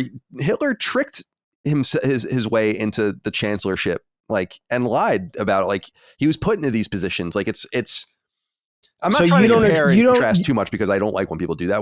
But that is, I got it. But like Proud Boys are not the brown shirts to you. Stand Back and Stand By is not the brown shirts to you. No, dude, the brown shirts were fucking people lives up like by the thousands and thousands. Like, okay, just the scope of it. Yeah. Like, but they were getting killed. Like people were getting killed and like disappeared. And And that's not happening. All right. Sorry. I wanted to be clear. All right, continue. So you're okay. I hope you guys, I really do. I hope you guys are right, because I would love to be able to just sustain for 4 years and then get somebody new in there. I don't think it's good. I don't think it'll be like that, but I understand where you're coming from, though, because I think I'll put it this way, of anybody that we've ever had running for this kind of office, he's probably the most likely person to even bother doing something like this. And he has like the cult-like status. He has the cult-like worship, because there's no doubt that, like, I'm sorry, like, but there's a lot of Trump people who are like ostensibly in a cult. Like it is kind of insane, the degree that they're willing to just kind of overlook even just the most basic lies and the most basic shit that he's ever said, and just kind of, oh yeah, whatever, he said this, and it's like, whatever. And they pick and choose. Seeing that video. You ever see that video of the people? You ever see that video of in 2020 when they had all those people like with the MAGA hats like bowing outside of the fucking one of the voting booths, and they were like kneeling and like chanting? It was like, it's crazy shit. Yeah, no, I couldn't believe that shit when I saw it. I was like, okay, we're in an interesting time. I agree with you. But like, I just don't think he has the leverage truly, and I don't know if he's really as unhinged as his base is. What does it say that all of his people, his vice president, his chief of staff, the majority of his cabinet, the people that have not been indicted, are saying this guy does not need a second term? Is that not worrying? I think they're right, but I don't know. I don't think that means he'll try and enforce it. Shouldn't most people hear that and go, wait a minute? All these people that have done the job with that, it would be like you guys quitting Last Stand Media and telling people never go work there. He shouldn't have won in 2016. He shouldn't have won in 2016. Like, that's the issue, right? Is that he never should have won in 2016. He didn't think. I know, but why isn't it disqualifying that all of these people that work for him that have quit and said this guy is a nightmare, don't put him back in office? Why don't the people voting for Trump? Why doesn't that move the needle for them? Because it wasn't disqualifying in 2016. So the case against Trump hasn't gotten weaker, I think, since 2016. Yeah, right. Just people just didn't care then; they don't care now. Yeah, about that. Well, the people who love him. Like, it is really like they love him, and it is quite frankly like mega embarrassing for anybody to love a politician like that. Like I've never quite that is. Like, quite frankly, you should really be embarrassed of yourself if you really love, I love this president. The president works for you. They're your fucking employee. You should be bullying these people. You should be like, really like, you should never worship a president. It's insane. Yeah, it was cringe when that girl said, I got a crush on Obama. Remember that fucking song in the MySpace era? Yeah. Yeah, you know. Yeah, but he was a fuckable, viable male for her. See, that's the issue. We shouldn't be talking like that, you know? Well, but she was looking at him, I assume, as a human. Like, oh, I'd fuck that guy. But if you ran a poll, I bet more women would want to fuck Harvey Weinstein than Donald Trump. No shot. That's true. No way. I think Donald Trump could probably slay, unfortunately, when you think about it, you know. I actually think, I would rather have sex with Trump. Go to the South and Weinstein. You have to remember, people, they love him. Like, it is beyond rationality. Like, he might have like 59 liver spots and the lowest hanging balls you've ever seen. Mm-hmm. But there are people who will be all up. But there are men sitting in their Ford F-150s with sunglasses and a POW hat, taking selfies on Twitter, who would gobble those nuts up. It's exactly what Chris said. It's cultural behavior, so you can't really like reason or try to reach an understanding for that, you know. Because like Chris said, he could say he's 45, and then people are like, yeah, well, he said he's 45. Why wouldn't he be? But Trump understood this at a very innate level, even back again in 2016, where he says, I could shoot somebody on Fifth Avenue, and then nobody will blink, and I'll be fine. And that's less of a testament to how brilliant Trump is and more of a testament to how disengaged we are. Well, Trump, you're right. Understands TV and marketing, but that's really about it. Like, I don't think there's like a political brilliance necessarily. I just think he understands that people are unfortunately not very smart, and marketing is very, very effective. If it wasn't, it wouldn't be like the backbone of the entire entertainment industry. And like, so I mean, he understands. We're gonna get the influencer campaign in 20 years. It'll be like, for sure, dude. Oh, absolutely. You know, I've been calling it for years. Logan politics. We're about to enter the era of Logan politics. So, number one, Logan Paul endorsed Trump. So I saw that interview. So it's beginning, baby. The era of Logan politics is starting here and he's now. ready. You seem excited by this, Gene. What's the matter? Yes, more chaos. Oh, God. I'm not the agent of chaos. Colin called me an agent of chaos once on some podcast, and people still hit me up to this day. You're the devil. Yes, I'm not the devil. You're the sucker. You're the loser. I would consider it a great privilege and honor to be able to witness the end of the world. Stick around, Gene. It's coming. Out of billions and billions of life, there's something and about that. get to watch it now. There's something about that. That's incredible. There's something about I think that. that's incredible. I agree. It's fucked up, but there is something about that. I've also said that. You know, I feel that way too. Fucking great. I'm here for this. I can't believe it all amounted to fucking this. Crazy, but I have this. It's all for you, Gene. Yeah, it's all about you. All right, well, let's go around the horn one more time. Say goodbye to everyone, but I also want to exit by asking. Can I wrap up though? Oh, go ahead. I have one thing I want to make sure I get to say. Go ahead. Say what you want to say, then I'll. Okay, very quickly. So what I will say as a kid, because we've talked about Reagan and Carter and stuff.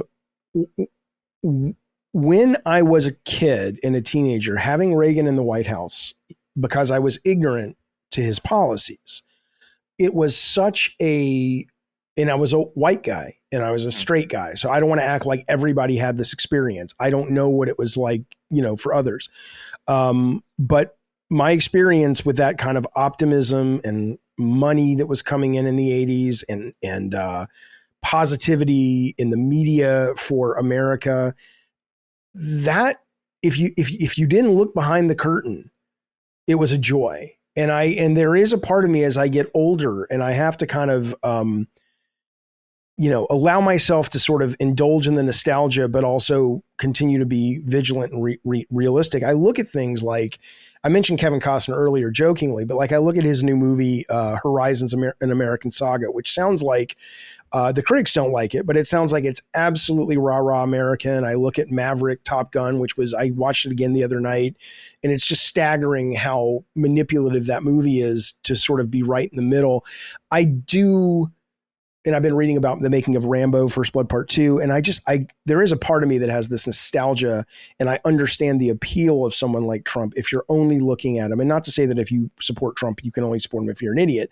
But if you only look at him on the surface level, he makes it seem fun, and you remember making a lot of money, and there's a funness about that he brings. And even though I think it's incredibly damaging and could bring about the end of our democracy, there's a part of me that's like, oh my God, let me just eat the steak in the Matrix. Like I've said before, I'm tired of knowing as much as I know. And maybe I should stay away from the Sunday shows and just be like, you know what? I want to go back to sleep because it was more fun. So that's what I wanted to say. Yeah, that is poignant. I mean, it does seem, it seems dire and serious. And in a lot of ways it is, but I think it was said earlier, it's happening for reasons that really have nothing to do with the people involved. It's like these runaway trains of debt, of militarism, class division. I think like a new era of race relations that is regressive and sad. And I think a lot of those things stack up and make it such that the people involved are just kind of they're themselves participants in the moment. But what I wanted to go around and ask everyone is like, what you think is going to happen. I mean, we're obviously all in the afterglow. And it seems like the Democrats are probably going to stay pat. Like I said earlier, I think that probably makes sense. There's just no good choice at this point, actually, for them. Because Kamala Harris is even more unpopular than Joe Biden is. Oh, Gene went away again. So in some sense, you don't want to imagine a situation where she would be the nominee. I'm sure that would be a dream come true for Trump. I think the second best thing for Trump is the first thing that I think Trump would want was for Kamala to be the candidate. The second thing would be the status quo. I think the worst thing that could happen to Trump would be for them to swap someone out, because I think that just injects, people want another choice. Like it's obvious they are probably going to vote for Trump, and Trump's probably going to win.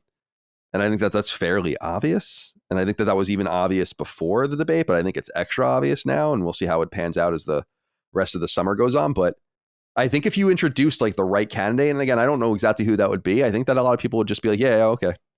But it is fundamentally undemocratic and strange. It would be that would be the definition of machine politics if that happened, like the very definition of it. So Like the election of 1876, where like the House is picking the president and shit. Like that's that level of, you know, Machiavellian nonsense, really, where like you need people that knew how to pull the levers of power, make the moves, and depose Biden at the convention.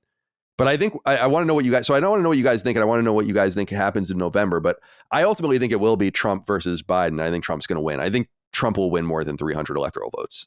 I don't think it's going to be particularly close in terms of the electoral vote. I think the popular vote is going to be 50-50, if not a little slanted towards Biden. Chris, what do you think is going to happen in the fall?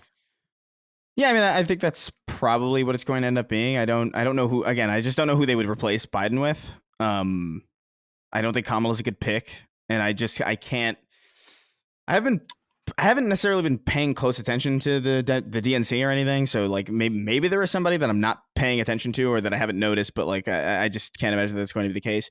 If that is the case, I would, my money would be probably on Trump winning, just because I just don't. I think optics are very, very important. I do think there's kind of a wrench in the gears with Trump's deep reliance on suggesting that the election is rigged the first time. That might dissuade a lot of people from even participating. I do think that's like a possibility that might kind of make it a little bit more even and might even sway. But like, if I were to guess that everybody were to like an equivalent amount of participation were to happen, I think Trump's probably got it, and a lot of people are probably going to abstain. You know, it'll probably be like a very 2016 type situation. Yeah, that's still probably what I'm going to do again. I'm open to voting for Trump for the first time. Like I got to be honest, in 2016, when I left the Republican Party, I was not open to him at all. And in 2020, I was not open to him again. I was just like, I knew it would be either him or Biden, but I just didn't want to be involved in the choice. I was like, whatever, if you guys want to pull this trigger, you guys can do whatever you want. But this time around, it's on my mind, but I still think I'm going to more than likely abstain. Gene, what do you think will happen this fall? I think you're right that we're just going to stick with Biden. It does feel like that the party is stubborn enough, and this is the party of RBG, and this is the party of what's her face in California who just died. Rest in peace. Feinstein. Yeah, Dianne Feinstein. Yeah, Feinstein. That was insane. Yeah.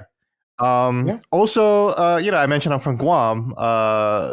There was a congressional candidate there, or she was in Congress. Well, our representative in Congress can't vote in Guam, right? Like they can't do anything. But she was still a member of Congress. She was 90 years old when she left office.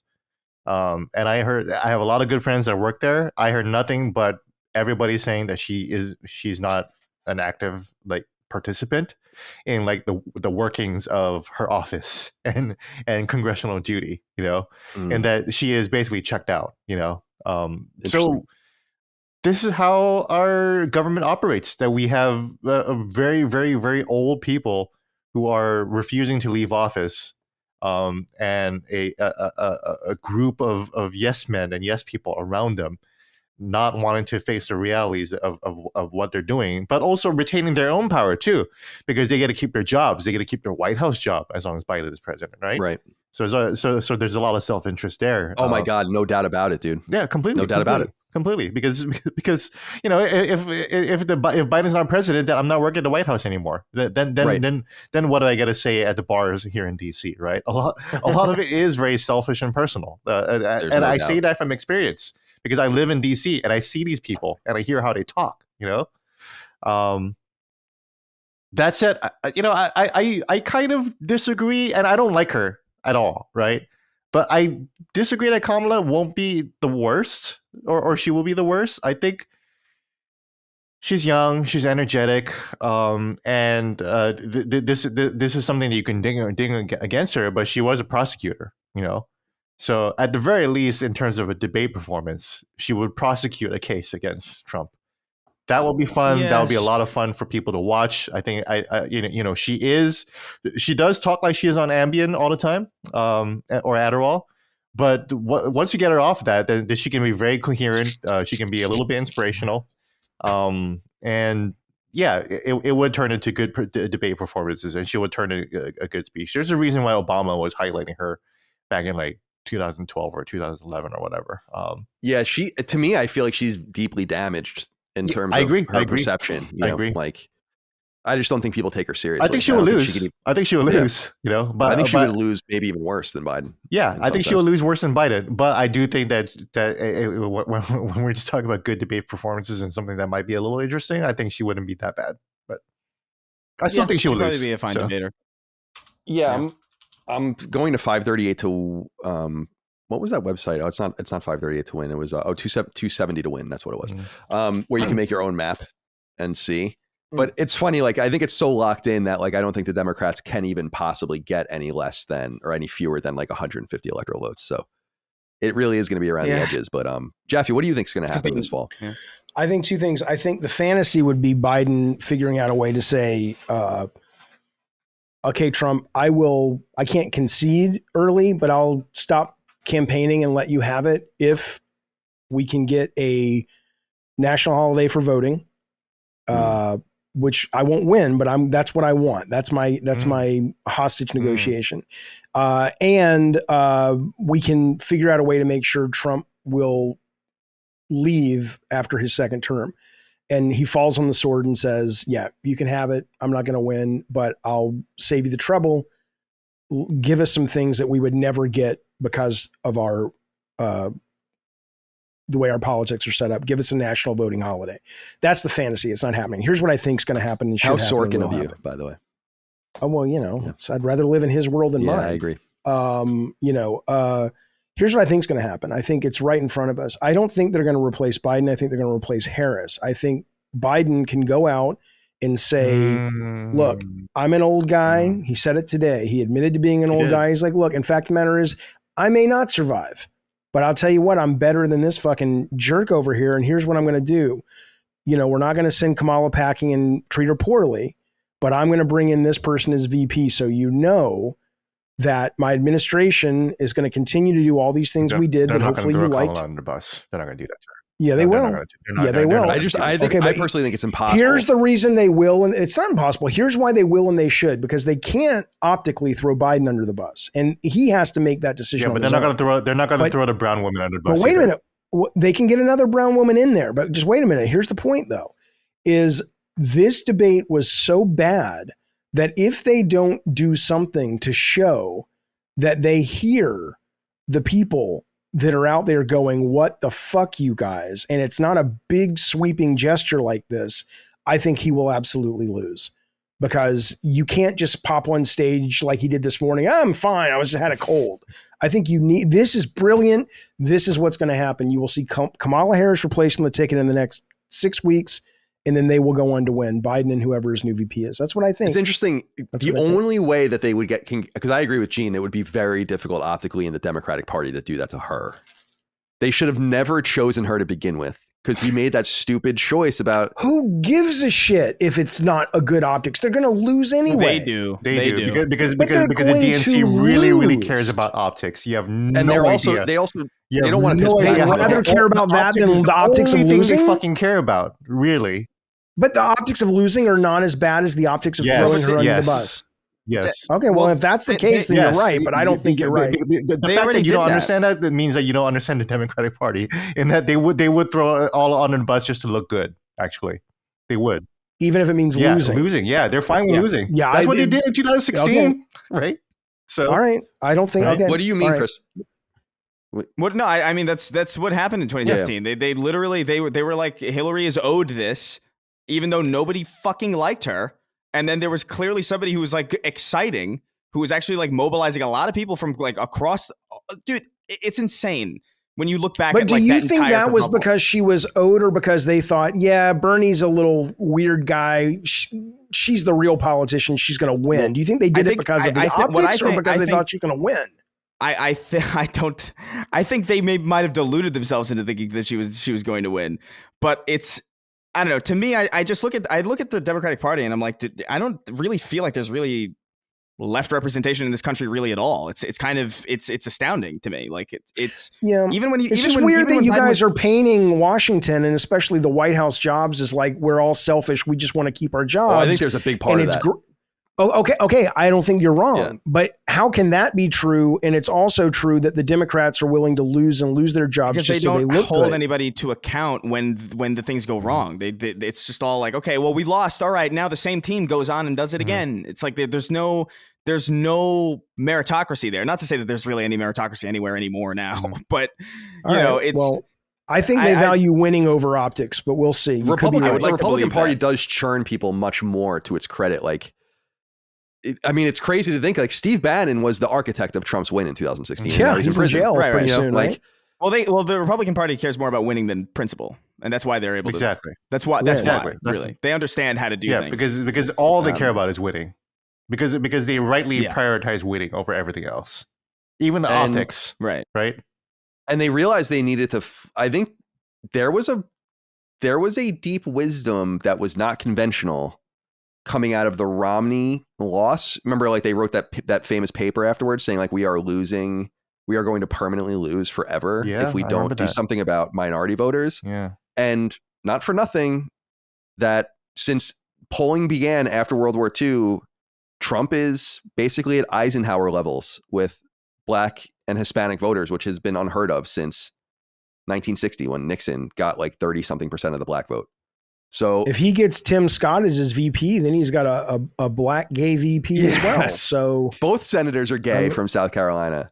That's a Lindsey Graham joke. But I brought up 270. Sorry. What is it? I wanted to give you the short one. Yeah. Okay. Yeah, and I don't have them labeled. I'm sorry. God, you're the worst. I brought up 270towin.com. It's a really fun website people can play with, and you can make your own modular election maps. And I have Trump right now at no fewer than 312 electoral votes. So that's more than enough, way more than enough to win. Right now I would think he would win every swing state at least. So, but there's so much time. I don't know if you guys are down for it. We've been going for a long time, but in the future we should revisit this and see what happens. Oh, I'm always down for politics, but what I want you to do is save this like you're going to get rid of it. And we'll go back and let's see whose predictions come true. The fun thing about that is if mine comes true about Kamala Harris being replaced, I sound like a fucking genius. In fact is if she doesn't, which she probably won't, nobody's going to remember. Yeah, that's exactly right. That's what secret bets. Secret bets. Yeah, we could do it. We could have Brad involved. He'll love to do that. Yeah. How many times will Joe Biden say the word, America? Malarkey. Someone. It's like, I wish he would just say, it's like, we get it, Joe. You're folksy. Just fucking say you're full of shit, Trump. You're so much malarkey. That's not making you endearing to anybody. It makes you sound. That's one of the things that I wanted. Like, I feel like, oh my God, if I could fuse like the personality of Trump into the policies of like Bernie, I feel like we would have had such a crazy dream. Such a good time. Candidate to me. That would make. He said some funny things yesterday. He said something like, we had all the H2O. Yeah. Something like, we had all the cleanest H2O. Nobody had cleaner H2O than us. Insane. Can you do Bernie as well as you do Trump? I can't do Bernie's hard because it's like it's just kind of an old Jewish guy.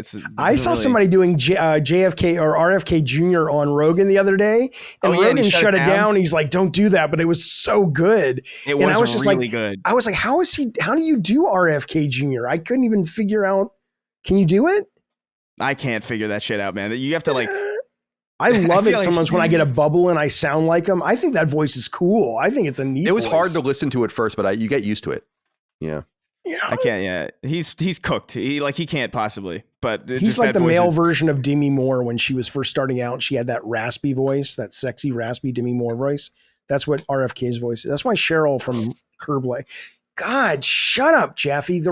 I can't. It just keeps going. It doesn't shut off. Gene, what do I do? Control yourself. Let's say goodbye. It's time to go. All right. Appreciate you guys. Let's go around the horn and say goodbye. Chris, good to see you. Thanks for taking the time. It's a longer conversation than I anticipated. I'm sorry to keep you so long. No, it's fun. I like these. I don't know. I don't think we don't really talk about this really ever. No, we don't. Because we only talk through Sacred Civils, and that's kind of it. And maybe like light meme exchanges. So it's fun to pick the brain and talk about this stuff, even though I'm sure a lot of people are going to be like, Chris is a fucking communist. Yeah, I get it all the time. I'm sure that's going to happen. You know, even though nothing I'm saying is anything even remotely different than like FDR said in the 40s, but like I'm too radical. Okay, sure. All right. It's funny, man. Like I love politics, but I've gotten better and better at avoiding it where it doesn't make sense. You know, I'm deeply political where it matters in games, and I'm openly so, but I know people don't want, I want people to be able to opt in to the conversation actively, you know, as opposed to like hear me have a drive-by, you know, character assassination of Joe Biden. It's just not needed on sacred symbols.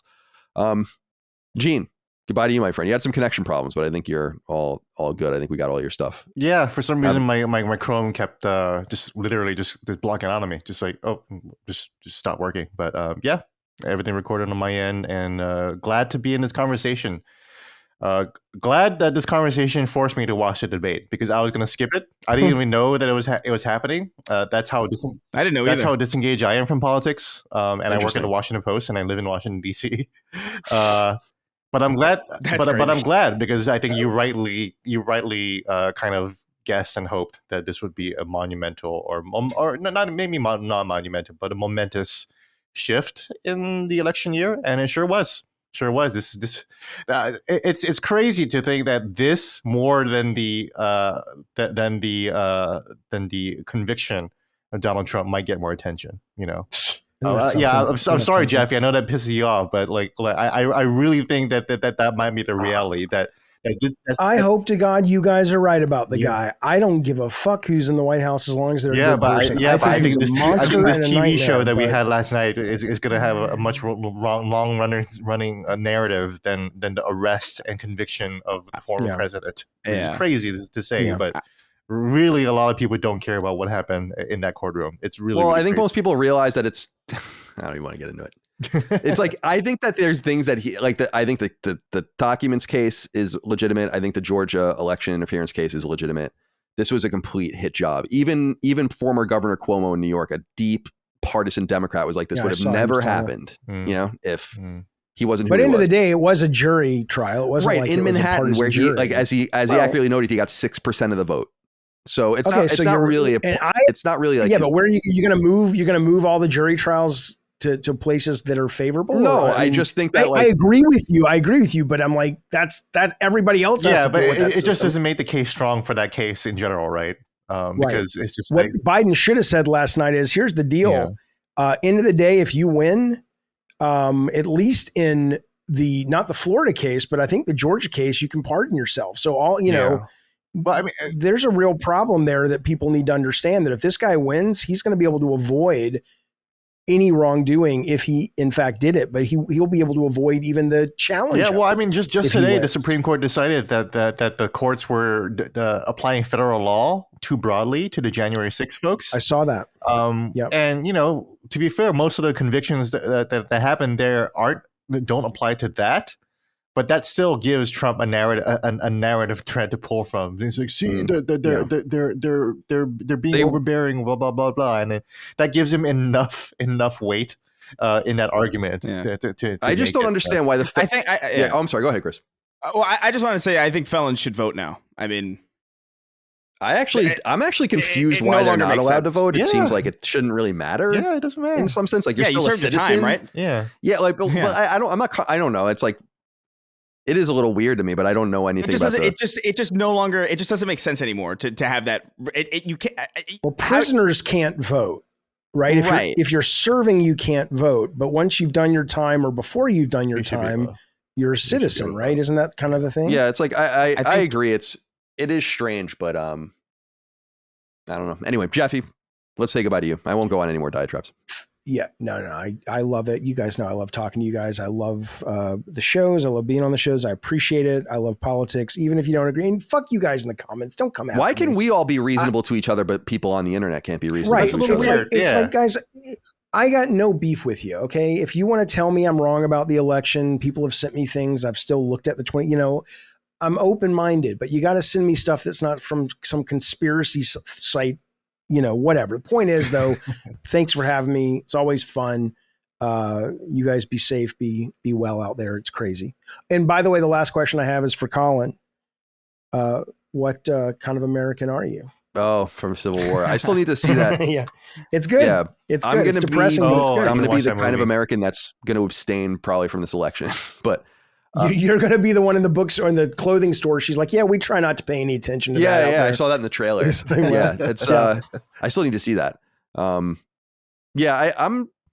I think this is a deep and serious moment, but I think it's actually in some ways scarier because it is out of our control in some way. Like it's all about fucking national banks and like huge legislative pulls and borders, and I don't know. It's man. very depressing. That's why I called it depressing, because and I think that was the kind of the theme that all of us kind of express, is that so much of this is just out of our control, and all we can do is just watch the TV. I'm going to go watch the Kevin Costner movie after this and just lose myself to nostalgia and about how great America is. Nice. I'm going to take a shower and go out to eat. So, Chris. And smoke. Oh, and have a smoke. Yeah. Before that, yeah. Chris, what are you going to do? I don't know. What is it? 3:09. Yeah, by you. It's Friday. Oh, I might go out tonight. Oh, very nice. Some friends. I feel like that's... Oh, I think my friend's back from New York actually now, which is nice. So I'll probably just go out later. I don't know. I have nothing to do today, really. So cool. I'm set. I guess I'm probably going to film too. But what about you, Last Stand Media listener? Driving, working, say it out loud, digging a ditch. And then we'll have 10 minutes of silence so they can respond. Right. And then the credits will just start. Have you bought your tickets to the San Diego show coming up, Last Stand Media listener? Yeah, please join us. It's gonna be fun. Come on, man. All right, boys. Appreciate you guys. We'll have you all back soon. We'll displace Dagan again and do another political conversation. Maybe we'll wait for the second debate in Tell September. him to go and get his fucking shine box. Yeah. He'll appreciate that. He loves his Italian mafia movie style quotes. There you go. So, all right, my boys. Appreciate you. Thanks to all of you out there. Patreon.com/LastDayMedia for early ad-free access. LastDayMedia.store for merch. Until next time, goodbye.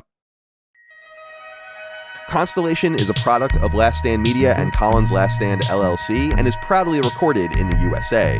The show was conceived by and is directed and hosted by me, Colin Moriarty. My co-host is my brother, Dagan Moriarty. The show is produced by Last Stand's executive producer, Dustin Furman, and is edited by associate producer, Ben Smith.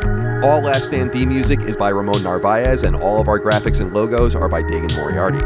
As you know, all of Last Stand Media's podcasts, including Constellation, are fan-funded on Patreon at patreon.com/laststandmedia. The following names are at the producer level on Patreon, our highest support tier, and we're infinitely grateful for your thoughtful and kind contributions to our independent endeavor.